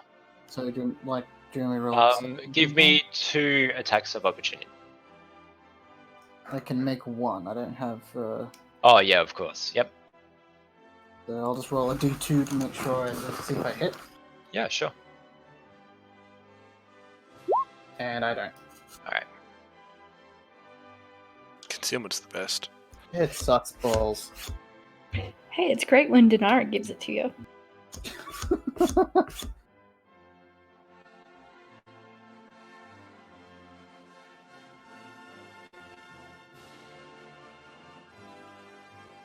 Sorry.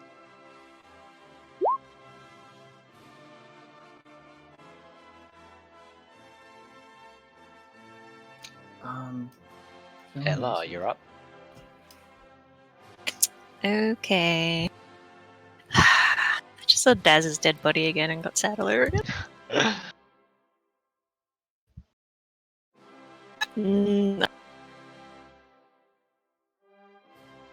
I guess she'll take a step forward and try to stab this thing. Let's see it. Yeah, let's.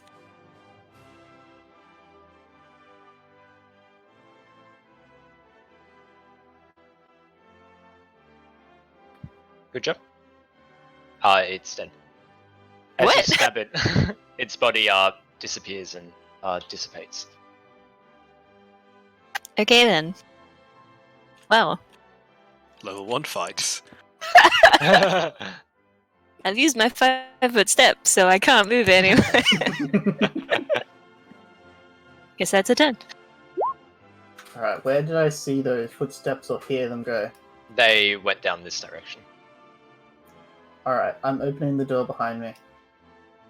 This one? Yeah. Okay. You open the door. There. You open the door to see the Duchess perched on a window. She looks over and jumps out. What?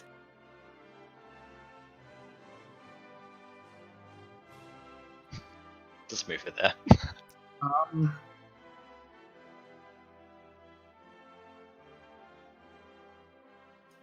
I don't know what to do.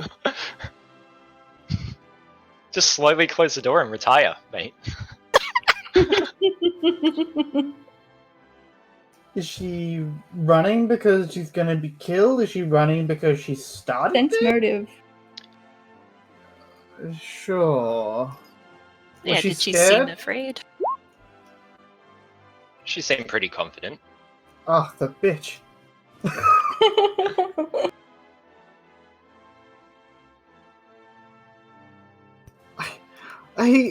I should have a high thing on my swims, but my armor's on.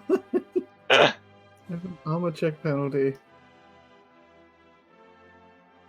She looked a lot more confident than you would expect a 60-year-old woman who doesn't have the best health jumping out of a ship.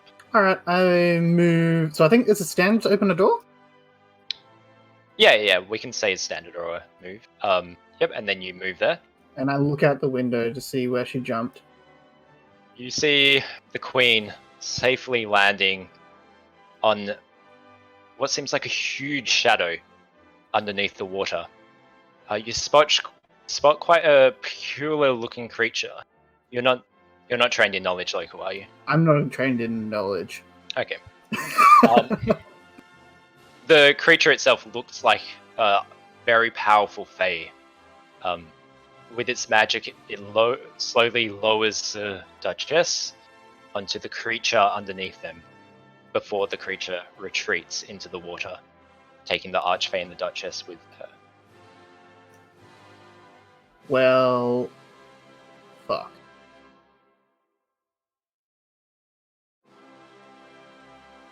Something's up. So that was 20 feet. I can get back here. He's going to basically turn around and start running to downstairs. But that's all of his movement, so he can't go any further. Yeah, sure.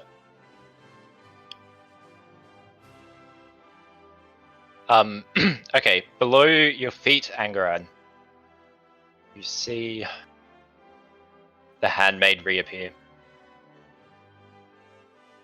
She pulls. Are you trained in Knowledge Arcana, Angarad? That's a really good question. Or Spellcraft? I'll allow for this. No, not to Knowledge Arcana or Spellcraft. Apparently I can use magic devices with not knowing what they do. Every activation is a blind activation for Angarad. She pulls quite a sizable red gemstone from her pocket. It's flaring with magical energy. She holds it to her mouth and seems to whisper a few words. It grows brighter. She throws it into the furnace. One of the engine workers slams the furnace shut and pulls out what seems like just an ordinary rod before raising it to the furnace door. Almost like a welder, he traces the furnace door, and you can see that as the rod moves, it rusts the door in place.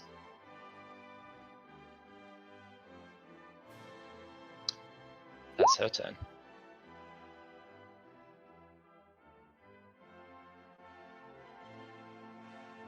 Sandra, you're up.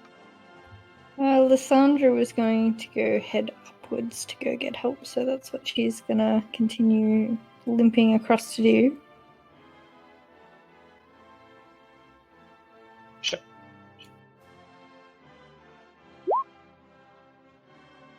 Okay, seeing that, a change of Angarad's plans once again. He gets to run around like a headless chicken.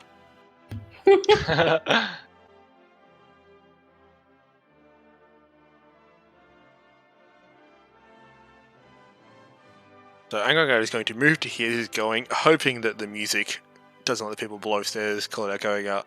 Allah, I'm going to head downstairs. There's something really weird going on down there, and people are being killed, and there's gems and like rusty rods. Oh no, more dead people? Yeah, it looks like some of the workers down there have been killed. Is he saying that as he goes down these stairs? Oh god. Are they down? Was the one? Yeah. See it appear there. How many feet, roughly, good sir? I would say that's about 10 feet down. Easy. And he's got a little bit. He's going to try and like keep his head back around the corner on this one, so they don't. Hopefully, didn't hear him running down the stairs. But you know, it's metal stairs and they're noisy sometimes. Yeah. It doesn't seem like they've heard you with the anthem. They seem to be turning around, looking at the fire gems to shovel more. Okay.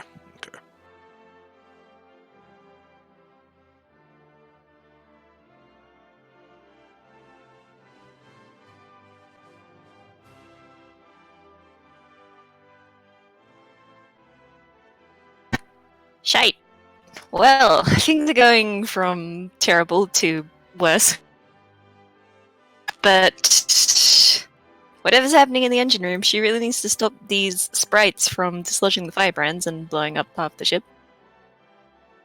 So she'll dart into this room and take a stab at this sprite. Sure. Oh, jeez. Unfortunately, that will... The sprite itself is still hammering the firebrand.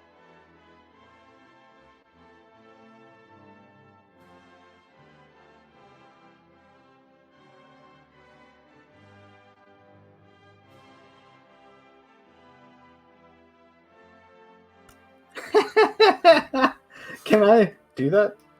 That's inaccurate. I don't know why it was saying it was more with the other measurements, but anyway.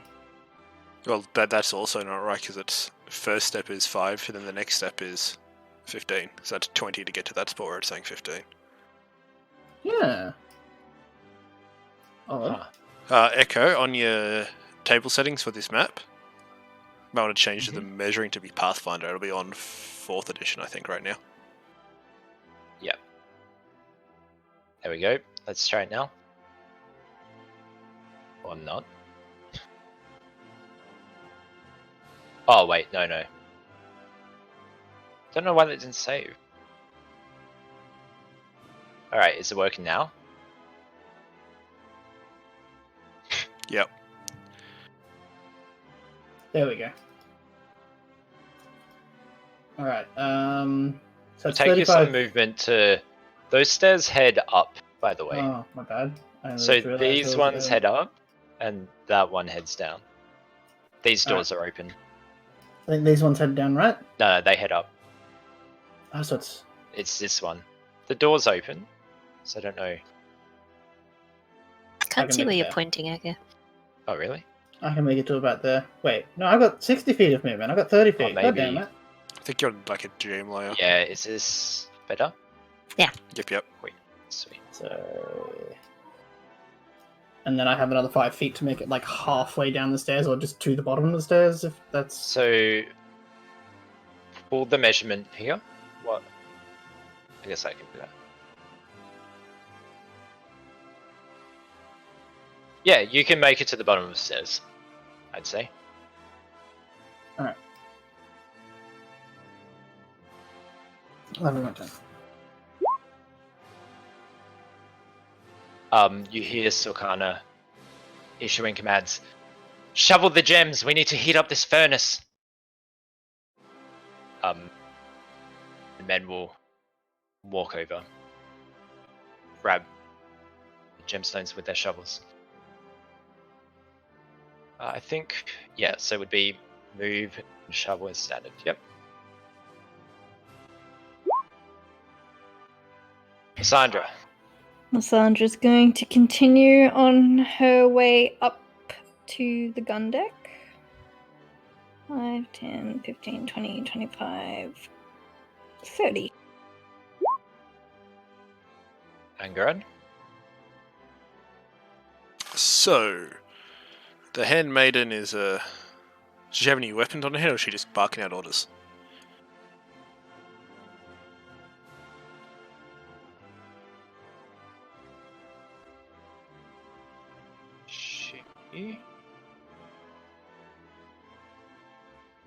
She doesn't have any weapons on her. At least none in hand. Okay. Well then, Angrad, as a move action, is going to move to here. Taking a point of burn as he goes to set her on fire. Actually. Sure. She wouldn't... Sorry, I've messed this up. She'd be here. Does that influence your decision? That lets me stay further away. So I'll still take a point of burn without gathering power. Sure. So this is my Burning Fire Blast.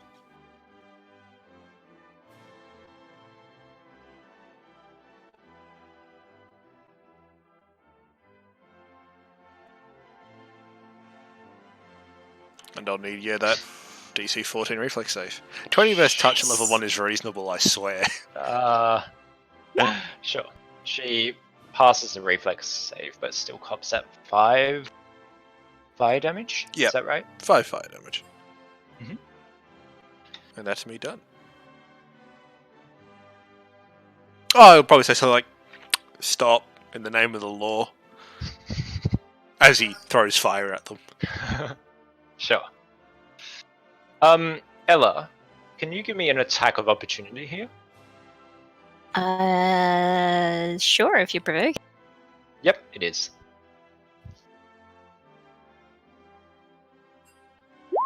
Oh, come on! Alright. It provokes by trying to hammer its fist into the firebrand, still unsuccessfully damaging it. But your attack. Alright. It's your turn.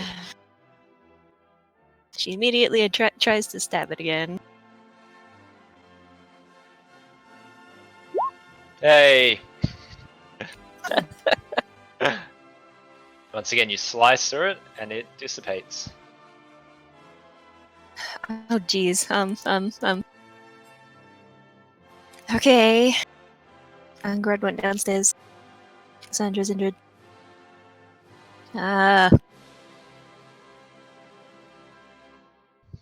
Shit, do I report upstairs or go help Angarad? If you look like you're hesitating, Lysandra will say, get downstairs and help them. Okay. Where are the stairs down again? Sorry. That's okay. They are. Yeah, those stairs. Either that one. Okay.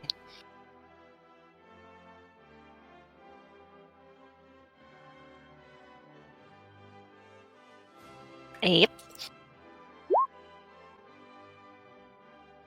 Advocate. You hear the engine beside you, rustling and vibrating violently. You know nothing about machinery, but you can tell this thing is going to explode. Nothing's done.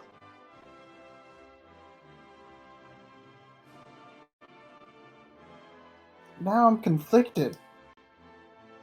Do I beat up this woman or do I go upstairs and tell everyone to evacuate? Well, she's gonna shovel shit in there, so it's gonna make things worse, so... 30 feet of movement. Power attack. Furious Focus is still active. While he's going to hit her, he'll say something like, "What are you doing?" No, that's not how his accent. But anyway. It sounded like Shrek. What are you doing in my swamp? Unfortunately, that will miss. Yeah, thought so.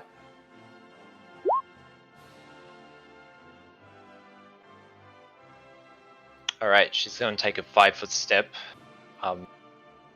dodging you, Advocate, and looking towards Angarad. You should have joined us, my ally of the Fae.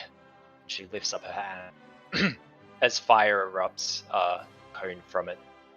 I'll need a reflex save. No Okay. worries. No, okay. Oh no, sorry, just from Angarad.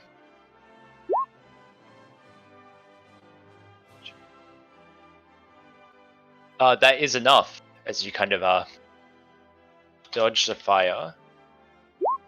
Take 4 points of fire damage.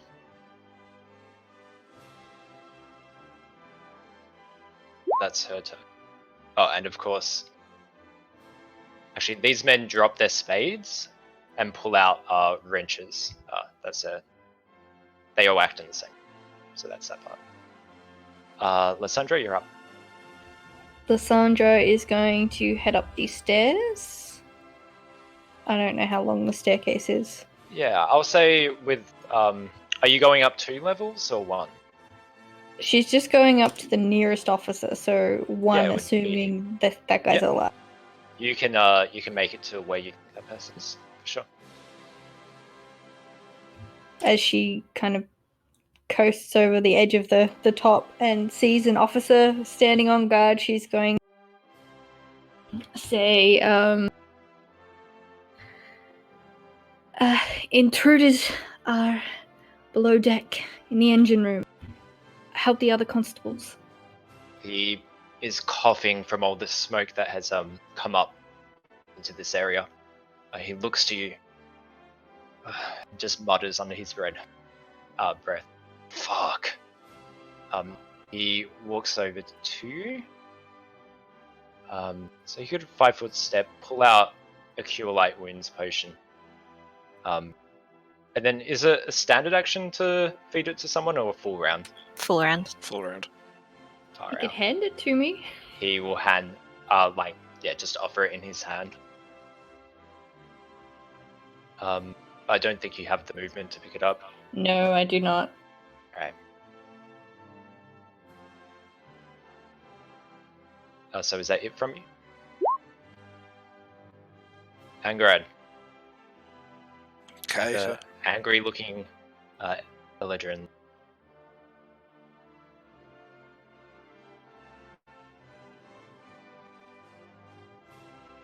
and he's going to kind of snap out. This is how Taken get a bad name by people like you. Eladrin always make things worse for everyone else. It's gonna gather power. Probably really easy to gather heat in this area, as he just sucks in a bunch of it towards him as much as he can. For sure. And then does another burning fire blast at her.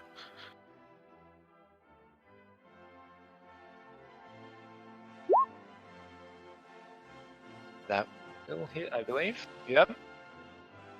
And So I it's need 4 another damage. reflex. Is this a save? Yep. Yep.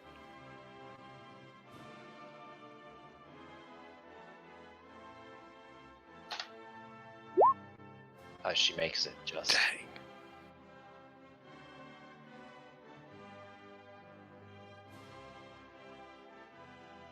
Okay. So, how much movement does she use up getting down these stairs? What are we running with? I think it's 10 to go down the stairs. Yeah, you said 10 last time. Yeah. Okay. 10. So 10 and 20 to get there.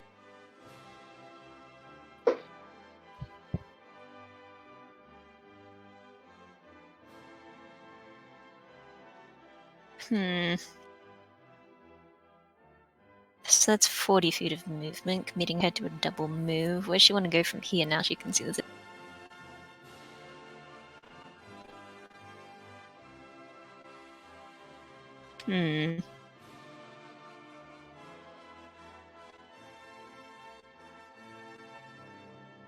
Yeah, I guess Sakana looks like the threat here, being all magical.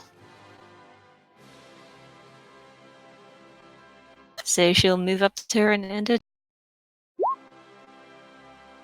Epica, you're up. Looking all Varen.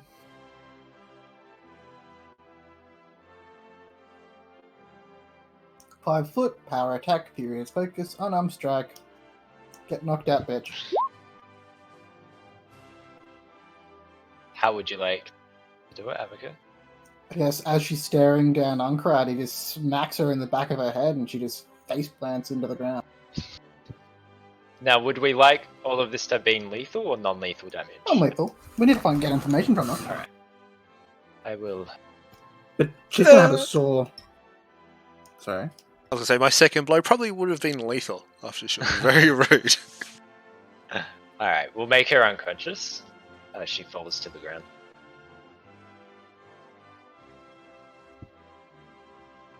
I'll keep her initiative open because... Actually, I'll just... Don't worry about it. Go on, Saber.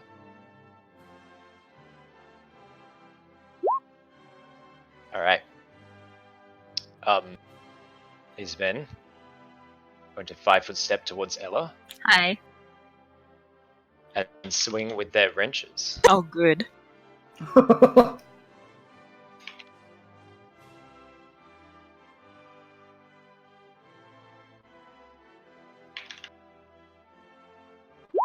Alright, one misses.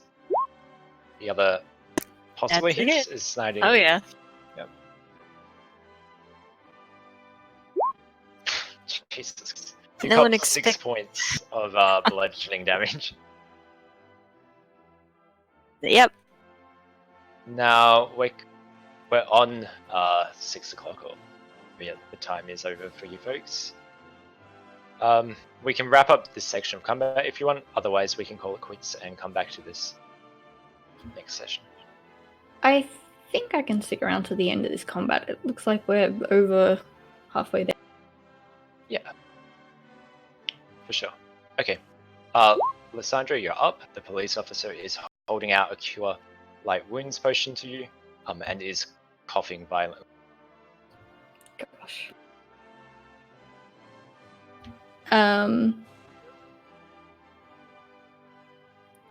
She's going to thank him and down the potion. You can roll that out if you want. We've got some water for that. What is it?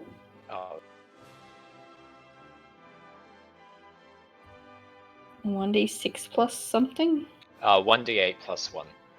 This instance. D8 plus 1. Hey! Ooh, nice.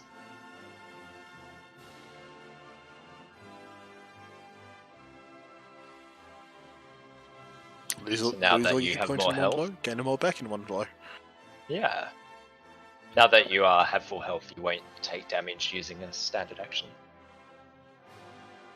Although, it's standard to drink the potion, right?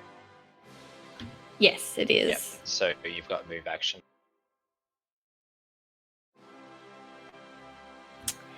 Mm.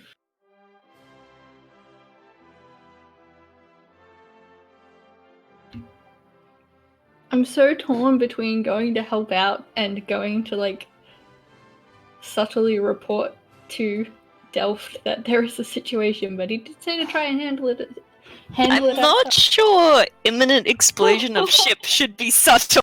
Yeah, I'm kind of worried that like if no one above deck knows shit's going wrong, like I think she's just gonna head up still. Except she can be a bit faster now that she's not bleeding from the leg.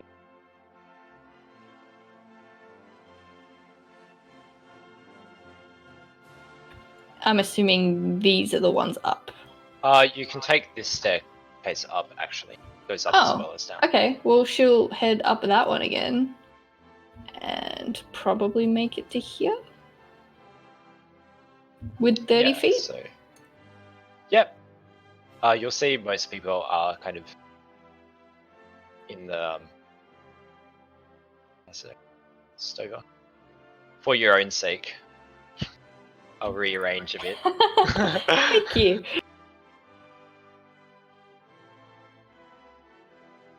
Now it's up to you what you want to do. Speaking's a free action. I think she actually wants to subtly announce this to Delft, which is awkward because she's 5 feet away from him. Look. Yeah, she just like beckons him over. That's a free action, right? To beckon? He'll respond what is it? We have a situation below deck, sir. An attack. And I think someone's tampering with the engine. You see Harkover lean towards the king and whisper something. Stover's eyes go wide. He looks around, looks towards the children's choir, which is about over there. Oh no! Singing. And looks towards the guests. Mutters to you, we have to evacuate. The king stands up and shouts out, "Stop! Stop the anthem!" Stop. The anthem stops. The crowd kind of murmurs and looks up, and the children are all they sing for a bit, and then also stop, kind of confused. The maestro looks kind of pissed that his performance has been interrupted. But given it's the king, he changes his expression quite quickly. The king announces, "We have to evacuate the ship." Everybody starts speaking quite loudly. There's a kind of cacophony erupts. Harkover runs and signals to the other fleets, and the king addresses the policeman. "Prepare the lifeboats." And he looks towards the choir. "The children and women are to evacuate first." And the police begin to prepare the lifeboats. More staff huddle over. The nobles are kind of anxiously waiting around, and the maestro himself picks up an instrument and jumps off the ship. Well, that is one way. I hope he's a strong swimmer. I believe that would be the end of your turn, Lysandra. Yep. Angarad. Okay, so which is the one that hit Ella? It would be, I suppose, this one here. One below. No worries, I like to gather power. Non-lethal burning fire blast. Whoa. Let's see it. The hipster looking one.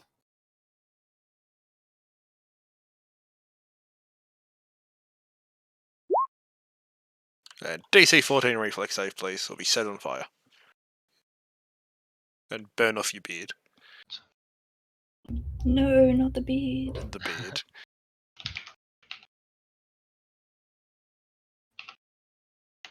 Not gonna make this. Yep. Set a light. Okay, so that turns on my burning target ability. And that'd be meat done. Sweet. There must Ella. only be one person that uses fire with a beard in this room. Yeah. Ella's gonna stagger to the side a bit as she gets clocked in the head with a wrench. Kind of put one of her enemies between her and the other one. And gamely try to stab this guy in the leg. Go, L, go, L. Let's see it. Actually, you know what? Nah. She just got clocked in the head with a wrench. Just gonna drop her rapier and try to claw him twice.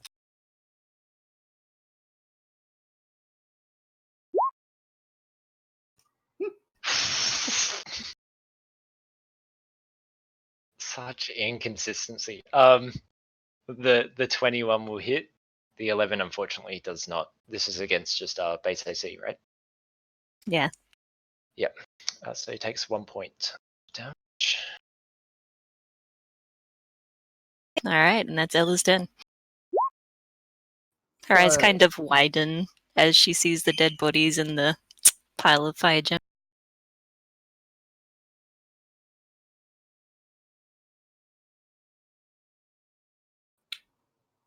5-foot power attack, furious focus, and I'm gonna clock the hipster in the. Nice. He takes a blow. He's looking pretty roughed up. All right. It's 1d6 fire damage. That Yep. he takes 1 point fire damage. The one that's currently highlighted is going to swing at you, Africa. I assume that misses. That misses. The other one will also swing at you. That will also miss. Lysandra, you're up. Around you, lifeboats are being lowered, and with children in them. The fleets around are also sending over boats to evacuate the dignitaries.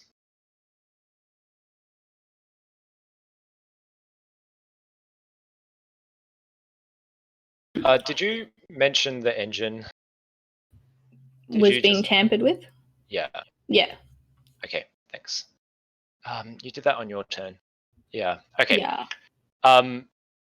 Everybody, although there's chaos, about half of the nobles are staring at the drunken tiefling. One of the policemen kind of whispers to him, "Sir, I think you should do something." And he's like, "Fine. Risk my life for this ship." He stands up and kind of begrudgingly, but quickly, goes to move downstairs. Lysandra will accompany him Okay, sure. So if you as want to long move, as Delph he'll. doesn't. Yeah. Sorry, as long as. As long as Delph doesn't kind of like instruct her to do anything else, she's going to head back down with him. Yep. Delph will nod at you approvingly. So the tiefling will be about 10 feet behind you. Cool. So she's going to double move, which I think will get her down 2 flights. And that's the end of her turn. I'll be right back. The door's knocking. Yep, no worries. I would like to gather power, then throw fire at the one that I already have on fire. Yep, no worries. And this lets me use my burning target class feature. Ah, So I get a +2 bonus to attack rolls, +2 to cast level overcome stuff, and the DC for being set on fire, or like my abilities in general against burning targets, are 2 higher.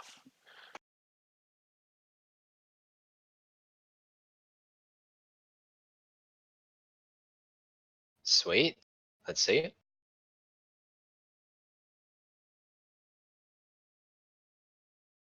Nice. So that would definitely hit. Was there any increased damage associated with this? I don't believe so. Yep, so that hits. Do you need another save? He's already on fire. Yeah, he's already on fire, so I guess I don't need another save. Okay, sure. And that'd be me done. Wait, I just need to check distances. Sweet, cool. Ella, you're up. There is a smoldering man, not the attractive smoldering, burning in front of you. He looks like he's on the brink of. Matt, were you doing lethal or non-lethal damage? Non-lethal. Alright. He looks like he could collapse at any time. Well, Ella looks a little bit enraged at the innocents dead in the fire gem room, so she's going to try to claw him twice. And these claws should be 1d3s, not 1d6s. I'm not sure why I was rolling that, so we'll see if it's fixed itself. That's okay. No, you're set to 1d3. What are you doing? Do you want to, so one attack hits, do you want to throw me a d3? Yeah. Drift, I've had that happen before. You have to full-on close the character sheet and reopen it once you make the change. Okay, And if thanks. that one doesn't fix it, you have to make a new attack, because that attack is balked if that fix doesn't work. Okay. Thank you. How are you knocking this man unconscious?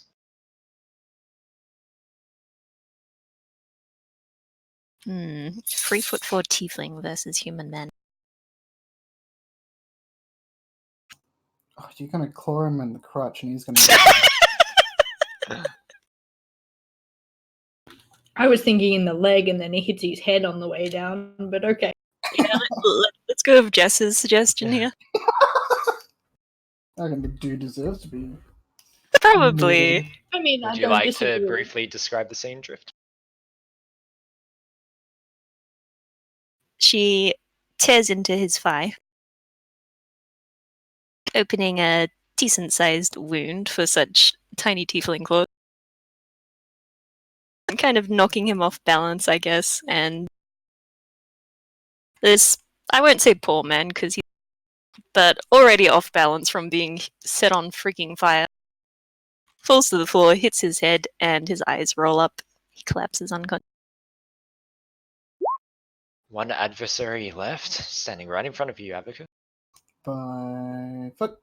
Same shit. Power attack. Furious focus. Punch in the back of the head. Nice. That's a solid blow. Very solid. He's going to swing at you, Abaca. Does a 17 hit your AC? Just. That's like on the dot. May I take an immediate action, please, good sir? Yes. I know what's coming. Yeah, I meant to You do like it on Ella's turn, drive completely what's coming. forgot. Yeah. I don't like my friends getting hit. He hit my friend, so I'd like him to catch on fire. Oh, it only did 2 damage. 1 point of fire damage, 1 point of holy damage. Nice. Though, Very nice. that hasn't calculated it properly. It should be 3 points. Because it's Okay. 2 plus half. Yeah, no worries. Avica, you take 2 points of bludgeoning damage. As a wrench hits you in the side. Alright. Oh, sorry. I think. Oh yeah, no, that's right. Lysandra, you're up. If you're around. I am back. She's going to unsheath her rapier and head to the stairs down. She'd probably get to about here. And cool. Angerod's there. That's a good.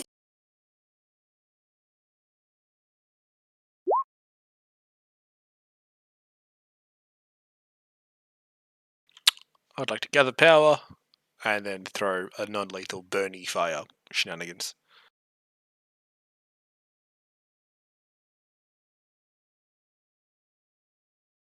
All right. Do you want to describe the scene as this man's knocked unconscious? Oh, probably like the small bead of fire I throw at him this time kind of catches him like the right cheek, driving his head back into the wall and knocking him unconscious. All right. Great work. Ella, can you throw me a knowledge engineering check? I know it's not your turn. Sure.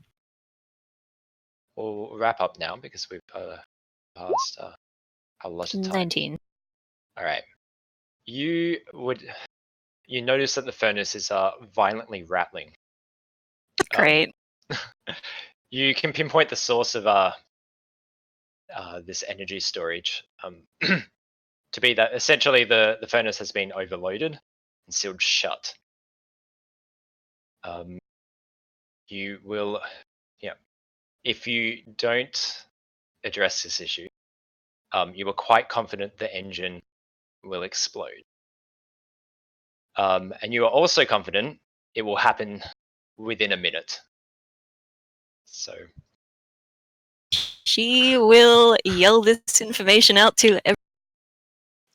Angrad's gonna call back that he saw the girl throw a gem in there after whispering something to it, and one of the workers had a rod that sealed the door. The rod can be used to unseal the door. Jeff will rock up with the police at this point. He was tailing Lysandra. Notice the engine and just say, "Well, I guess." He kind of is stumbling around a bit. One of the policemen are kind of carrying him. I guess we've got work to do. And he drops his wine glass on the ground. It shatters. We'll wrap it up there. Yay.